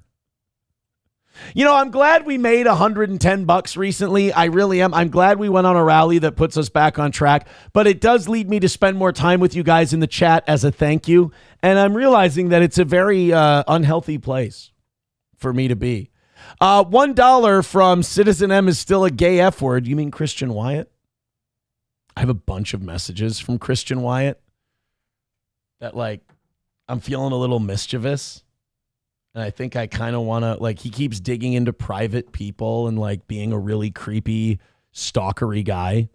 I kind of want to release those messages. I don't know. I'll wait for the perfect time. $1 from him says, is it true that you're transitioning into a woman? I'm glad that you ask this question every day because it gives me a chance to, again, deny it. No, I am not transitioning into a woman. Thank you very much. So Trump said that Ukraine could restore its borders from before Russia's invasion and that he believes NATO member countries should shoot down Russian aircraft if they enter their airspace, escalating his rhetoric against the Kremlin as its war in Ukraine drags on. Taken together, Trump's remarks on the sidelines of the United States General Assembly about shooting down Russian aircraft and his later post on Truth Social about Ukraine's borders seem to reflect a significant shift in his attitude toward Moscow and what the end of the intractable conflict might look like. Because if he's trying to do a confusion campaign, I'll tell you it's working because I don't know what the fuck he's on about. I really don't know what Donald Trump is, trying to do. I don't know what Donald Trump is going for in this Russia-Ukraine thing, but it really is wild. Brian says neither does he. Maybe he doesn't know what he's doing either. That's a possibility. But I sure wish he would clue somebody in. If this is part of because a lot of Trump a lot of Trump supporters will say like he's playing 4D chess and this and that. And like, I voted for the guy, but I usually happen to think that he's just erratic and he's kind of a gunslinger and he just shoots from the hip and like is an agent of chaos more than anything else. Historically White says, I thought he could end this war in 24 hours. That's what he says. It didn't work. I think we've passed that. Reformed Rapscallion says, I'll take flying by the seat of his pants for 100. See, that's where I happen to be as well. All right, guys, Jesus, it's shooting through me today. I'm really sorry. I'm going to pee one more time. We're going to come back. We're going to open the next hour's worth of stories. And then we're going to knock out this last 90 and call it a win for the toe. Thank you, Stephanie, for putting us back on track. Fire up my music, and then I'll be right back. Oh, my God, that's way too fucking loud.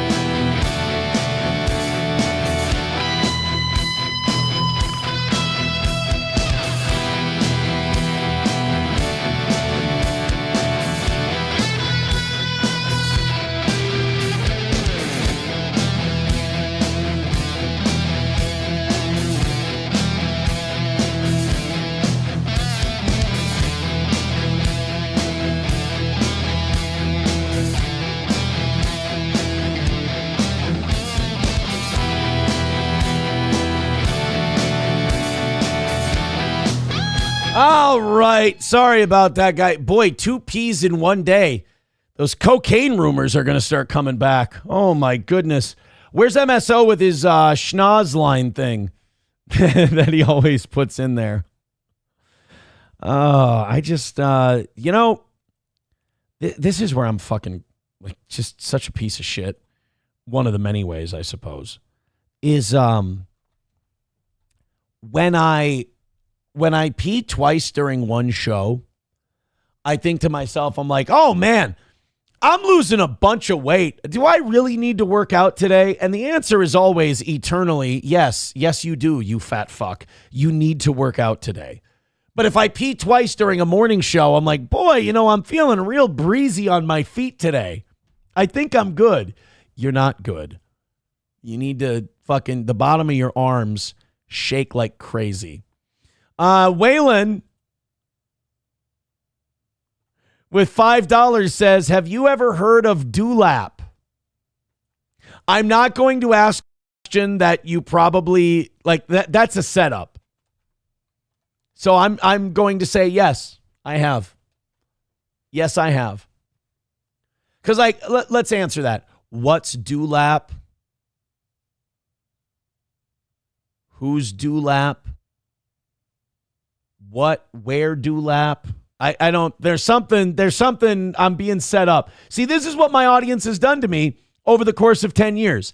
That could be an honest question that leads to a new news story that we could talk about and kind of kick around for a little bit. But I'm convinced that it's my own audience fucking with me. Now, this insult doesn't even make sense, Cleaner. Aaron keeps getting his penis stuck in the Tylenol bottle. First of all, Tylenol is not a mushy kind of moist substance that would feel good to stick your dick in. And second of all, it's hurtful that you think my erect penis could fit in a Tylenol bottle. Hurts my feelings that you think that. Look, I didn't say you're wrong. I just said it hurts my feelings. Mad Move says, dictionary definitions from Oxford language. Hostile Soldier says the cotton in there feels good. It's not good. Dictionary definitions from Oxford languages. Dewlap, a fold of loose skin hanging from the neck or throat of an animal, especially that is present in many cattle. Shut the fuck up and leave me alone. Leave me to die, you pieces of shit. Why do you do this to me? You get my goal back in order? We're like $80 away from another win for the toe. And what do? You start talking about my chin neck fat. Motherfucker. You guys were so nice when I was $200 away. You guys were so kind and so sweet. And now it's Aaron's $85 away. He's starting to feel himself. Time to bring this cocksucker down a peg or two. What? Papa Shab says, wear your dewlap with honor. It's not about honor. And stop writing moo in the chat and putting cow emojis up. It hurts my feelings.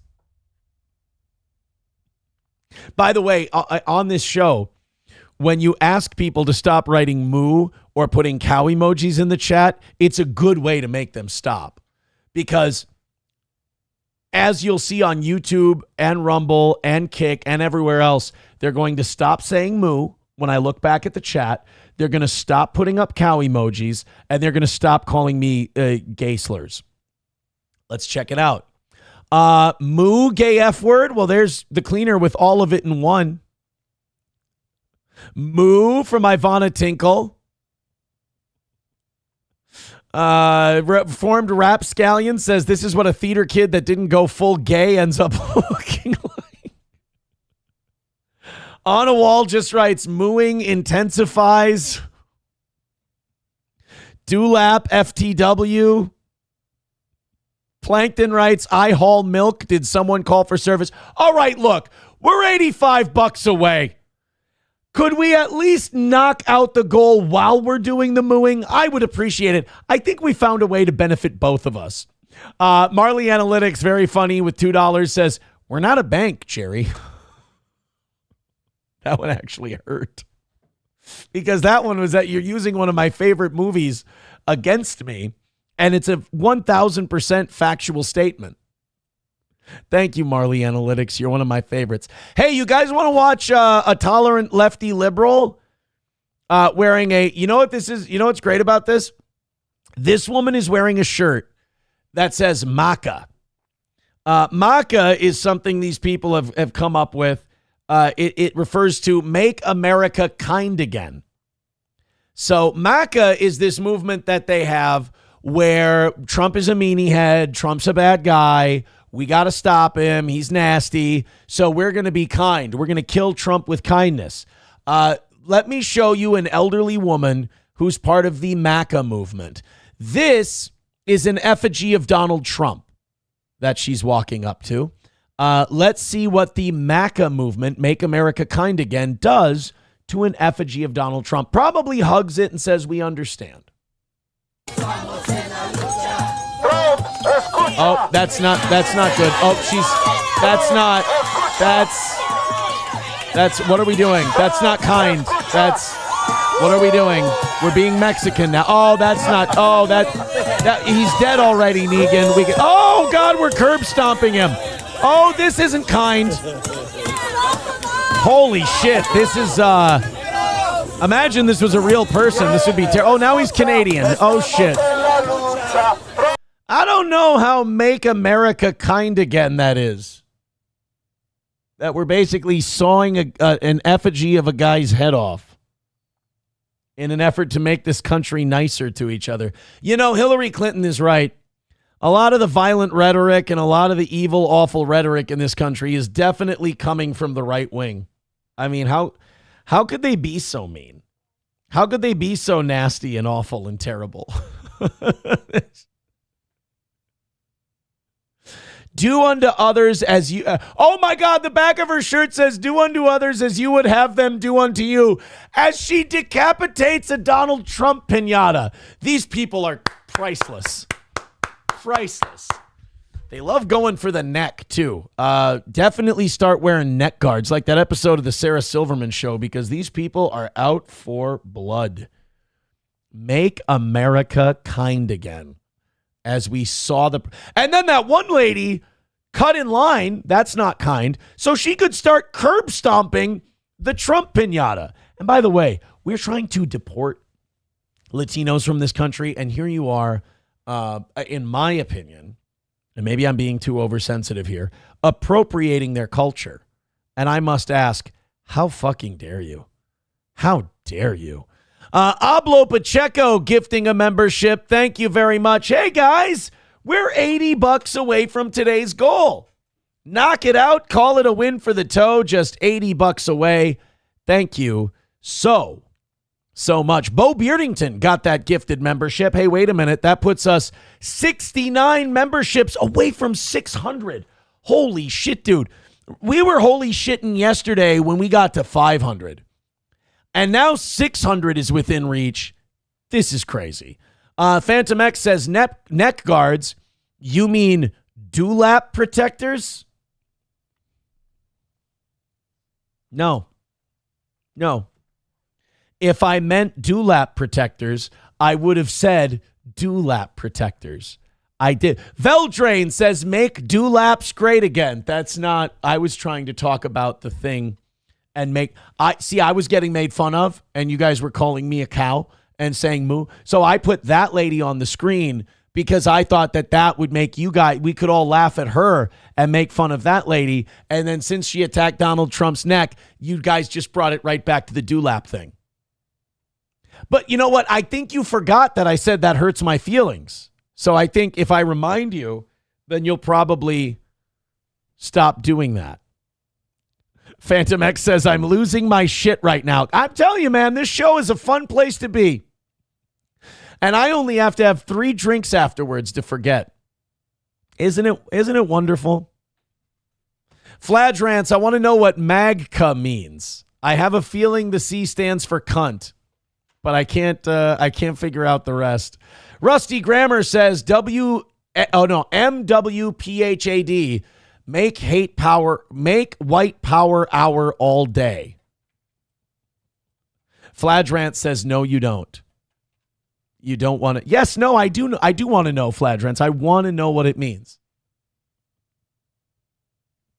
Mad Move says Aaron has a dewlap and a Dunlop. All right. You know what? I think we can be done. I believe you've made your point and you've been as hurtful as humanly possible. $80 away from today's goal. We got 35 minutes left. I love you guys. Keep it up. Knock it out.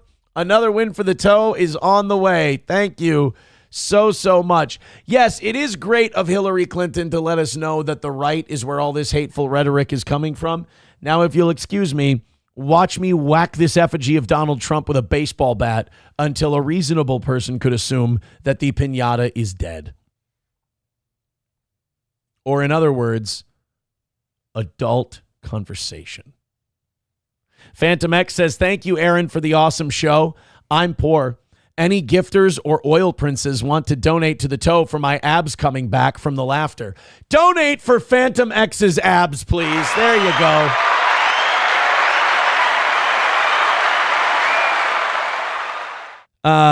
That's my abs are phantoms as well.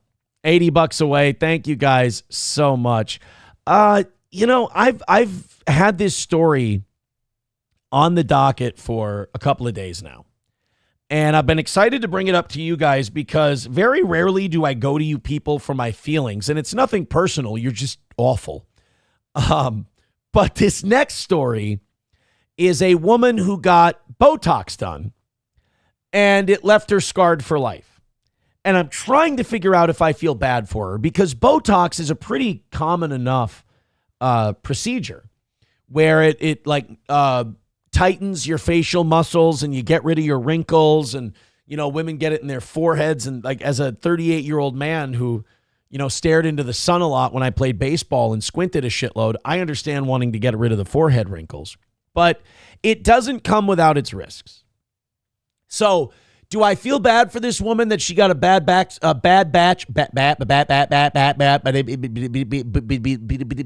poison?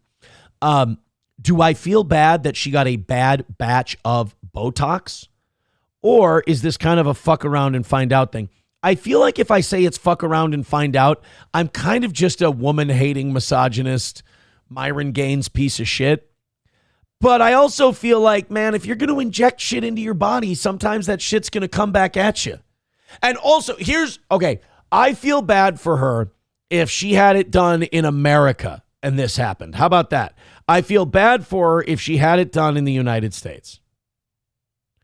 But if she had it done, like, because some of these people can get it done for real cheap in like Mexico. They'll go to fucking Juarez and shit, and they'll have cheap plastic surgery done, not knowing that the Mexican tit doctor puts like gravel in your titties and they end up sagging to the ground. I don't know. So if you went to like a different country to have it done to save a few bucks, I kind of feel like, fuck you, you get what you deserve. But if you went to the good old US of A, and you went to one of our fantastic plastic surgeons or doctors or whatever, can't dentists do this? Aren't dentists allowed to like shove Botox in people's faces? Like, isn't it like just a special endorsement on your medical degree? I thought that dentists were allowed to do this. At any rate, a woman is going viral on TikTok after revealing a botched Botox treatment. Left her with one working eye. Oh, no. They gave her wonky eye. They gave her Katy Perry. Remember when people thought Katy Perry got a vaccine side effect and she started glitching out? Lydia August, who's been using Botox for years to treat chronic migraines, shared her frustrating experience in a series of videos. August jokingly asked viewers, "Are you having a bad day? I bet mine's worse." Well, isn't that just like women to make it into a competition, for God's sake?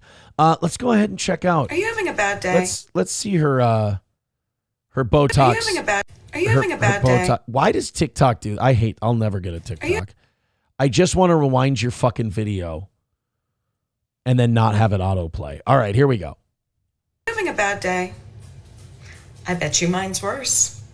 I went to the doctor for Botox. You got cum in it? What the fuck you cover? She wants to do a big reveal, you know? She wants to do a thing. She couldn't like put an eye patch like a pirate on it, but she covered her eye. For my migraines, which I've been getting for 3 years, and this happened. Gar, shiver me timbers, matey. I be putting toxins in me face to get the lines out of it, and they shut me eyeball. Sent it to Davy Jones' locker. And it can last like 2 to 3 months. Oh, shit. You better not leave the house, freak show. No, that really is too bad. I feel awful. She uses it to treat migraines, which, you know, whatever. Wink, wink. Oh, that's insensitive. I shouldn't say wink, wink to her. Oh, man. I said twisting your arm to Munson. I feel bad for her. You know, that eyeball isn't going to open. People have to now, every time they come over to their house, they have to pretend they're not looking right at it. That's awkward. Oh, catch me winking at you for the next 12 weeks. I mean, you can't really wink at us. Winking is with the physical act of closing the one eye. You can blink at us. You're kind of, I mean, in a way, you're kind of like stuck on low beams, you know? Veldrain with $1 says, I agree. Stop being mean. 4-4 Ron is in the Midwest. That's a mountain dewlop. Do the dewlop. All right. How is this helping? The cleaner with $2 says, Aaron filled his tits with Fix-A-Flat. I am not reading anything that is that mean unless there's money attached to it. I am a whore. We're $80 away from today's goal. And there's a half hour left in the program. Go ahead and contribute what you can. Streamlabs, PayPal, Venmo, Super Chats, Rumble Rants. Phantom X says the muscle contraction is insane. I mean, it is. I mean, it's pretty brutal, right? That it can just do that. The cleaner says she never saw the needle coming. Yeah, and she had it done here. So I'm going to go ahead and feel bad for her. Hostile Soldier says, do the other one. 09 Canyon says Botox can help with the tight muscles from clubfoot and stuff too. Well, Carl's making money. I mean, not as much as he used to. He had to go to the toe to bail him out. But like content-wise, I mean, I know his Patreon's like down a dramatic amount, but like he could get Botox for that clubfoot. And then Kevin Brennan won't make fun of him and make him cry so much. Kegels are the better choice. Yeah, what would Botox do to your pussy? Well, I mean, aside from numb it up, like could it? I don't know. Like, if it can do that to your eye, God, this is where we needed Mengele. I'm not saying that we should have kept Mengele alive. I'm not saying that the guy should still. I'm glad that Mengele is dead and that he's not doing his grotesque experiments. I'm saying there's a lot of questions you could ask in medicine where people would go, what? No, we're not going to do that. Where Mengele would be like, sure, I got Tuesday open. I'll give it a shot. It's still bad and it's wrong, but if you wanted the answers, Mengele would have done it. Just duct tape it open. That'd be funny. She goes to an old man. She goes, I can't see nothing, Mick. I got to open my eye. Cut me. Somebody too writes proof. Oh no, what's proof? I don't want proof of me doing anything. Feldrain says she looks half Asian now. Papa Shab says, we're not saying you can't Botox. Shit, I fucked it up. We're not saying you can't inject Botox. We're not saying you can't inject Botox in your eye. We're just saying you can't inject Botox in your pussy. Fascists. Phantom X says, we're not saying you can't have Dr. Mengele. We're not even saying you can't have Dr. Mengele do experiments. We're just saying you can't have Dr. Mengele doing experiments in town. Which is accurate.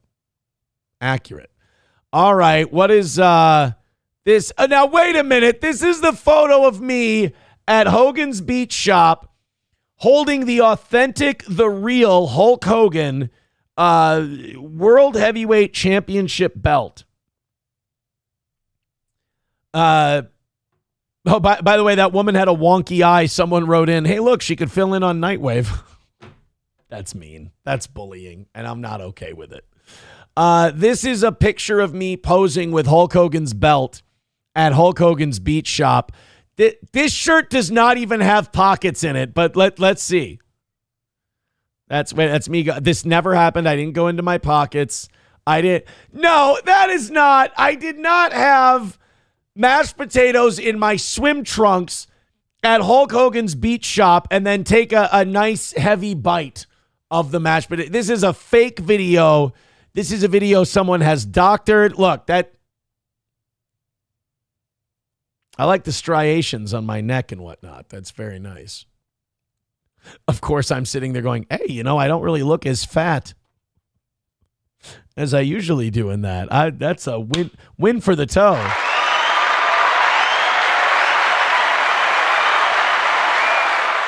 Sam Show says, I like how you even struggle. But that didn't really happen. Kyler says, why does it look so real though? It's not real. I promise. It's not real. Veldrain with $1 says she can't perceive the depth of her situation. Thank you. Hey, boys and girls, $75 away from today's goal. Streamlabs, PayPal, Super Chats, Rumble Rants, etc. We've got 25 minutes left in today's show and just 75,000. Well, no, wait, 75,000. No, it wouldn't be 75,000 pennies. Sorry. $75 away from today's goal. You give us 75 grand, I'll never do another goal again. I think we'll stay ahead long enough. $75 away from today's goal. 69 memberships away from 600.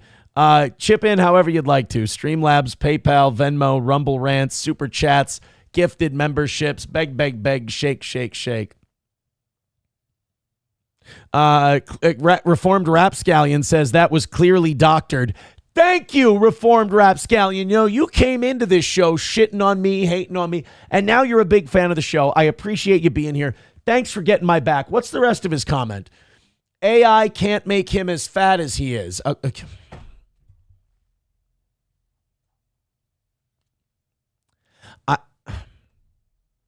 I understand what you were trying to do. I understand that came from a good place. I'm just going to tell you, and I'm not trying to look a gift horse in the mouth. Not as helpful as you think. But thank you for the effort. All right, 75 away. People are saying 7,500 pennies, 6,600 rupees, 75,000 pesos. Whatever you need to do, go ahead and throw it in and make it another win for the toe. All right, let's, there's our Botox lady. You know, she's got a decent-sized forehead, and I'm not into her, so maybe I'm getting better. Hey, you know, yesterday we talked about that guy that died on that roller coaster at Universal in Orlando. We guessed yesterday that it's got to be a heart attack, and I'm going to go ahead and agree with the heart attack thing because they've done all kinds of investigations into the ride itself. They found that the initial findings align with that of the theme park's leaders as state investigators look into the death of the 32-year-old man. The ride was working correctly. The ride was Stardust Racers roller coaster at Epic Universe. The preliminary conclusion is that the ride was working perfectly. Kevin Rodriguez Zavala was pronounced dead Wednesday at a hospital after riding the dual-launch roller coaster, which reaches speeds up to 62 miles per hour. Zavala's longtime girlfriend, who was with him, told deputies that he had a pre-existing spinal condition, used a wheelchair, and was taking medication. Oh, shit, they might have broke his back. Fuck, what an awful way to go.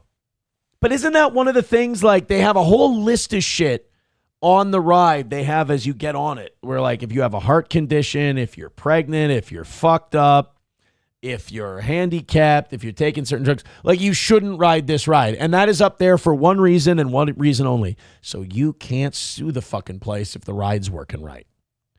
Now, the medical examiner for the Orlando area ruled the cause of death as multiple blunt impact injuries and said the manner of death was an accident. So essentially, multiple blunt impact injuries means that the guy had the spinal condition and the going back and forth in the seat. Yeah, it broke his back. Oh, fuck. Dying of a broken back sounds like a brutal way to go. Karen Irwin, Universal Orlando Resort's president, said in an email to workers that internal filings showed that ride systems functioned as they should have, equipment was intact during the ride, and that Universal workers followed the proper procedures.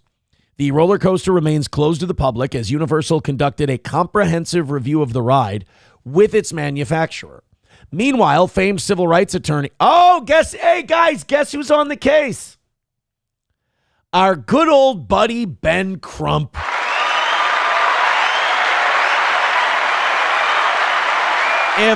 If you don't know who Ben Crump is the guy who got the $27 million for George Floyd. Basically an ambulance, a very successful ambulance chaser. Ben Crump said Monday that Zavala's family had retained his law firm.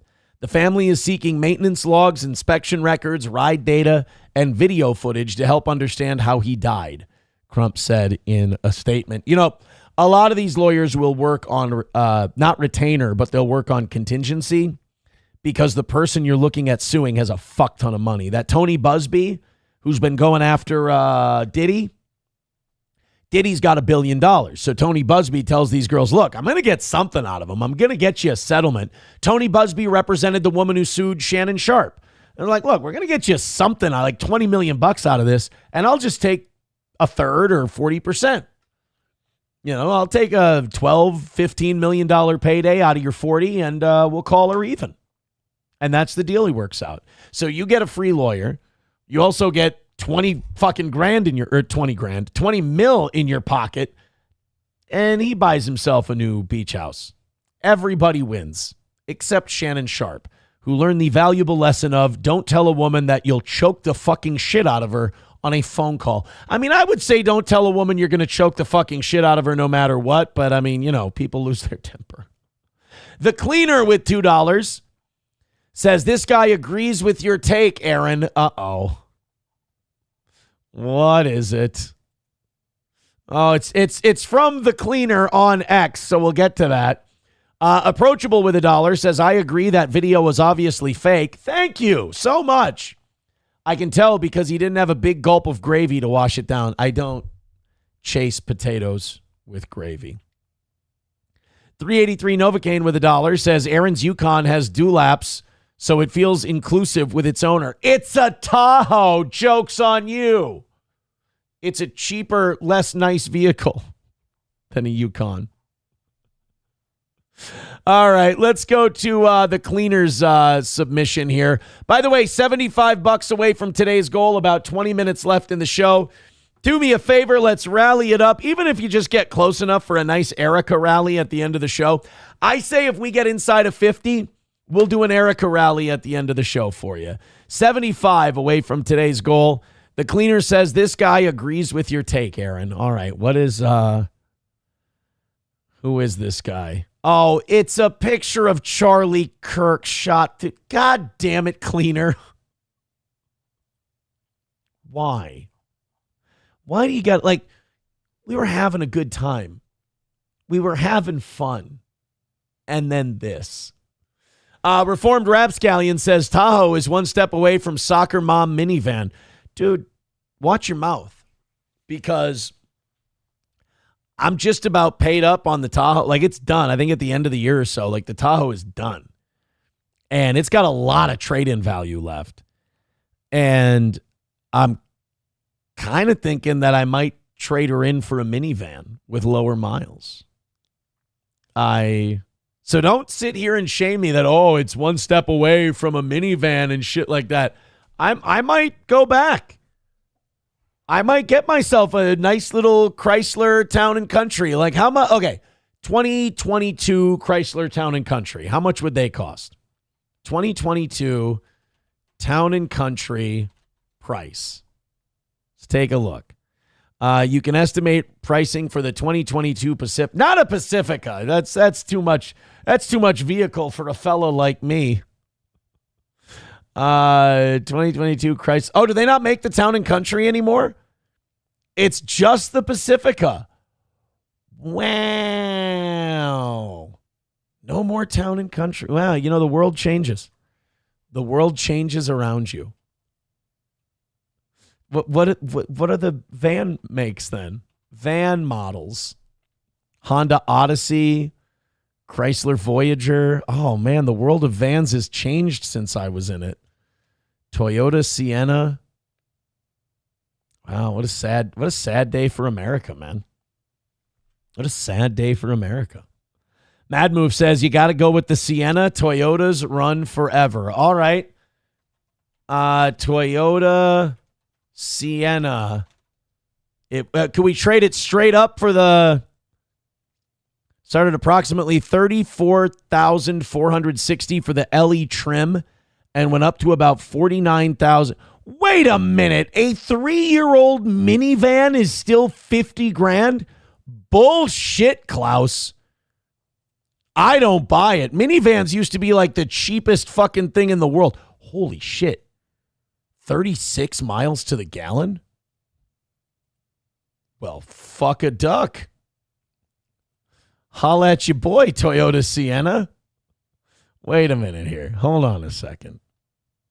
4-cylinder engine? All right, that's going to be a bit of an adjustment. That's going to be a little different. All right, what are the quotes? Here's a quote. You're gay. See, 2021 Toyota Sienna Platinum, $43,000. Wow, vans used to be cheap.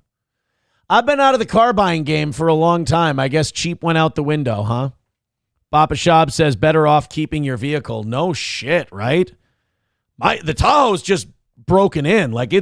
It's good. I'm happy with the Tahoe. Never mind. I guess me and my buddy are going to get to know each other a little bit better. Honestly, nothing better. I don't think anybody can disagree with this. Nothing better than driving a car for free. I mean, especially if it's still relatively new. If you got a car and it's under 10 years old and you're driving it for free, barely ever breaks down. Hold on. Barely ever breaks down. Still got a lot of good years left in it. It's around 100,000, 125,000 miles. So it's not even halfway done with its life. And you're driving it for free. That is a great feeling. You hop off the lot with your brand new car and your $800-900 a month payment. If you're lucky these days, I'd guess. It's bright and new and it just lost 20% of its value when you drove it off the lot. You can have it. Because that car, you messy piece of shit, is only going to stay nice for about 10 to 20 days. And then it's going to be a piece of shit. You're going to wreck it. I'll drive for free. Thank you. Reformed Rapscallion says, at your weight and looking ahead, I'd recommend something in a flatbed. So you're saying I need to be transported like a whale. You need to move me around like I'm a whale. Thank you. Phantom X says, true, my first car was from the 90s and it was small and light and fast and Japanese, so everything still worked. 09 Canyon says, only sell your Tahoe if you find a real steal on something. If you have to have a car payment, keep the old one until it dies. Well, no, I was thinking of like going straight up for something, but it doesn't seem like that's an option anymore. Like I said, I've been out of the car game for so long that I didn't realize how high the prices went up. And then I imagine with interest rates, it's no fun either. The Cleaner says there is no excuse trading in a four-wheel drive truck. You're a retard if you do. Well, I certainly don't want to be a retard, so color me ready to keep mine. Okay, boys and girls, here's what I need from you. We had Stephanie come up huge with that $100 drop earlier to get us back in the game. We're $75 away, and we've got 12 minutes left in today's show. So everybody team up. This is a $5 or $10 at a time thing. We can do this. Gift some memberships, do whatever. The links are in the chat. And let's finish off that 75 and keep our week perfect. My kids are just out of the house, and I just bought a minivan. I love it, one person writes in. Aaron, if you get a Cybertruck, I'm reporting you to ICE. Totally fair. There was, I read something. There was a shooting this morning at an ICE facility. Again, Hillary Clinton, totally right. All of the violence coming from the right wing, you know, just all those goddamn Republicans that are being violent. I really, you know, I don't know about you, but I wish they'd stop. ICE Dallas shooting. This is someone sent me a link. A white male opened fire on ICE detainees from a rooftop at a Dallas facility. At least 3 victims are in critical condition. Authorities confirm the shooter is dead. Investigation ongoing into motives and possible accomplices. Were they shooting at ICE detainees or were they shooting at ICE workers? Here, let's get a little video news here. Let's find out what the fuck happened. CNN's a great source, right? Director, thank you for being here. I want to say you were coming in. We were talking to you anyway. Obviously, this event has sort of subsumed what we were going to discuss. What can you tell us about this incident in Dallas? Yeah, literally, as I was coming here, we were... Oh, also, I got a boogie hanging. I wiped my nose and a boogie came out. That was embarrassing. Don't clip that. You know, we've been talking a lot about the east side of St. Cloud lately. Just a wonderful part of town. A woman has died after a stabbing incident in East St. Cloud this morning. Fucking fantastic. Notified that there were shots fired at our Dallas field office. Right now, preliminary information is a possible sniper. We have 3 individuals that are down at this time. We're not sure on their condition. They've been taken to the hospital. We're hearing some reports that the shooter may be down from the Texas Department of Public Safety. The scene's secure. You know, obviously right now, my hearts and prayers are going out to my officers and agents. That's my biggest concern. This was almost 3 hours ago. I wonder if we'll know anything about the shooter. We'll know if it was a right-wing person targeting immigrants, if they have like dossiers and all kinds of information on them, and they're publicizing it all day. We'll know that the shooter was some kind of anti-Trump zealot who wanted to make ICE pay if we don't hear fucking anything about this for the rest of the week. And as well as everyone in that area. But this just shows the violence. Honestly, I think if Charlie Kirk hadn't been shot on video, I don't think the media would have covered it as much as they did. That's being increased against ICE officers and agents. This is the second time now we've had a shooting at one of our facilities in the Dallas area. And really, it's just a sad time that we have to worry about violence against law enforcement. So okay, so they are saying it was violence against law enforcement. And here's the deal. That leads me to believe it's more left-wing than right-wing. So once again, Hillary Clinton, I mean, just fucking aces. Great work. ICE just enforces immigration laws. That you're going to shoot the people who are rounding up people who don't have a fucking right to be here. And also, we're not rounding up people who are just here illegally. If you broke the law to get into this country, if you're trespassing in the United States, Trump's your guy. He's letting you stay. It's fucking amnesty right now. It's only if you have a criminal record and you're here illegally that we deport you. Cue the Sam Elliott lines. Hearing the reports you're hearing at this point are coming from inside your offices in Dallas at ICE. You're hearing directly from them? Yeah, we're hearing directly from the leadership on the ground there. The building is on lockdown, building secure. Initial reports are that our offices are accounted for, but there are 3 individuals that are shot. Are the 3 individuals ICE employees? We're still working on that right now. Obviously, it's really chaotic. Dallas Police Department's been great. They're on scene. There's a large police presence there right now. It could be employees, it could be civilians that were visiting facility, it could be detainees. At this point, we're still working through that. We do know that 3 have definitely been shot. They're en route to the hospital right now. We had great support from locals on the ground that are helping us look for the active shooter. And like I said, right before I just walked on set, I got word that the shooter is down from a self-inflicted gunshot wound. Self-inflicted. Okay, so they shot themselves. They didn't have any plans of walking away from that whole situation. Wow. People are starting to draw. They're trying to draw connections between Gavin Newsom last night on Kimmel and the shooting. This is from Kevin Dalton on X. Gavin Newsom goes on a hyperbolic rant about Donald Trump kidnapping and ICE. Donald Trump and ICE kidnapping brown people off the streets of America. Hours later, multiple people shot by a sniper at an ICE facility in Dallas. I tell you what, we're gonna do the green lamp, and we're gonna do the Erica, and we're gonna do the WPH bit for you for the final 5 minutes of the show to see if we can't knock out that last $70. If we do, we always put that 5 minutes back on the board. We'll take a listen to what Gavin Newsom said last night. We'll see if there's a connection. You Need Me More with $5 says, I grew up in Sauk Rapids. St. Cloud has gone to hell, Aaron. I lived in Sauk Rapids for a few years. It's a really nice town. A really nice town. MSO says, another win for MSO. Well, I don't know, MSO. I'm going to light the lamp. I'm going to fire up Erica. And let's see if you guys got $70 rolling around in your pockets to call it another win for the toe. Hit my music. I think we're going to run it back twice because we got about 5 minutes left and this is a 3-minute song. So let's get those contributions out there.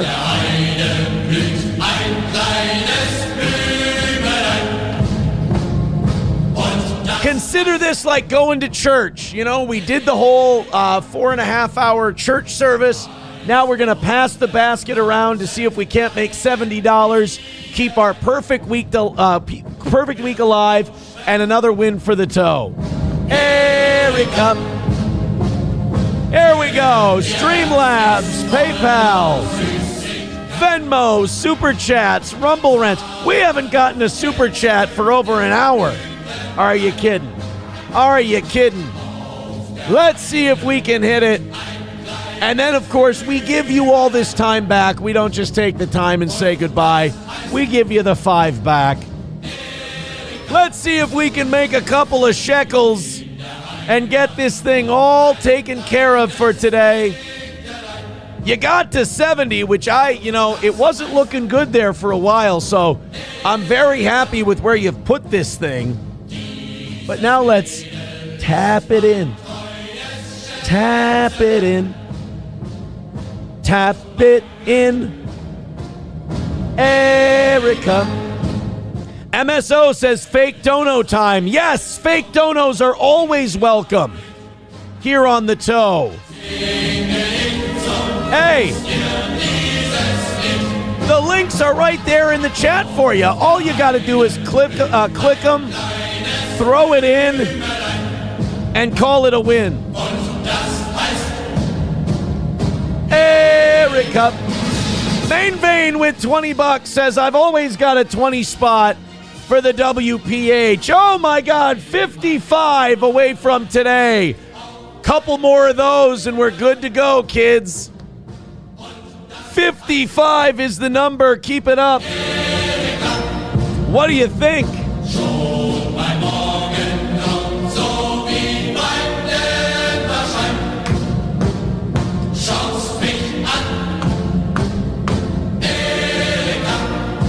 Not much. We're going to run it back. In 30 seconds, we run it back once more to see if that last 55 comes in, and it's another win for the toe. Then we're going to see if Gavin Newsom might have inspired this. I'm a little skeptical. Boom, allein. Und das heißt Erika. Need Trump with $10, says pass the plate. All right. $50 even away from today's goal. Fire that song up one last time to make it a full 5 minutes, and let's see if we can finish it up.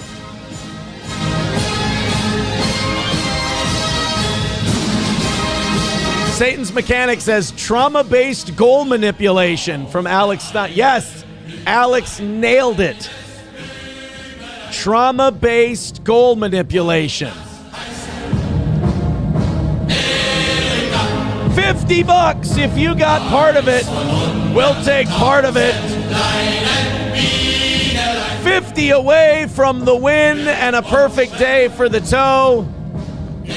And another $5 to make up for the amount we hassled you for dough.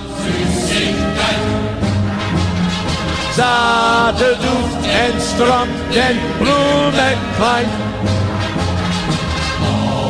Weiter blüht ein kleines Blümelein. Something about flowers in bloom. Und das heißt LA Night, yeah. Adam Simon with 650 says WPH, attaboy, 45 away from the goal. Can we do 45 in a couple of minutes? Just a little bit more, and we've got it.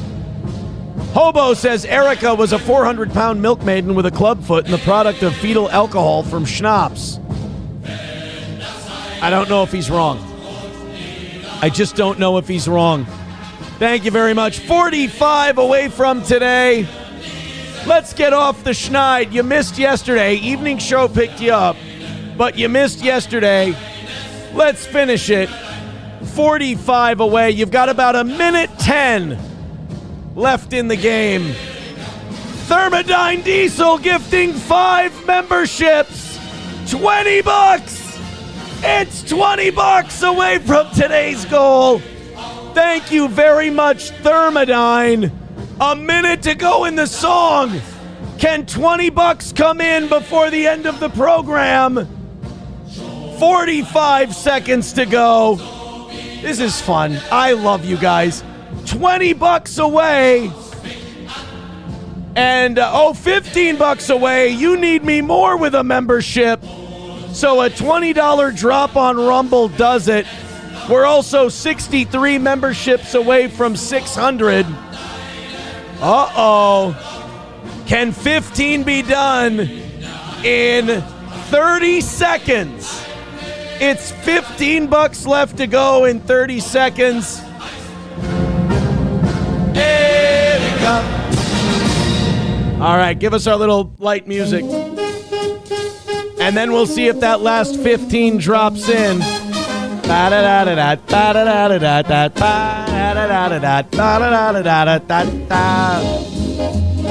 right. Reminds me of the game Pacific General. Oh, we didn't get it. What do you think? If I play the Gavin Newsom music, do you think they're going to do the last 15? Or should I call it a day and wrap it? I believe in this audience. You know that?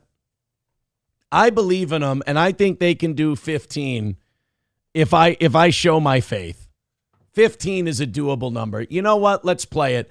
Let's see if this ICE shooting in Dallas had anything to do with Gavin Newsom on Jimmy Kimmel's show yesterday. By the way, if Jimmy Kimmel wants to show the country that, he's really sorry about all of this, political strife that he caused and all of that, I think a great way to do that is to bring Gavin Newsom on your comedy talk show.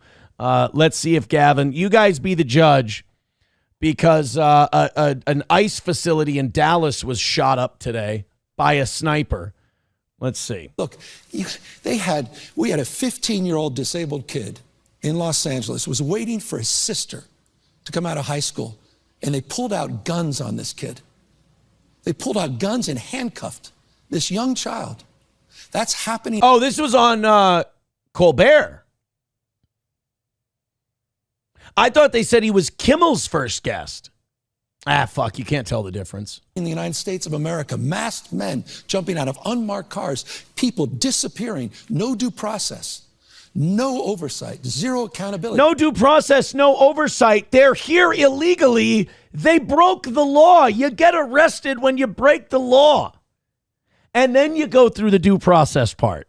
Jesus fucking Christ with these people. And these are the people who are telling the rest of us to tone down the rhetoric. Happening in the United States of America today. People ask, well, is authoritarianism, you're being hyperbolic? Bull, we're being hyperbolic. Oh. If you're a black and brown community, it's here in this country.